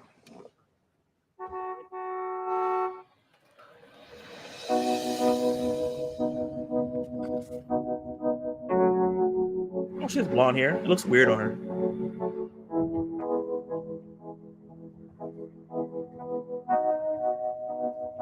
It's nice you're not on your phone. See a human, not plugged in. This says a lot about you. I like to think so. Yeah, that's definitely not me. I'm plugged in all the time.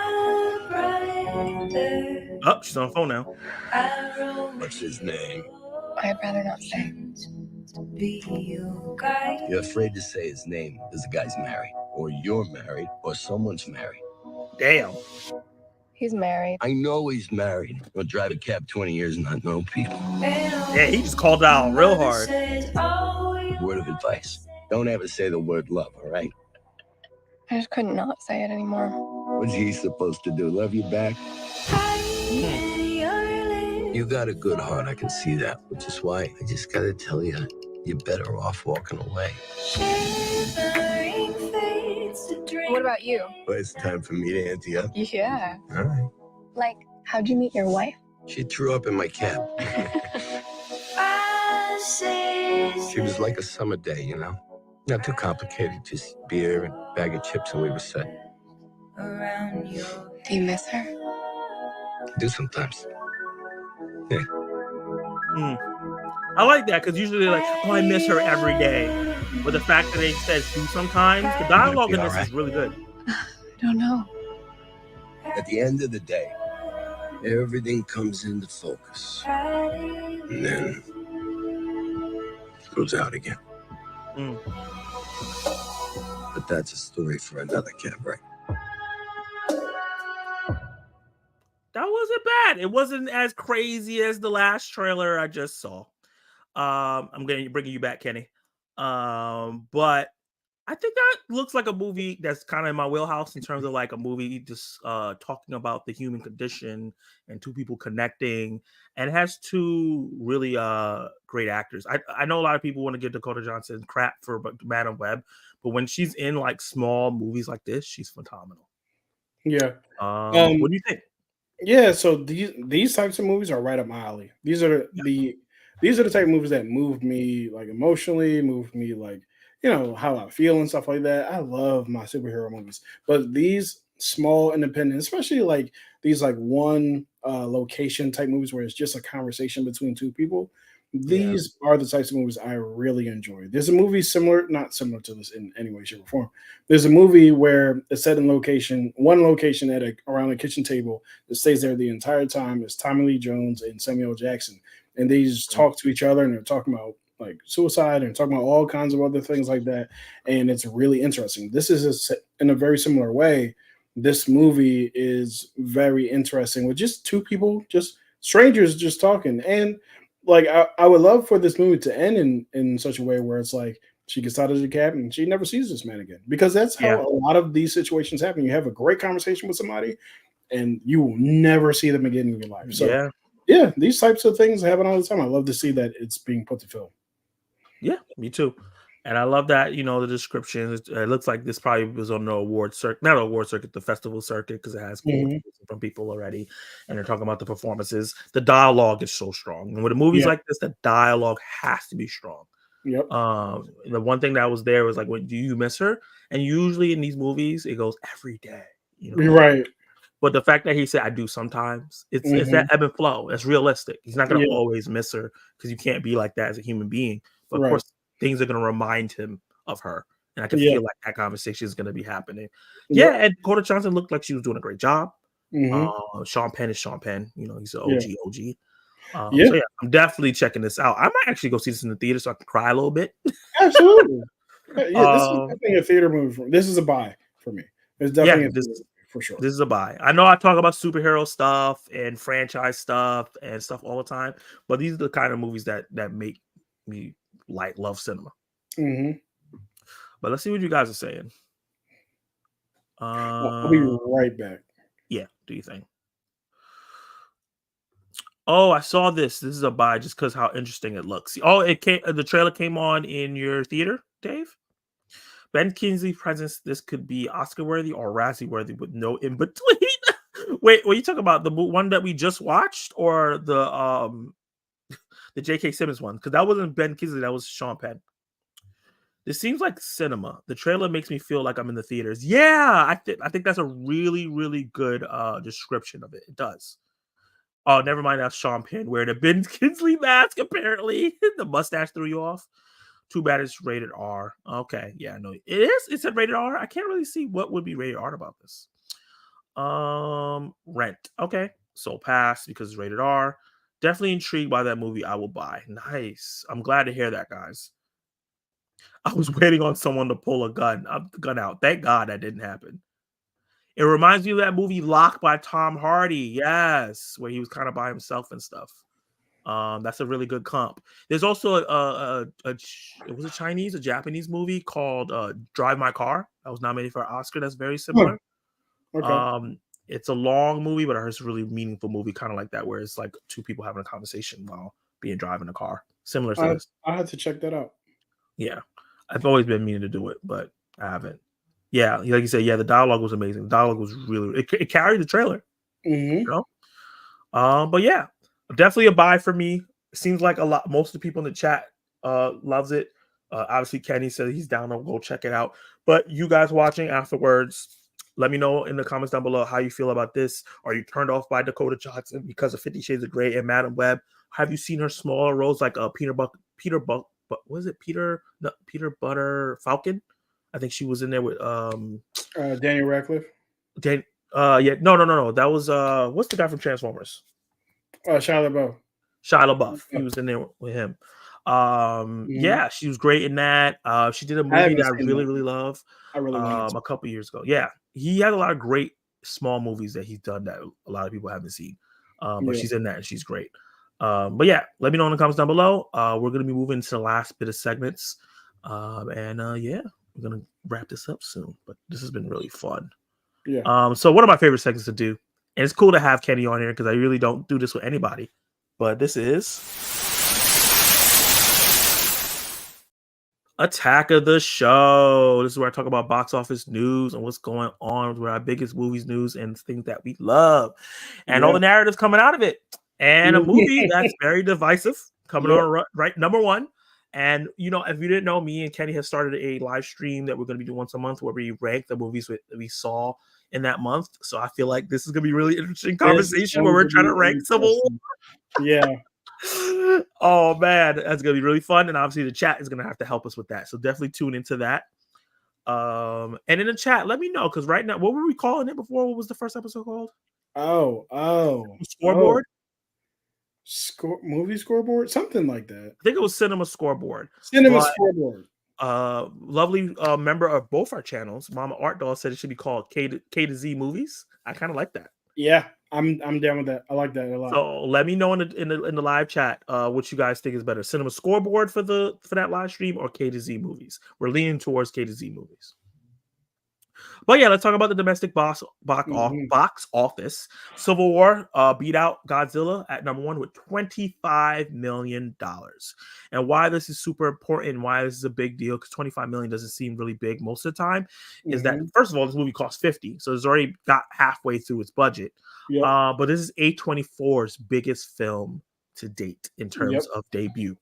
And like, this is really good for a mid-budget film to do. Which, you know, I think it'll make its money back for sure. I think it's definitely going to make its money back. It's not going to be a runaway hit because the cinema scores are not high. The Rotten Tomatoes are not blowing people away. It's a divisive film.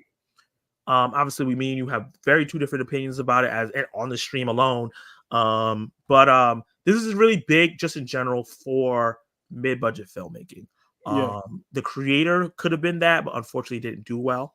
Right. And I think there's other movies. I think April is a month that is big for people to watch movies that's not $100 million, $200 million, right? We have Abigail coming out, which is going to be a smaller budget film. It's going to be a little bit more than most horror movies, but not as much as like a big budget film. We have the Henry Cavill Ungentlemanly Ministry of Warfare film coming out. That's a film that has a bunch of stars, but it's not super expensive.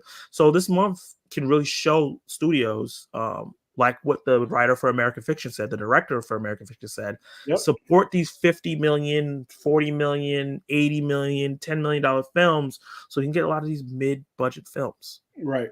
So even if you don't like Civil War, this is a big deal for us as people who want to see different kinds of films in theaters. Yeah. And I think this is great for Alex Garland. I think this is great for Kirsten Dunst. Obviously, she's a vet and she's established. And Kaylee Spaney, who's a young actress, is up and coming. But Kenny, how do Wagner Moore is incredible in this movie. Oh yeah. Oh god damn it, I did it again. How do you feel? Let's pull out real quick. How do you feel about this box office with this need for Civil War and all those narratives that I just pulled out? Yeah. So I don't like the movie, but I'm happy that it's doing well. For the reasons that you just mentioned. I really think that if this movie pulls off the type of financial success that it needs to be profitable, that we will get more mid-budget films. Because the biggest thing about this movie is the sound design is incredible, the visual effects are incredible, the cinematography is incredible, right? All the technical stuff is great, and it didn't have to cost like $200 million, $150 million to make. So you have all of that, and there's nothing technically difficult or wrong with the movie, right? All of it is really well made. So if we can get a bunch of really well made movies for $50 million, I mean, we talking about military strikes, we talking about explosions, we're talking about all kinds of different action scenes, stunt work, crazy stuff. Like you have a whole Call of Duty type of ending type situation going on. Yeah, that was nuts. Yeah, that was like wild to watch. So all of that, on $50 million, let's get a lot more $50 million movies. Whether it's military stuff, magic, or just horror, it doesn't have to be. It doesn't even have to be that big of a or that type of fantastical thing. You could still do a drama for $50 million, but you're just kind of globe hopping type of stuff. So it really depends on what kind of movies you are trying to make. But the important thing is having the ability to make those movies. So yeah. And the number one thing for me personally, the narrative that this is important for me is that it's showing that A24 can do art house expensive films. They've been doing these films that I love. I think Like A24 has probably hundreds of films that they've Yep. made since they've created, and hmm I love like 30 of them. Yeah. Yeah. I love a lot. They're my favorite studio. They make some of my favorite movies of all time.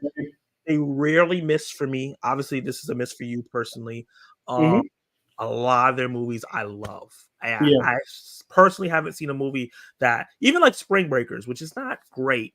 I I still haven't love seen it that one. because that's my first A24 film. So I Okay. have nostalgic feelings on it. And at the end of the day, when you watch it back, you can see the meaning behind the film, even though it's kind of, Mhm. gossipy and Yeah. messy. And I just really want them to be able to survive. I'm scared that if they don't start making big films and get profitable, they'll get bought and then we'll lose what they do. All of that. Yeah.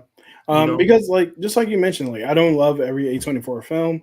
I didn't love this film, but I did love Love Lies Bleeding. That just came out what, a month ago? That's like a Yeah. month from now. So they make movies that really actually most of the time, if I'm watching a A24 movie, I'm probably going to like that movie. It's rare that I don't like an A24 movie. So with that being said, I really want them. I also really especially want this to be profitable because they even said themselves the reason why we're making these big budget or these mid budget movies and getting in more into the mainstream is so we can continue to fund the other types of like low budget. I wouldn't like when low budget has a negative connotation, but what I Yeah. mean literally like a smaller budget Smaller movies budget, yeah. that we're known for because we got to pay bills. You know what I mean? So Yeah. I get it. You got to pay bills. You got to make, if you're Marvel Comics, you got to make the big crossover event so you can bring in dollars or you can make your little individual draws. So it makes sense. And even take risk. Like Yeah. people don't understand that Guardians of the Galaxy was a risk. Yeah. Black Panther is a risk because it Right. hasn't been done before. We never had a big budget $150 million film starring mostly black people. Yeah. Captain Marvel, Yep. a little bit lesser risk. It has been proven that you can have a female lead, but not for Mhm. that amount of money. Right. You made $1 billion. Shang-Chi, Yeah. just team up movies in general. We don't Right. get that. That's never happened, really. Yeah. Yeah. Not on big screen. So people don't realize like their big films, like Avengers making $1 billion, help so we can now get a better looking. Even though Iron Man 3 is divisive, Iron Man Mhm. 3 probably looks way better than Iron Man 1 and 2 in terms of Oh just yeah, look. for sure. Production wise, absolutely. Yeah, Winter Soldier, Thor 2 ended up looking better than Thor 1. Yes. So, you know what I mean? Like the movie started looking better and better because the movies are Right. making so much money. Yeah. So You same can, thing with you can definitely see the difference between like a Winter Soldier or not even when like Civil War and like the first Iron Man or Hulk, the Hulk movie, right? There's a huge difference in like production quality with those. Yep. 1000%. So yeah, same thing with A24. They have to have their tentpole stuff, even if they get like a franchise and add an artsy take to it. Because I know they were trying to get the Halloween franchise and lost out on it. I really wish they got that. They would have killed that shit. Yeah. They need to get something that they can make for a decent amount of money and make a lot of money on it, so that they can fund these smaller ones. They release so many movies every year and don't make a lot of money on them. Yeah, which is crazy. Like last year, they released like 8 films, and yeah, it's nuts. I didn't even get to see all of them. And this year they're releasing a lot too. We got Love Lies Bleeding. They already got Civil War. We have Sing Sing coming out with Coleman Domingo. We have the movie with Julia. What's her name? How you say it from Seinfeld? Julia Louis-Dreyfus. This we have another one coming out. I saw the trailer. They in have the a theater. TV show coming out with Justice Smith. No, that's a movie. Oh, that's a movie. That's also another movie. Yeah, I saw the TV glow. Yeah. Why do I think there was a TV show? I don't know why. Yeah. It kind of feels like a TV show. I'm not gonna lie. I'm still gonna watch it in the theaters though. Yeah. But yeah, they just have so many. Probamista came out this year, and I heard that was really good. Yeah. That's gonna be on digital soon. So they have so many movies that come out every single year. They don't make a bunch of big bang buck. They get awards fair, Obviously, Everything Everywhere All at Once did amazing. Yep. And they have other stuff that has won awards, but they have to start making money so they can stay around. That's my thing. Yeah. When we get back into the box office specifically, Godzilla X Kong dropped 50%, lost a little bit of the theaters, but $158 million total gross. That's just us. That's not internationally, and they're making tons of money internationally. This is a hit. Yeah. This is a runaway hit. We're gonna get more. I hope that we get Kong film. I hope we get a new Godzilla film. And I heard that they want to do other monsters. And if they could find a way to do other monsters interestingly, do it, man. You know what I mean? Like, let's just tighten up these scripts. That's all I gotta say. Yeah. I don't need them to be Godzilla -1, but I do want them to be somewhat better in terms of the scripts that they have. Like, to be honest with you, I'm not a huge fan of the 2014 Godzilla movie. I love the second half of the movie more than the first, but I would like to get closer to that tone again. A little serious. Sure. Yeah. Although I do like my high flying action Power Rangers style of kaiju movies. So, you know, just tweak the scripts a little bit. You know what I mean? Also, so as far as like other monsters, just Mothra. Like that's the other one. Like just make a big three, Mothra, Kong, and Godzilla, and then team them up in a couple of years. These next couple of years, I would love for them to just do solo movies for at least 1 or 2 solo movies for everybody, and then come back with a big situation. Yeah, let's get King Kong. And him ruling inside the Hollow Earth. I think that could be an amazing film. Less human interaction. Obviously, the humans that we had in the last one can interact with him. Help him out if he gets his ass beat again. But like them finally getting to do cool stuff. Because Hollow Earth, King Kong and Godzilla, they have comics, but they don't. Hollow Earth is so original.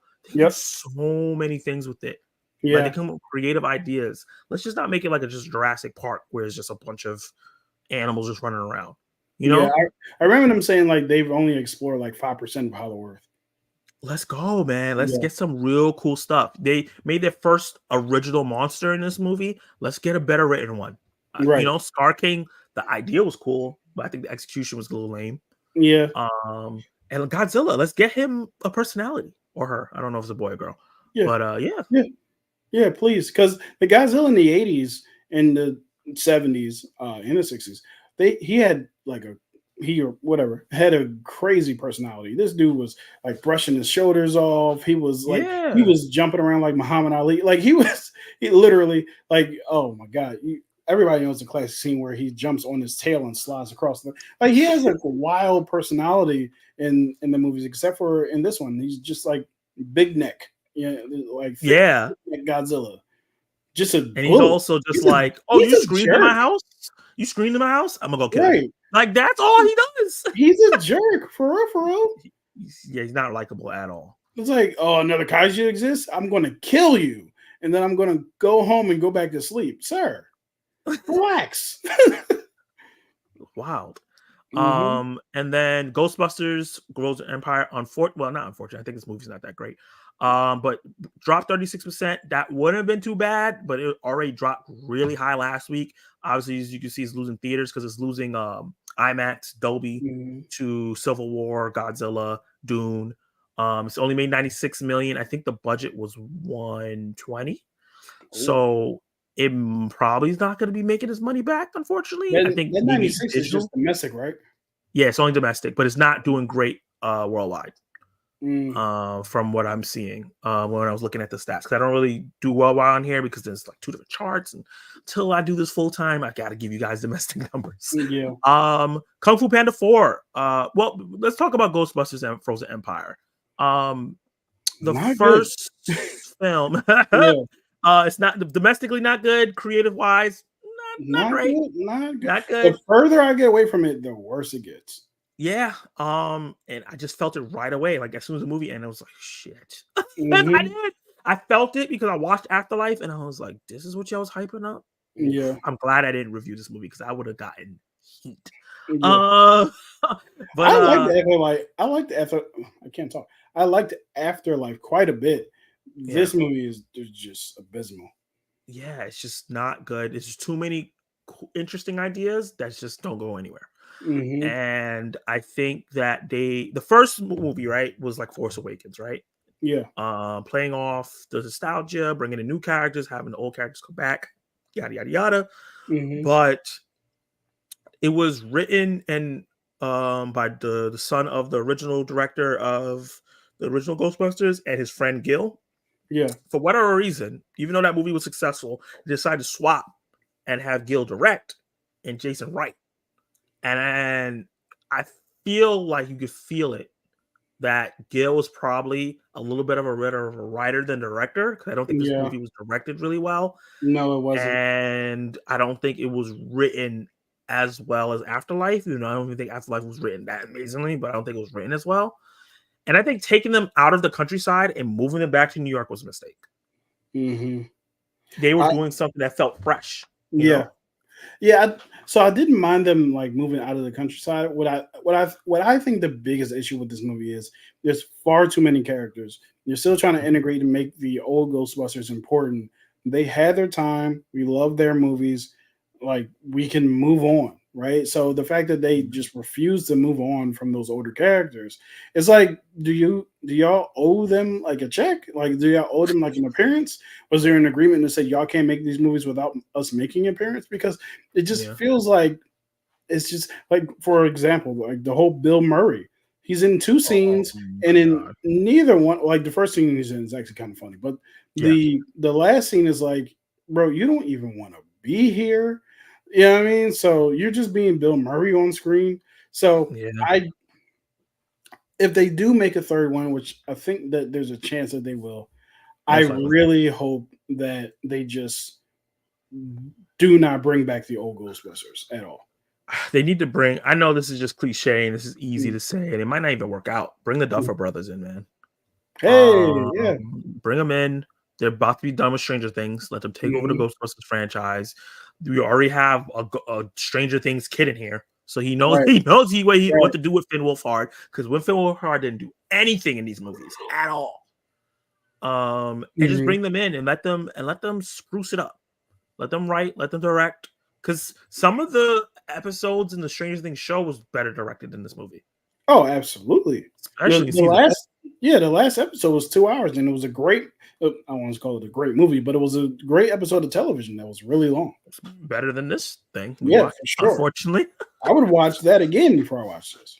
Facts. Kung Fu Panda 4. Fortunately, I know you don't like that movie that much. Yeah, doing really well. It's holding solid. It's made $173 million just domestic. That's really, really good, because the budget was super high. I think it was like $100 million. So they're going to definitely make their money back, and they're doing well overseas.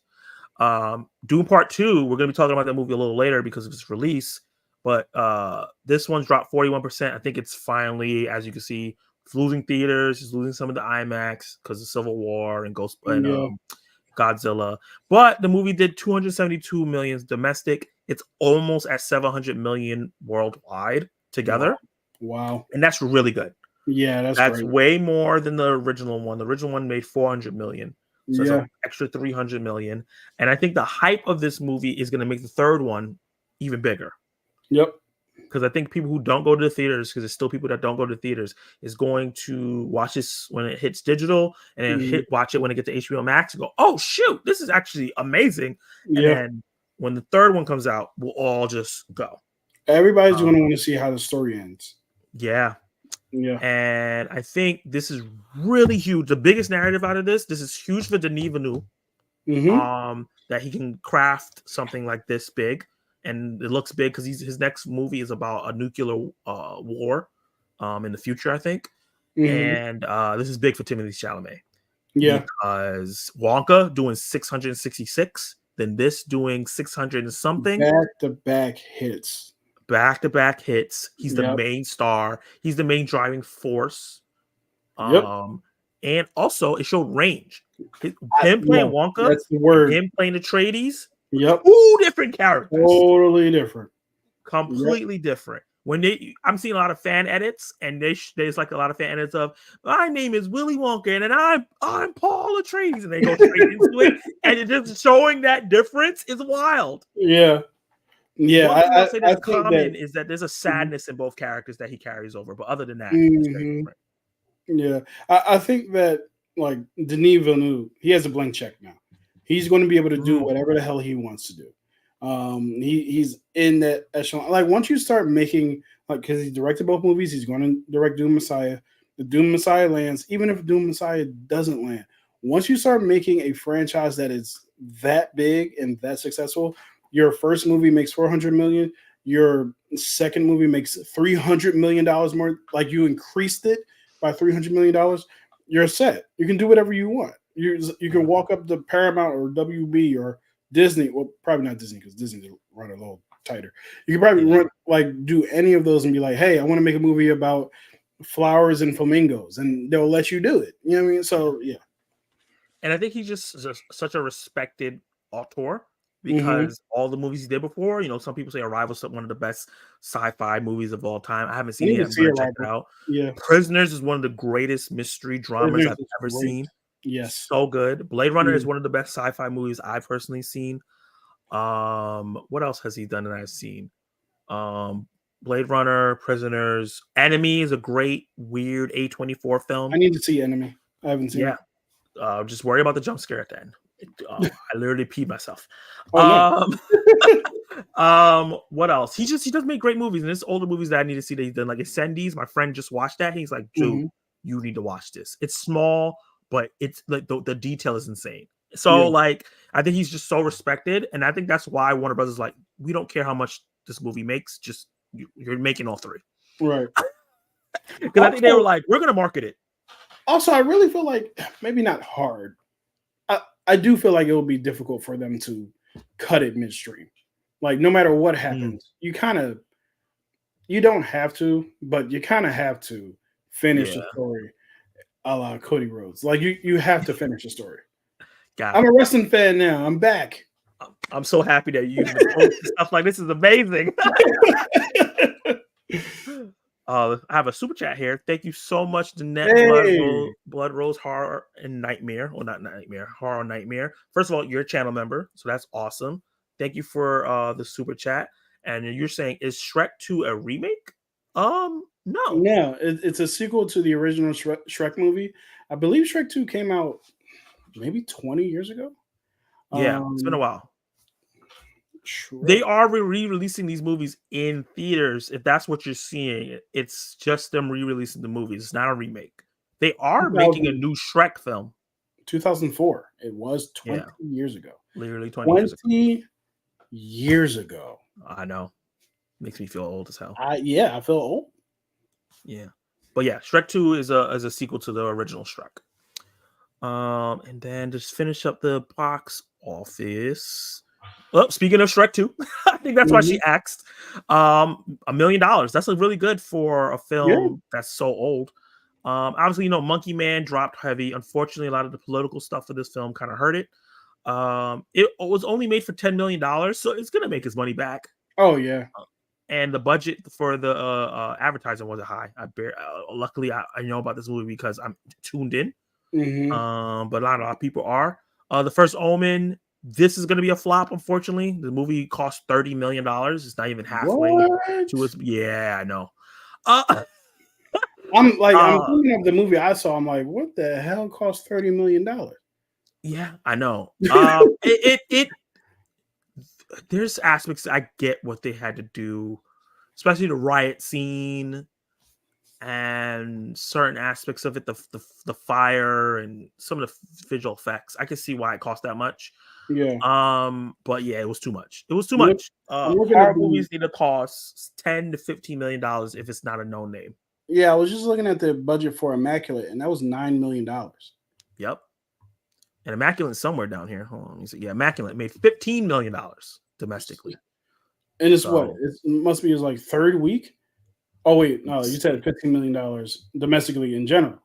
Yeah. Like period. Yeah. Yeah, period. Yeah. So like that, and it's fourth week. Yeah. Yeah. And it's gonna go digital. People are gonna watch it on digital. It's gonna go crazy. Yeah.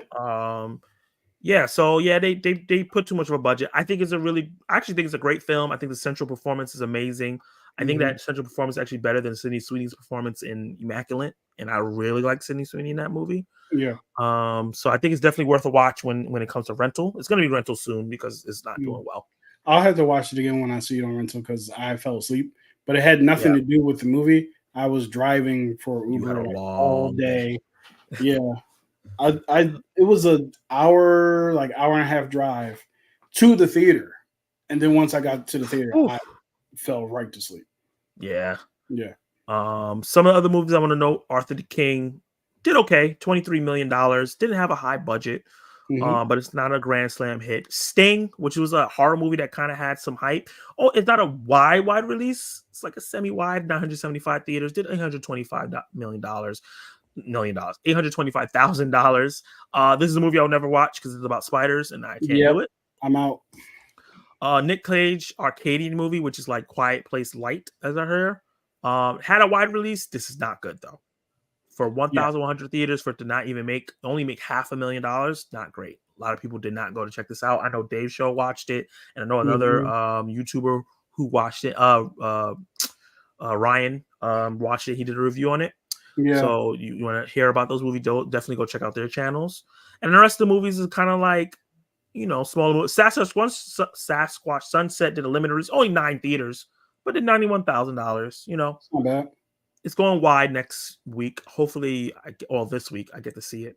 But yeah, this is mostly for Arcadian. What do you say? I said I'm trying to find the budget for Arcadian. I can't find it. Yeah, it's hard for this because this is what is this? This is it don't even have the distributor, so I don't even know who making the movie. Oh wow. Yeah, so it's that's probably why you can't find it. But yeah, the rest of the top 10 and 20 is just a bunch of releases that's been going across. They're slowly coming out to make space for the new movies that we're about to get for April. Mm-hmm. What are your prediction for what's the name of the movie? Civil War second week. I haven't put a poll in. Civil War second weekend. Is it going to be, and you can answer this question live, obviously, under 50% drop or over 50% drop? Start poll. I think it's going to be over 50, and I think that it's going to make maybe $12 million, $12 to $13 million. That's just a guess. Yeah, that's fair. Yeah. Okay, I'm gonna go through the whole attack of the box office, and then I'll get to you guys' comments. Mm-hmm. So we did the domestic box office. We're gonna be talking about streaming. I'm gonna be using Variety because their stuff is like, instead of like Nielsen is what's the word? It's like months behind, and I'll bring back Nielsen eventually. But I want to test out this Variety chart that they just started to compete with Nielsen. But yeah, they do original movies. They don't add like unoriginal movies. But the Roadhouse dominating the charts once again. Previously made 500,000 watched hours, now making 295 million. Nothing was able to match it. And then a couple Netflix movies that I didn't hear about because they released so many movies like Scoop, The Chair-Smith, The Wages of Fear, What Jennifer Did. I actually wanted to watch this. Did you guys watch any of these Netflix movies that came out? It looks like people are watching them. I have never heard of a single movie you just made. Yeah, I've heard of What Jennifer Did. It looks cool. But Wages of Fear, Chair-Smith, and Scoop, I have no idea what they are. Riggedy Sneaky, I heard of. This is Prime Video getting on the chart. Did okay.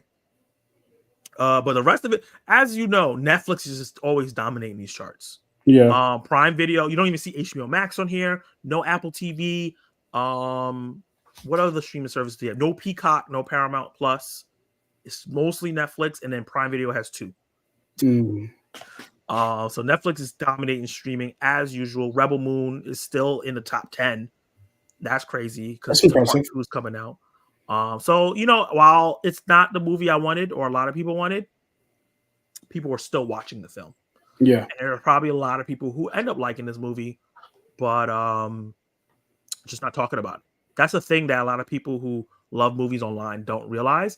If there's a lot of people who love movies but don't share their opinion online, and that's why like, how did this movie make so much money? Because these people watch movies and then move on to their business. Yep.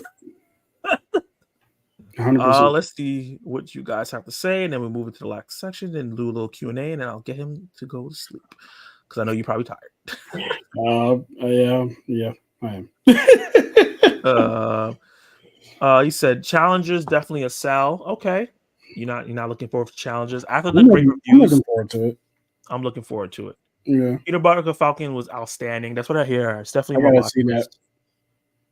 I'm glad we're getting so many great films to look forward to in the next few years. I miss the days where we get trailers like that before a movie starts. Yeah, that's true. I can't believe, huh? I miss the days where you didn't find out about a movie until you went to go to the movies. Yeah. It was like, oh my God. Like trailer reactions are great. I love doing them, but sometimes it's just too much. Mm-hmm. He says, I can't believe Civil War hit #1. Oh, yeah, he wasn't a fan. Dave show all that damn shaky cam kept pissing me off. I guess he's talking about Monkey Man. Yeah. K to Z sounds good. Hey, we got a K to Z. We're gonna try it out. Yeah. Civil War and The First Omen sucks. Don't agree. I think Civil War is a fantastic movie. I think First Omen is a great movie, but it's fair. I liked what I did see of The First Omen. Yeah. Civil War was 100 million to make, 50 to make, and 50 to promote. That's a lot of money. $50 million to promote. Yeah. But it's still gonna do. I'm pretty sure they'll hit 100 million worldwide. As it hit. Yeah, I think it's gonna break even at least. Yeah. Definitely can't wait to see that live stream. Okay, when we're ranking the movies. Mm-hmm. Did you see they took Magical Negroes out the theater, as they should? Yeah. That movie should never be seen by another human again. Yeah. We need Henry Cavill as James Bond, Aaron Taylor Johnson playing his little brother, sidekick, Idris Elba as the villain, Isaac Gonzalez the love interest. Well, James Bond is owned by MGM. No. MGM. No. I think yeah. No, it is. Prime. Prime Video, MGM. Yeah. They're one company now. Yeah, so it's not going to be Universal or Warner Brothers, Trey. It's going to be Amazon, MGM. Mm-hmm. Look, I don't think they're going to do Henry Cavill because they're saying he's too old now, which is boggles my mind because when he was up for the role, they said he was too young. And now, when he's free, he's too old. Weird. I think The Rock teaming up with didn't they cast James Bond? No, that was a rumor. It has not officially happened yet. Oh. Yeah. There's some competing reports about Aaron Taylor Johnson being casted. Okay. I think The Rock teaming up with A24 is going to be shoot them to the moon or hurt them like the Black Adam did for DC. Well, only reason why I don't think it's going to be Black Adam level is because the filmmaker he's with is a really strong filmmaker, and when The Rock wants to act, he can act. Also, I don't like the big difference is the DCU EU was a universe. A24 is just a bunch of independent projects, so one does not impact the other. Yeah, they don't have to worry about franchise momentum. Yeah. I thought Civil War was a good movie, but the ending Depot made me upset, and I kept getting confused on the different factions on who was protecting the president and who was not. I think that was part of the reason they wanted it to be confusing because that's real life. That wasn't the important part. It was the fact that it was chaos and it was focused on the reporters. Maybe I'm wrong about the budget, but I thought the Spoiler King said it was 100 million to 50 to make and 50 to market. I don't think it was 50 to market. But it was probably pretty high because this movie was marketed heavily. I really enjoyed Kirsten Dunst in the movie. I haven't seen her anything since the Spider-Man movies, and I will agree the sound was amazing and cinematography was really good. She's been in a lot of smaller movies. She was in an Oscar-nominated movie, The Power of the Dog. I think she got nominated for supporting actress for that role, actually. So Kirsten Dunst's been around. I love Spring Breakers. That's my movie. My favorite studios is 20th Century Fox. Well, now it's called 20th Century Studios. Paramount Pictures, Universal, Warner Brothers, Lionsgate, Focus Features makes good stuff, and Fox Searchlight, which is just called Searchlight now. Ranking K to Z sounds good. Oh, yes. Can I get permission to use y'all's ranking system for my next video? I love the way you guys did it, and I'd like to try it out. CC, of course. You don't need our permission. You got it. You are one of the best YouTubers we know. Yeah. Definitely. All right. 20th Century Fox no longer around, unfortunately.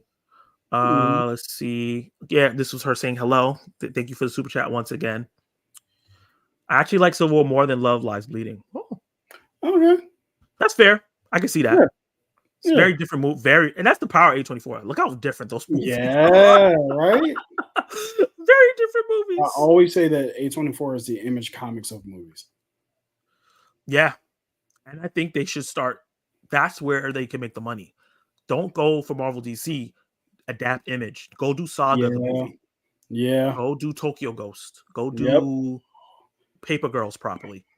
You do know Tokyo Ghost is like in my top 5 favorite comic books of all time. I remember we were talking about that in your stream when I nominated it. I own every issue. I love that thing, man. Yeah. I'm not able to give the stream a like. It's saying that my time has expired. What? That's interesting. That's weird. That's interesting. I never heard of that. Maybe refresh it. I actually can't stand at Disney. Actually can't stand Disney after they bought 20th Century and Searchlight Pictures. They're one more. They never start releasing 4Ks. That's true. That does suck. Yeah, that TV Glow movie looks okay. I'll say it looks okay. It looks like it has an interesting idea, but I don't know. You know, part of it feels incomplete to me for some reason. Yeah, like we're missing something. Yeah.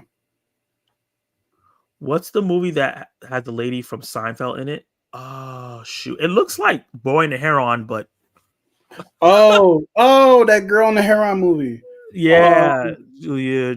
How you say her name? Julia Louis Dreyfus. Louis. Okay, I think Dreyfus is Drey.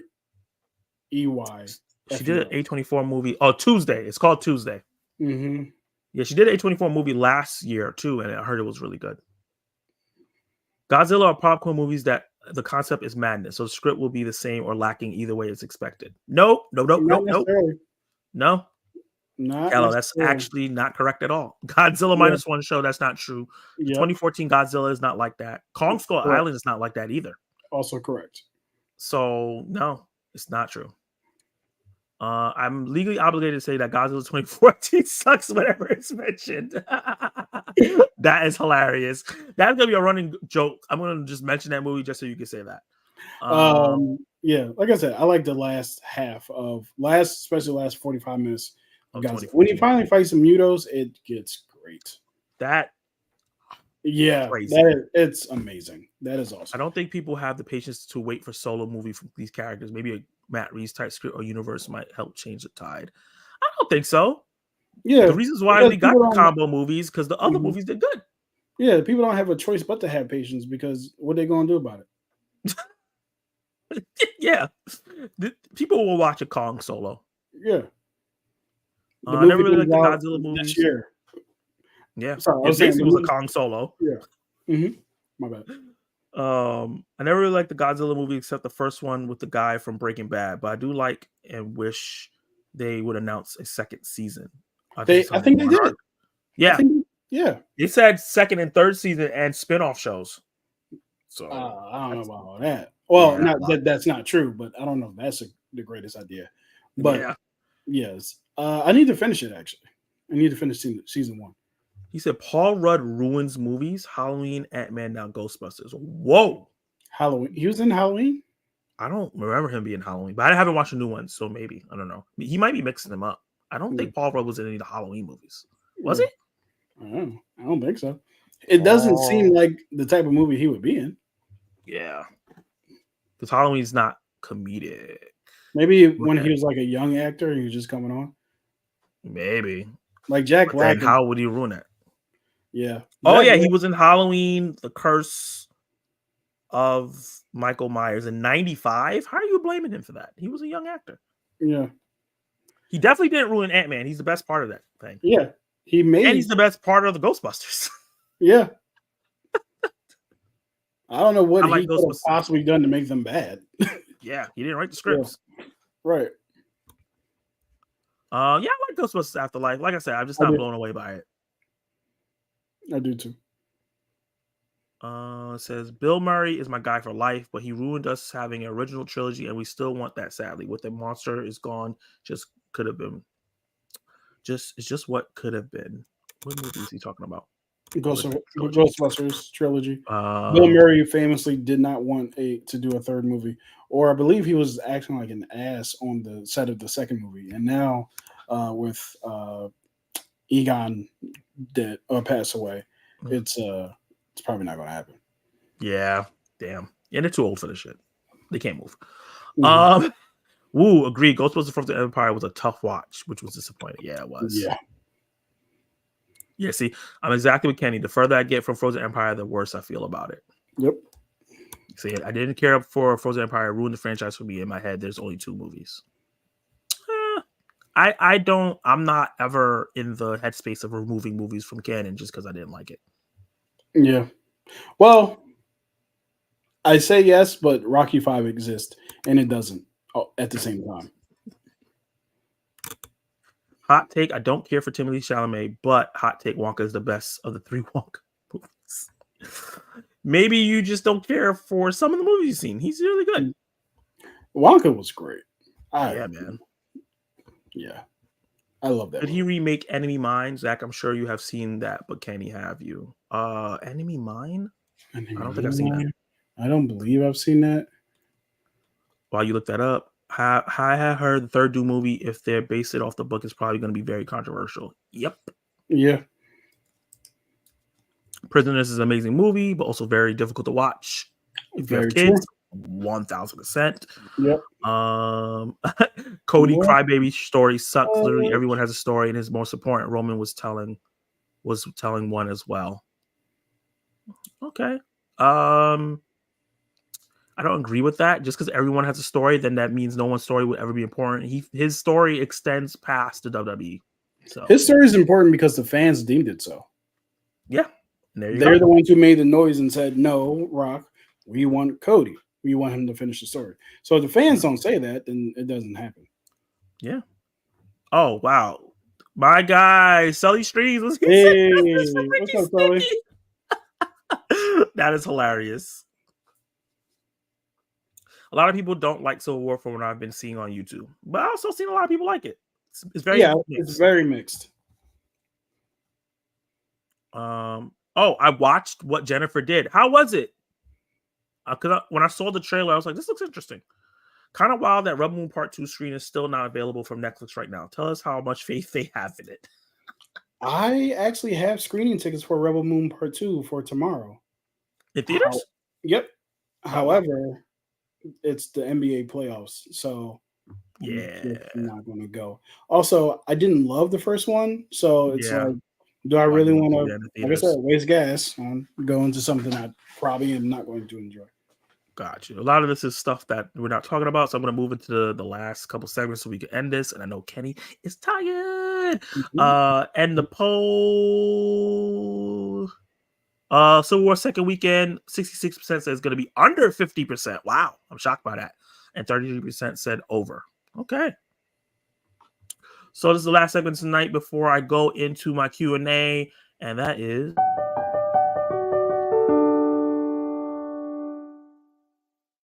You got it. So funny. We're both like...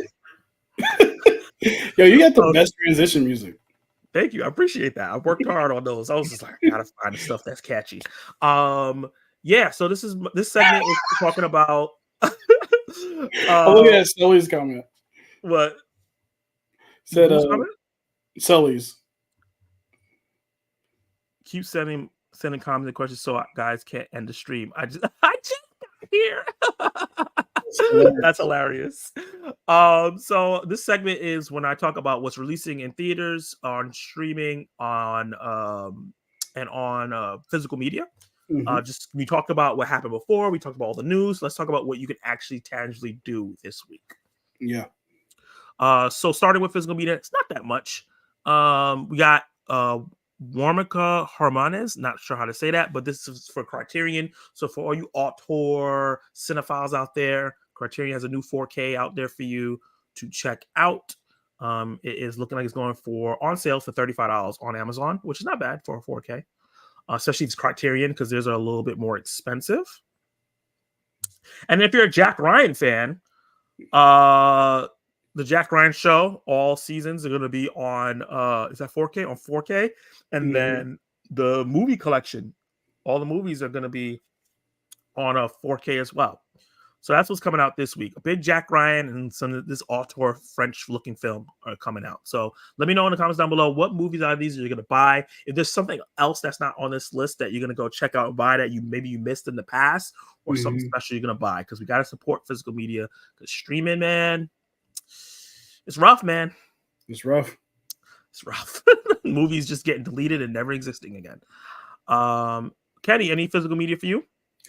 I don't collect physical media. I know that's a sin around these parts, That's but fair.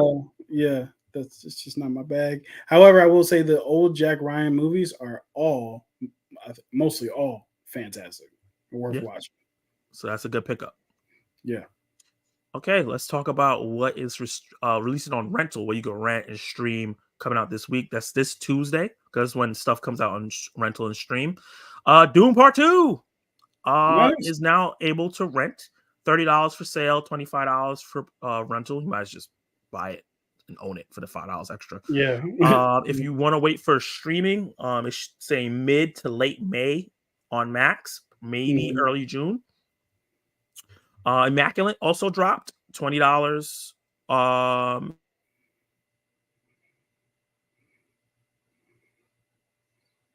You're muted. I'm muted. Not anymore. Okay. You're muted for like a couple seconds. You're good. Yeah, I think my headphone died. That's why. In this land of Satan sinners, a new Liam Neeson movie. I heard that this was actually really good. Surprisingly, yeah. It's going to sale for 25, rental for 20, and it's going to be all the way in September, October before it gets stars. So if you don't want to wait, probably should rent it, because I heard it's actually a really good Liam Neeson film. Dogman, which is Brandon, if you're in the chat still, you've been talking about this movie nonstop. I watched the trailer. That's actually available for rental, $25 for sale, $20 for rental. And in September, October, it's going to be on Hulu and MGM. That's really weird. That's going to be on both. Oh, it says Hulu or. So I guess it's like co-owned. Yeah. And that's the big movies that are coming out that you can rent if you're not somebody that owns a streaming service or missed these movies in theaters because you didn't have time. And the last part would be the movies that are coming out this week. Abigail, really excited for this. I don't know, how are you feeling about it, Kenny? I'm looking forward to it. I think it looks fun. It looks like it could be like just a good, fun, solid time at the movies. I'm not expecting it to be great. I'm also not expecting it to be terrible. I'm expecting it to be a good time. From the early reviews that I've heard of this film, is actually great. And like in a surprising way. This is the guys who did, Scream 5, 6, Ready or Not. So they have a solid track record. But people are saying it's really great. They're saying the cast is really fun and they have a lot of great chemistry. Obviously, I'm rooting for Melissa Barrera after the whole Scream 7 debacle. Catherine Newton's in here. What's the guy that was in Godzilla Kong? Godzilla. He was the guy who fixed Kong 2. I forgot what his name was. I have no idea what Dan Stevens. Okay. He's really, really good in this, I heard as well. So I'm excited for it. Yeah, I'm looking forward to it. The other big film coming out, Ministry of Ungentlemanly Warfare. How excited are you for this one? I'm very excited. I loved seeing Henry Cavill lead another movie outside of something like superhero. And honestly, I think so. I enjoyed The Man from U.N.C.L.E. I did enjoy that. So I'm really looking forward to seeing this. And it looks like it has a pretty good all-star cast. And it looks fun, to be honest with you. I had tickets to see it tonight, but the NBA playoffs are also on, which I have on right over here. You just can't see it. So multitasking. Yep. A movie that came out limited release, I think a couple weeks ago, Villains Inc. Is now going wide. Go check that out. I heard it's pretty good. Sasquatch Sunset, tongue twister, is actually going to be going wide. I really want to see this. I really want to see that movie. It's a year in the life of a singular Sasquatch family. That sounds amazing. It sounds hilarious. Rebel Moon Part 2. Not going to be really in theaters, but it's going to be on Netflix on Friday. Definitely could check that out. Oh, that comes out this Friday? Yep, this Friday. Ay, Dios mío. Yeah, I know.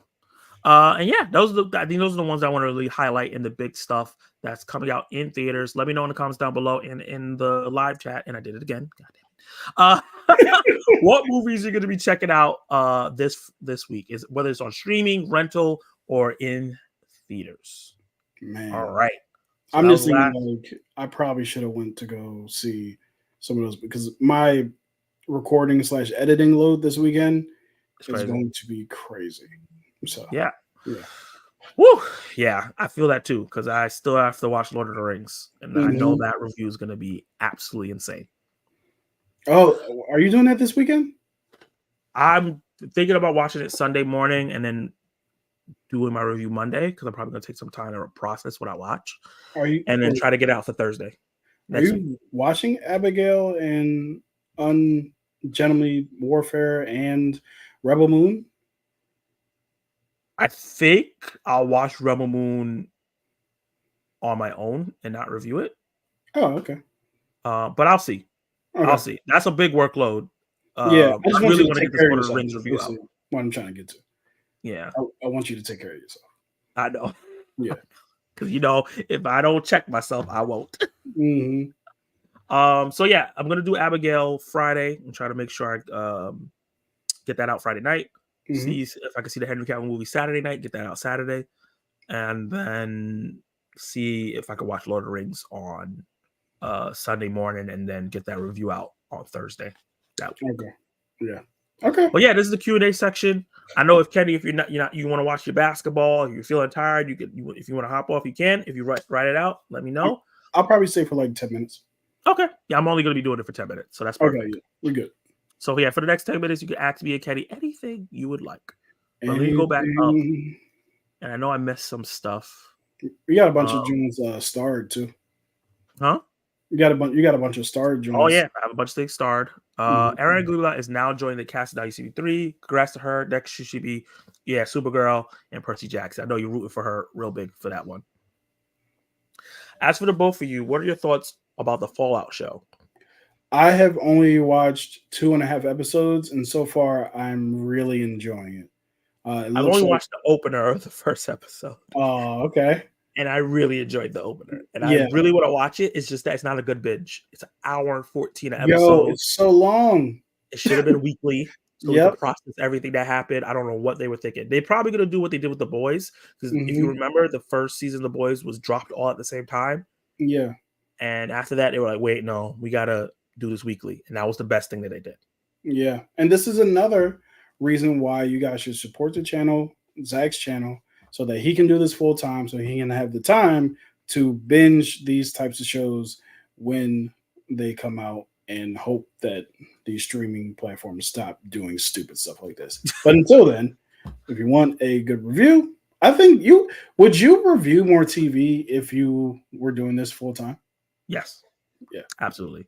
I would be reacting live to like shows, do like watch parties. Yeah. By channel members, and I would do like a review for the thing afterwards. Same. Yeah. Yeah. So if you're interested in me doing that, definitely become a channel member, support the channel, share it with your friends. The faster I grow, the faster I can do this full time and give you even better content. The live stream will look better. My reviews are going to have a little bit more pristine to them because I'll have more time to edit. But yeah. Yeah. Friday's gonna be stacked. Oh yeah, we read that. Yeah, 5 movies drop in that same day. We talked about some of those movies as well. Crazy. If you were both stuck in a desert island, what superhero would you want to be to help you survive? Aquaman, easy. Superman, easy. Aquaman or Namor, yeah. Because if I'm stuck on the island, yeah, good. Just send the whale, Aquaman. Let me get out of here. That's true. Yeah.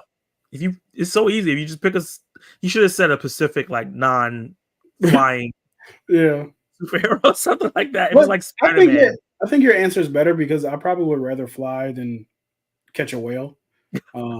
So flying would definitely be faster. Right. Can't wait for Mission Impossible Dead Reckoning Part 2. Hope it's 3 hours runtime. You really want these long ass movies. Yeah. I noticed that's a trend for you. Which is fine. I wouldn't mind a 3-hour Mission Impossible film, especially since it has so much to do. Yeah. Part 1 to set up a lot. And I heard Angela Bassett's returning. I would love Jeremy Renner to return. She was great in Fallout. Oh no, it wasn't Fallout. Ghost Protocol. Yeah. Yo, she was phenomenal in that. Yeah. Wait, actually, no, sorry. Angela Bassett was in Fallout too. Fallout, the one with Henry Cavill. Yeah. Yeah. It's Jeremy Renner that was only in Ghost Protocol. No, he was in 2. He was in 2? Mm-hmm. Okay. Yeah. Vin Diesel said that Fast and Furious 11 will be the final film. Imagine if he good times. I don't want to disappoint you, but it's not gonna happen. That's not going to be 3 hours. But I can tell you one thing: John Cena's for sure returning. Yeah. Yeah. If you don't see them die, they're coming back. Yep. Different topic. Thoughts on Amazon internet service? I don't have Amazon's internet service. I have. What do I have? Optum? I think I have Comcast. Oh, okay. I didn't even know Amazon had an internet service. Neither did I. I know that a lot of people are starting different ones. Like I just got an advertisement for Netgear. Oh, really? Yeah. Where they give you internet service. I'm surprised they're just getting into it. Yeah. Yeah. So there's a lot of people trying to do that now. Hey, Kenny, Spark, Zack, I found this guy who I have on my Instagram who will be able to make a copy of Killers of the Flower Moon and Knives Out 2 Blu-ray. Oh, nice.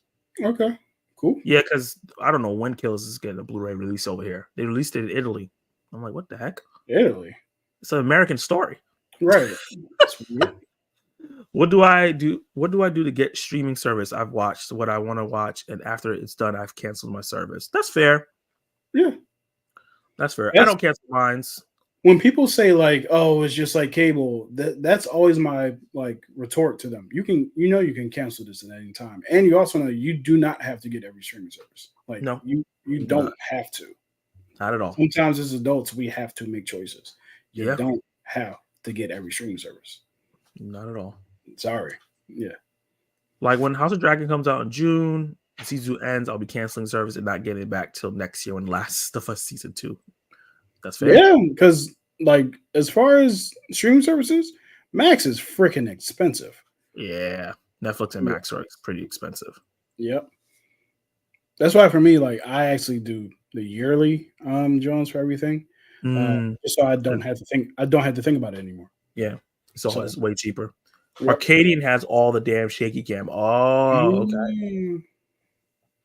By the way, Zach, your Civil War is hitting 828 views. Yeah, views. Thank you so much. I There appreciate you go. Good. That was job. one of my best reviews I've ever done. Script wise, editing, the look. So I agree, man. Yo, your editing on that was phenomenal. I appreciate that. Phenomenal. Yeah. Yeah. It makes me scared to do the next one.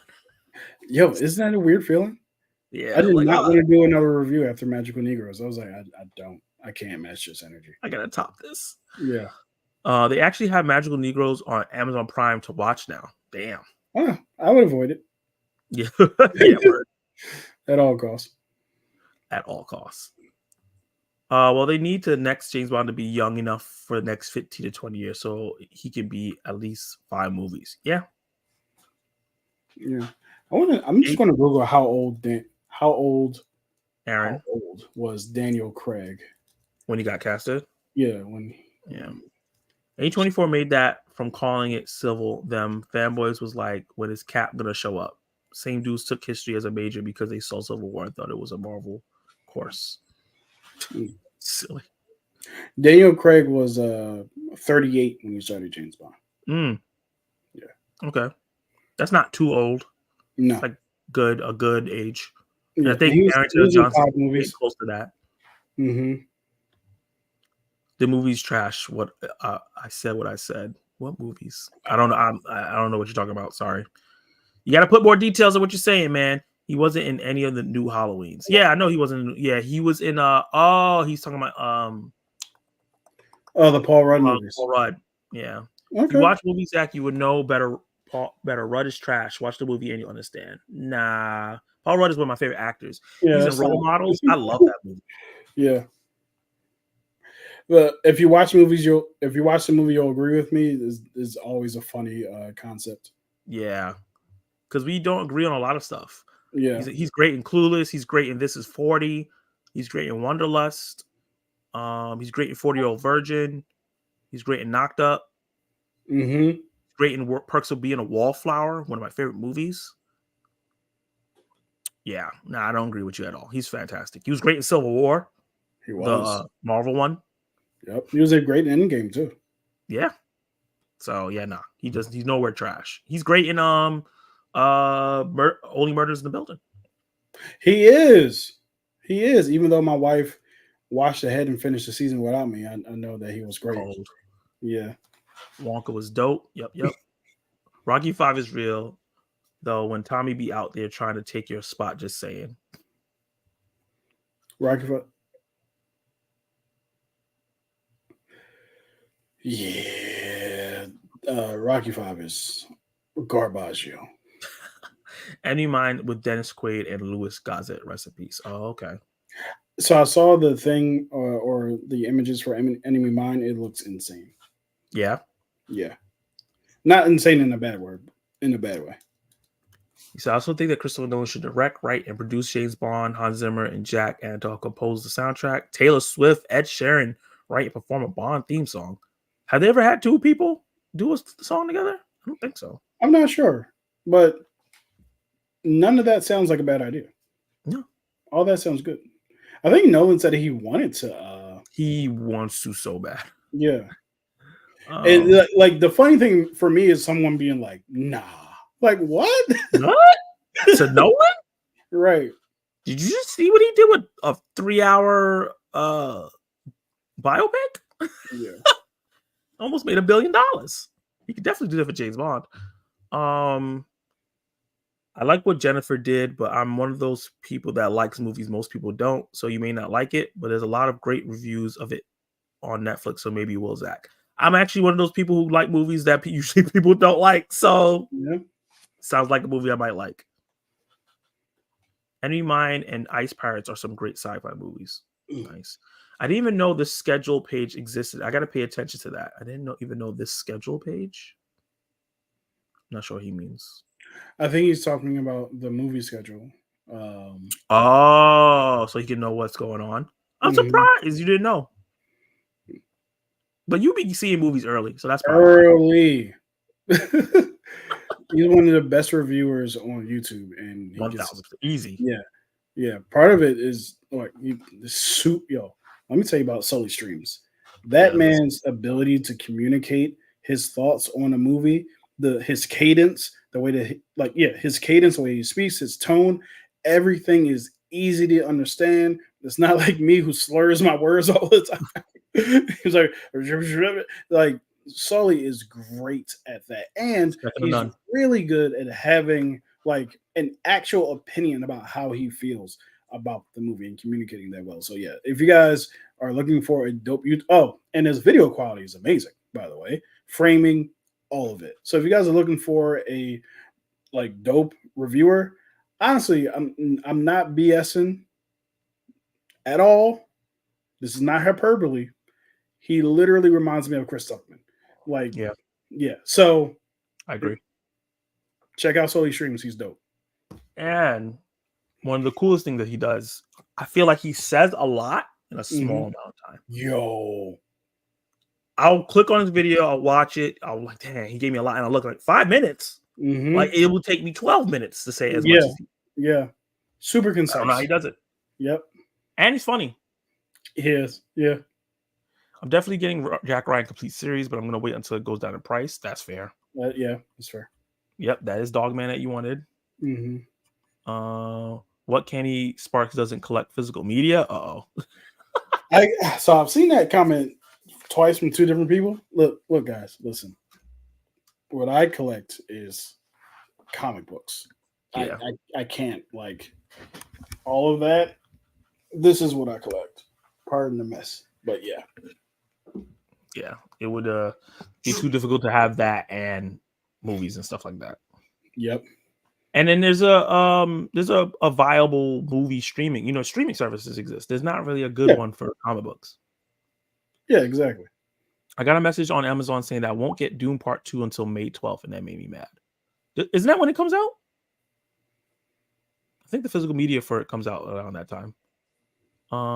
Kenny Sparks and Zack, I'll probably be heading at 260. I'm at 263 4Ks and Blu-rays and DVDs all combined. I'll be hitting the 300 mark by next month. Wow. Nice. Congratulations, man. I still haven't seen Rebel Moon Part 1. Just gonna wait to the R-rated version. That's the smart one. Fair. It's fair. I'm seeing the Challengers next Monday with an early screening in Dolby Cinema. Nice. That's nice. I heard it was IMAX worthy, which I'm very surprised. Really? The tennis scenes. Yeah. There's a few movies that I've seen on streaming service that I want to watch that are skeletons in the closet. Oh, okay. Man, this week's gonna be nuts. I plan on seeing Abigail, Henry Cavill movie. I love everybody's called the Henry Cavill movie. And then he's seen another movie that's gonna be a secret screener. Ooh, he's been seeing a lot of secret screeners, you know. Lights Out, Thunderman's Return, Destroy All Neighbors. A lot of benefits with Captain Marvel. Saturday Sunday night. I might do that too. I'll definitely support you when I get paid again. Right now, I'm completely broke. I hear you, man. You got 263 physical media, so don't worry. Have you seen Lisa Frankenstein? And yes, what do you think of it? Personally, I loved it. I did not. I was not a fan. Yeah. And yeah, let's see. You guys have crushed this so hard. Before we go, I'm just gonna give a shout out to the channel members. Let me move that Q&A thing here. Have you seen with T? Collective Movie Man, Screens and Reviews, Poppin' the Popcorn, DJ Family Nerds. I still gotta fix this because I have Poppin' the Popcorn twice. Spoiler Kings, Basic Moves, Playboy Dexter, Nanette, who's in the live stream now, Dell, who's in the live stream now, Collective Movie, who's in the live stream now. Thank you all for supporting me at that level. And like I said, for the people who are not, I don't love you less. I still love you the same. I appreciate everyone that watches me. When I started this channel 3 years ago, I thought no one will be watching me for years. I never thought I would be up to even getting close to 1,000 subs at this point. But you guys have pushed me so much. You make me look forward to doing this live stream every Tuesday because I know I'm going to get to talk to you guys. And you guys are back. All the different personalities, well as Kal-El ribbing me, Brandon saying wild stuff in the chat, Dave, being Dave, giving that energy, and everybody else that's always in here. And all you guys are YouTubers, so make sure you subscribe to each other as well and talk and just build this community. Kenny Sparks, before you go away and watch your basketball and go to sleep, tell them what you got going on. Well, my name is Kenny Sparks. I'm part of the Kenny Sparks channel. I'm not part of it. I am it. The Kenny Sparks YouTube channel. Essentially, I have a review for Civil War out right now, Monkey Man as well. I'm working on my review for Damage that's coming out this weekend. I will be putting out a review, hopefully, for Abigail, Ungentlemanly Warfare, and maybe Rebel Moon. All three of them will be coming out at least by the end of next week. And also I have channel memberships on my channel as well. So it's something that is very new to the channel. And it has all the exclusives and all the good stuff there. But you guys should focus on Zack's. Zack's is the guy that you want to put your money towards because he gives you this great value every Tuesday. So thank you so much, Zack, for having me on your channel. And I'll see you guys next time. Almost remove you by mistake because I don't know how to do buttons. I'm gonna learn this one day. But yeah, like I said, love you all. Appreciate all you guys. You have a good night. I'll see you on Friday during my Abigail review, and I'll obviously see you next week for Zack Attac News Live. And Throwback Thursday polls will be coming back once I finish Lord of the Rings. I really want to get back into doing that and giving you guys a review every Thursday. And I love watching these old movies as well. I kind of miss it now. I need to take a break because, woo, you guys be getting mad. But peace out. You all have a good night, and I'll see you next time.